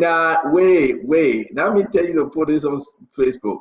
Who's available to rap to me? At 1 year, I love you, like blue on berries. Wow. Yeah. Go ahead, Glenn. Do your closing. Back in the day, the person used to say, I love you like sugar on tea. That was the context. And everybody can wrote their own there. Follow me. I'm a possible candidate. Let me tell my story. Kennedy. Mr. Kennedy. No, when you are a people of, we're talking about the Bouakar government, and all of us are from the backdrop that President Bouakar and his wife, Ntekatumu, are people of integrity, people that respect the rule of law, people that we expect to do things correctly. I have to speak truth to power. when you see that the president's, the first lady's office is involved in a possible scandal as it relates to scholarship, and there has not been a statement issued, that's wrong. There is no defense with that. There is no meticulous executive saying they're taking the time to do an investigation, and it's wrong. It's wrong. We must be able to speak truth to power regardless of who we support. There's no reason why the office has not issued a statement that they're doing an investigation, or the first lady does not have anything to do with this. So are we to assume that what Vavi said, that the first lady was brief, is correct? It's been almost 72 hours and nothing has happened. They've said nothing. And then how can we continue to say, yeah, oh yes, we understand that when something happened, they will react, they will do things the correct way when they have the simplest thing to respond to, and they don't respond to it. That's not something that has to do with kids. That's not the yellow machine. That's not Grace Pay. That's the first lady's office. That people respect her, that we respect her. We know she's a woman of integrity, that someone by now should have come up to that office and say, we hear what is going on. All of these things was trending in the press. The first lady has nothing to do with it. A full investigation has been launched. But to just keep silent and ignore that people are talking about it, it speaks volume. We can't continue to do that and ignore those things. As it relates to nobody, like Dwalu said, we always have to empathize when things happen and put ourselves in a situation and say, what if it was me? Would I want that to happen to my loved one, to be taken away? Look, during the Kuma, I think I was 10 or 9. My dad was taken away to Post Stockade. For 3 days, we didn't know where he was. It was terror for us, me and my sister and my mother in Grand Bassa. Many nights we couldn't sleep, not hearing that my father, what jail he was in or whether he was still alive. And to take somebody's child, and even the lawyer does not know where they were about. And we're here and we're acting like, oh, it's okay. They will just majestically show up. It's wrong. People can't go against the rule of law to do things that are wrong. And everything is subjective. How people react to the burning of the Capitol building is also subjective. What was done, burning of the building, that historic building, was wrong. But you can't superimpose that people should take your side of the story and make your side of the story important and ignore their facts. And ignore that everybody got a story. Majority say that minority, minority say that majority. Bring the facts. Let's talk about it. Let's see what the story is. And like I said, the police director can be speaking more about arson than the fire chief. That's not his jurisdiction. What does he have to do with arson? Bring out the facts. The building was burned. It's criminal. It's wrong if people burn it. Those people must bear the full weight of the law. But we need to see the facts. And everybody can react how they see fit. But great show. It was good. It was good being on today. Thank you. Glenny, thank you very much. Let me bring in Isaac, though. Yeah, the timekeeper is not watching her time. But let's go to let's go to serious business here. Go ahead and steal. But if you steal, use the money and help our people. President Joseph Boakai recently. And you expect the people not to follow Joseph Boakai's advice? Of course they have. Unity Party is infested with corruption and stealing. Don't believe me? Go back to history. From day one of Unity Party's presidency, sorry about that. From day one of Unity Party's presidency was the inauguration. During the day of inauguration, I'll send you one laptop. Yeah, I'll send you one laptop. The party's money. On the computer, my computer just went off. The party's money was being stolen. People were all fighting. They said they had some inaugural program. From that day, it has been corruption after corruption. But you hear people say, George, we are telling people stay. But they are in power now. They cannot even investigate and persecute those who stole. And let me go on to the First Lady's office. Who believed in on here that Vavi would come on and directly mention the name of the First Lady and say she was briefed and that he would just lie? Let's take it that he was lying. Ashram should speak more than voice. I'm not interested in press release or speech from the First Lady's office that will be longer than the planet. I want to see Ashram. That office is the office of the First Lady. She controls it. Vabi wasn't acting on the name of Vabi. He was acting on the basis of his association with the office. So if the First Lady's office refuses to do anything, it tells me that the First Lady is involved. It tells me that the First Lady endorses it. And it tells me that the First Lady is a participant of that. We wait to see what action the First Lady will take, not words. And let me fly away and go to my sweet darling sister Jackie. Jackie, you are nice. I like you. You said earlier on that salary is being paid on time. Look, Stanton, you are a good man. I like you. Stanton, the Traditional Council of Liberia sent you a personal letter. You sure you let Jackie? You sure you let Jackie? Begging you to talk on their behalf for them to get 6 months of their salary unpaid. The Traditional Council. They personally write. They sent long letter to you, begging you for the government to pay them. They want your voice to move the government. Our sister Jackie doesn't care. She says salary on time. But other family are there begging you, Stanton. Please tell Jackie that indeed, no, the people are not being paid. And listen, Jackie said someone was on the show who illegally removed a certain justice from the Supreme Court. Well, that certain justice that was allegedly illegally removed said, and I quote, that the Joseph Barker government that campaigned on his case did not even have the decency. Let me go back. The decency to even ask him about his case. You want to talk about who illegally done things or doing things? The very justice, he said, not even the decency to ask. It is bad. And let me lastly end on my brother Fadana Patrick who left. These were campaign propaganda. And like I've always said, you can lie to come in power. You can lie to continue to lead. You said George Weah government appointed 60% of people from Southeast. That is a lie, Fadana Patrick. Although the Southeast made up of 5 or 6 counties, if you were to take Riverside into consideration, they had the least amount of appointees in government as compared to Nimba, Bong, and Lofa in Georgia government. Nimba as a county had the highest amount of appointees in government, followed by Bong County, followed by Lofa County, individual.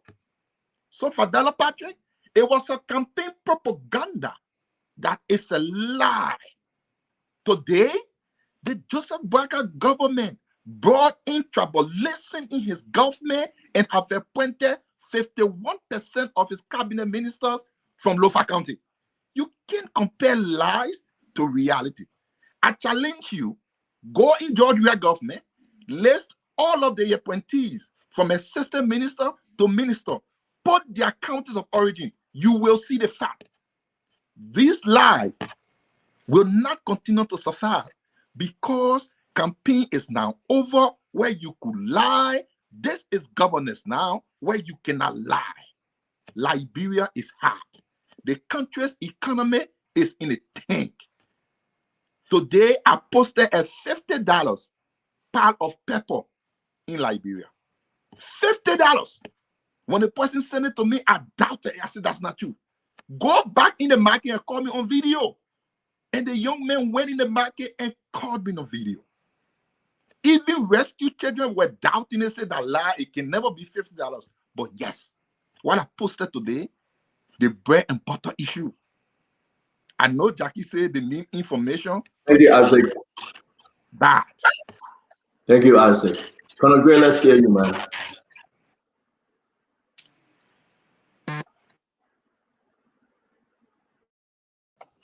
I'm sorry, man. I'm sorry for the delay. Yeah, Stanton, normally I like to be in the back sometimes, and especially if I come late, I know it's my fault, so I bear the brunt. But thank you so much for the show. Look, I subscribe to the idea, the theory that no Liberian must have to face arbitrary arrest or extrajudicial arrest that will lead to summary judgment.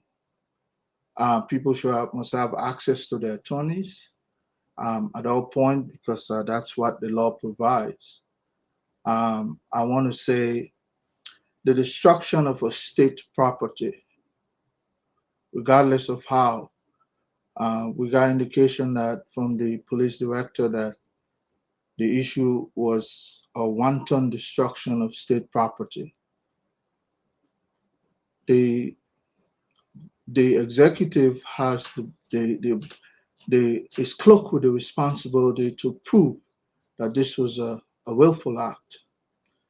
And to come and think whether it's arson, so therefore the state has no jurisdiction. Look, it falls within the purview of the state through the executive to prove that this was a wanton destruction, willful act.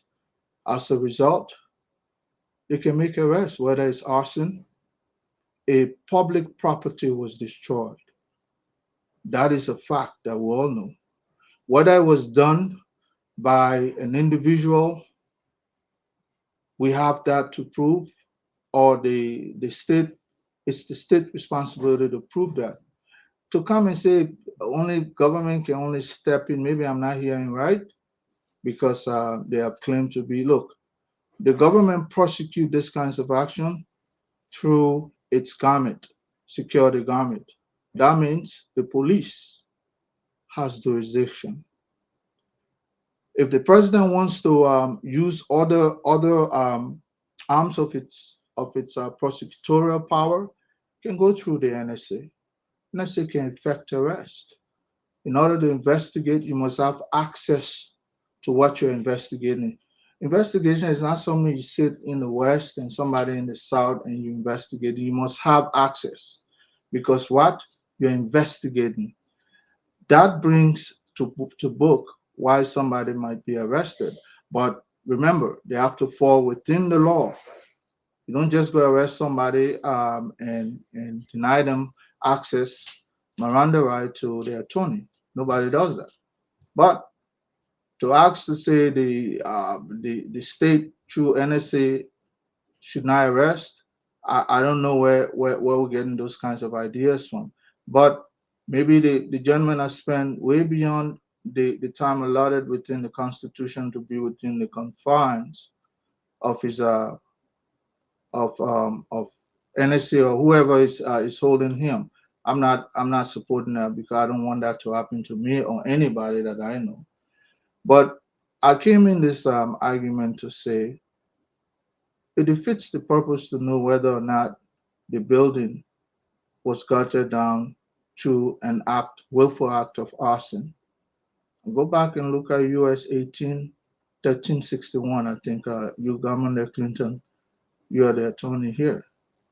Any crime against the state, the executive should investigate at full length, and the executive will use its garment. In other words, the tool available. NSA is one, the police is the other, fire is the other, anything within its jurisdiction, even the Ministry of Justice. So nothing wrong has been done here with the exception of not producing the living body of the gentleman that is in question. And you have to, my man Gibson, you can shake your head as much as you want. You are always on the opposite side. That makes you who you are. That makes you a journalist. Well, have a good day. That's my own intervention.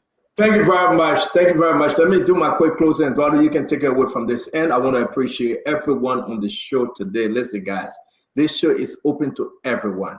The good, the bad, the ugly. the CDC, the UP, the LPP, the LLP, the ARCOP, everybody, you know, the imposition, opposition, no position. What happened in the government, I hope we can change it. We champion a cause to rescue. That we shouldn't be rescued. We keep the rescue orders. So indeed, the weak ways of Dwalu, he tried to rescue, bring jobs to the country, talk about raising $25 million, talk about raising $50 million. Yeah, it can happen. That's his way of rescuing Liberians, home and abroad, bringing companies in the country. Bravo to him. We will support that idea. The way that Glenn feel that she can rescue, come and hold people accountable. Hold them. Tell you if you are telling the truth or you are lying. We come from different backgrounds, but we should never forget that we are all Liberians and fighting for one good purpose. Our country should be better. I believe sedition want the country to be better. They fell short. We beat them. There's a good people in Unity Party that want the country to be better. But we have tried CDC. We have tried Unity Party. Is there any option out there for us to try? Let's give it a chance. The best thing we can do as Liberian to speak against the ills that are holding our country down. Bill Baggett Jones, a young man, well educated. He had a good job here in America. He went to Liberia to sacrifice. If he falls short, hey, listen, I mean, but I left, he should leave. Vavi Holmes, the same thing, related to the First Lady, so what? You can't be in the office of the First Lady and be scamming people. Let me vibe. So if those guys remain in the government, they are disgrace to this government. I stay hopeful. I believe that President Barker can do the right thing. I believe he should. But is he in control? Is the First Lady in control? Who's in control? That's the question. With secession, who's in control? I don't believe that. You say, oh, Spoon talk against the government, so we're not listening. Listen, all those people listen to Spoon. That's why today the message is resonating. The message is going as far beyond Wologisi Mountain, far beyond Bogolojele in Sado County, far beyond Grand Crew, far beyond Grand Basso, River G, wherever you find yourself. Because you know why? The people listen to Spoon. And thank God Almighty for this message. So come and make your case. My brother Daniel Sano and myself were texting each other today. I told you, I said, Daniel, come on the show and make your case. You're the Deputy Minister of Information. Who's pushing for this government? Jeremy Pierre Aver. Who cares, Jeremy Pierre? Come and defend the government. We're not said like the days of Madame Salif that people throw walls and everybody hide themselves. No. We're asking you to come and defend the government. You are getting paid. You are the government spokesperson. Come and defend the government. We'll disagree with you, but come and defend the government. If you think the government building skyscraper, come and talk about it. If you think the government doing well in roads, come and talk about it. In healthcare, come and talk about it. In agriculture, talk about it. In education, talk about it. If not, we will beat on you. Why are they not providing the portion of the SOEs? Remitting what they should be remitting. Because somebody eating it. Look at the information I received again on the foreign ministry. A department in the foreign ministry sell the scholarship again. Fake scam. And somebody was saying, can you call Cyril Besto and talk about it? No, I'm tired of calling Cyril Besto to talk about it. Can you call the executive mansion? No, I'm tired of calling the executive mansion because they're burying this information. And that's why we bring them up to light. I hope I'm still your friend. I hope I can be protected if I go to Liberia. I believe I will be protected. Because I will go into Joseph Imabaka house and eat and drink. And Joseph Imabaka remain my puppet. I will go to opposition and eat and drink. I will go on the street to the people in the marketplaces and eat and drink. I will hang out with them, but we will tell them the truth. Till we meet again tomorrow or on Monday. May God save our state. Mr. Duaru, it's all yours, my brother. I'm going to bring in the producer. Duaru, you do your stuff. And I know you're close. I don't know. You say you'll call me. I don't know how you want to do this. Let me close. I'll call you after the show. Let me close. Let me close. Look, guys, it was a great show as always. Glendy said a lot of great things. Colonel Gray as well. I would say this to the president directly or to the government. If you don't control the narrative, the reason why you see CDC sending a whole carriage, an entourage, an Oh, army. you gotta get them. Sorry to interrupt you. They studied them. And you said they studied them. They Yeah. swarm the show because they think they got a lead. This is an organization that wanted to shut down this station. This is why nobody can get a chance to come on. They're coming from every angle. We encourage it. It expands our democracy. But I want to focus on why I'm here today. When the Rwandans wanted to develop the diaspora citizens, develop that country. Is anybody tell you that $25 million is too much? We cannot raise that money. They're not seeing the bigger picture. I believe it will pale in comparison to what we are going to raise. I have no doubt. When Singapore wanted to develop the great Chinese we speak about today, it was developed by their diaspora citizens. I made a figure here. Maybe most of you don't know this. The average Liberian in this country, in the West, makes around minimally $40,000 a year. If half of the Liberians in America work, that's north of $20 billion every single year. There is no way we've channeled that money with the exception of sending $20, $100 home to family member. The Liberian Diaspora Corporation will be the avenue that changes this. Nobody says it's going to be an easy feat. People will doubt, but I'm so prepared for this. I believe it's going to tower above anybody who doubt that we can raise this money. The money has to be raised. We have to find a way to organize better so we can turn Zwedru into the place that it should truly be. Why are we in the 21st century? Look, do you know why you came to America? Maybe most of you have forgotten. Let me tell you why. Why you call Zwedru first? Why you call Zwedru first? I call plenty of places, my man. Wait. Zwedru that Liberia. Can the guy just close real quick for us to go out? And the reason why Zwedru got developed, I mean, the reason why we got to turn Zwedru around, we got to turn Secretary around is because you came to America with one purpose. And most of us, we have forgotten that purpose. And this is the purpose. You came to be the conduit through which your third world country developed. This is how everywhere it's done. The Germans, the Swedes you see today, the Chinese, America has been this benchmark. We Liberian, we've been coming here since 1822 or whatever year you want to put that.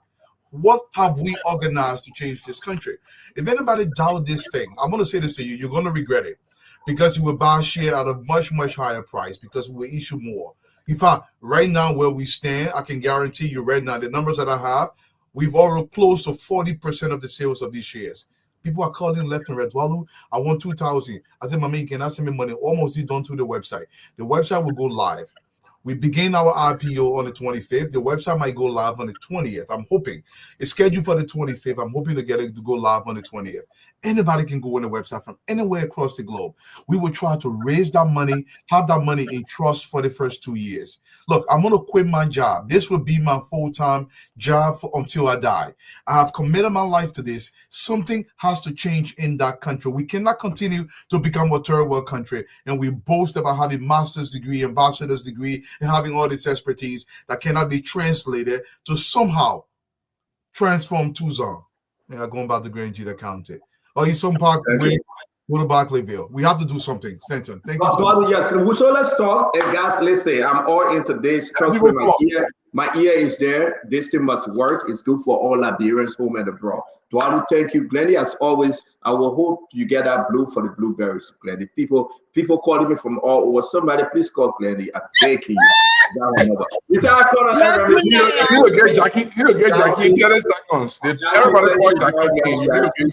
Mr. Gibson, thank you. Mr. Gibson. Stay with Jackie.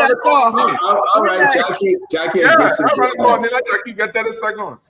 All right, Jackie, go ahead. Well, I just want to say, like Liberia is better off now than it was before the election. A lot of great things are happening, but there's still a lot of work that need to be done. This government listens to the Liberian people. They will continue to listen to the Liberian people and make the necessary changes. Change takes time. The government needs everybody involved. All the Liberian people need to put their hands together and help this government so that this government in return helps the Liberian people. Yes, we need to do more PR work, communication, information dissemination is very, very crucial. Where the government is going wrong, constructive criticism is always welcome by this government. And like I said, this government will continue to listen to the people. Sometimes it may take a little bit longer than they expect to see information being put out there. or to see what they're looking for, but definitely rest assured that President Joseph Nima Boyka is serious about making sure he rescues the Liberian people through his arrest agenda, and he will definitely deliver on behalf of the people, for the people, but he can't do it alone. He needs the help of the Liberian people, their cooperation as well, in order to deliver on behalf of the Liberian people. Awesome show, and thank you so much. Okay, thank you very much. All right, guys, thank you very much. Thank you. Bye. See you on Monday.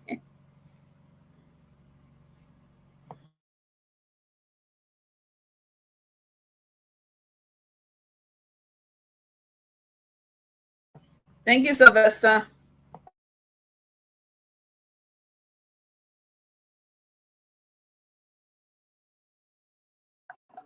I'm here. Can you hear me? You are muted. Unmute yourself. Unmute yourself.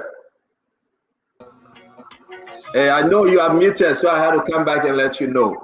Sylvester Chuluple, thank you very much. You did extremely well today. We appreciate you. Can you hear me?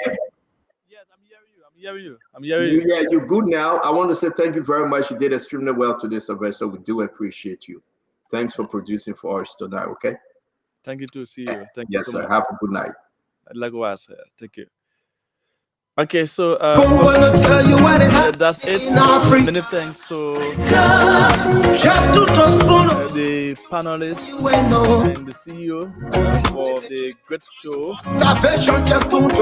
And that's how we love to conclude the January 11, 2025 edition of the Spoon Talk. What is happening more about to Spoon? We ask you again that you join us this evening. Of course, Spoon Talk will be back this evening around 8:30, and I'm sure you enjoy it.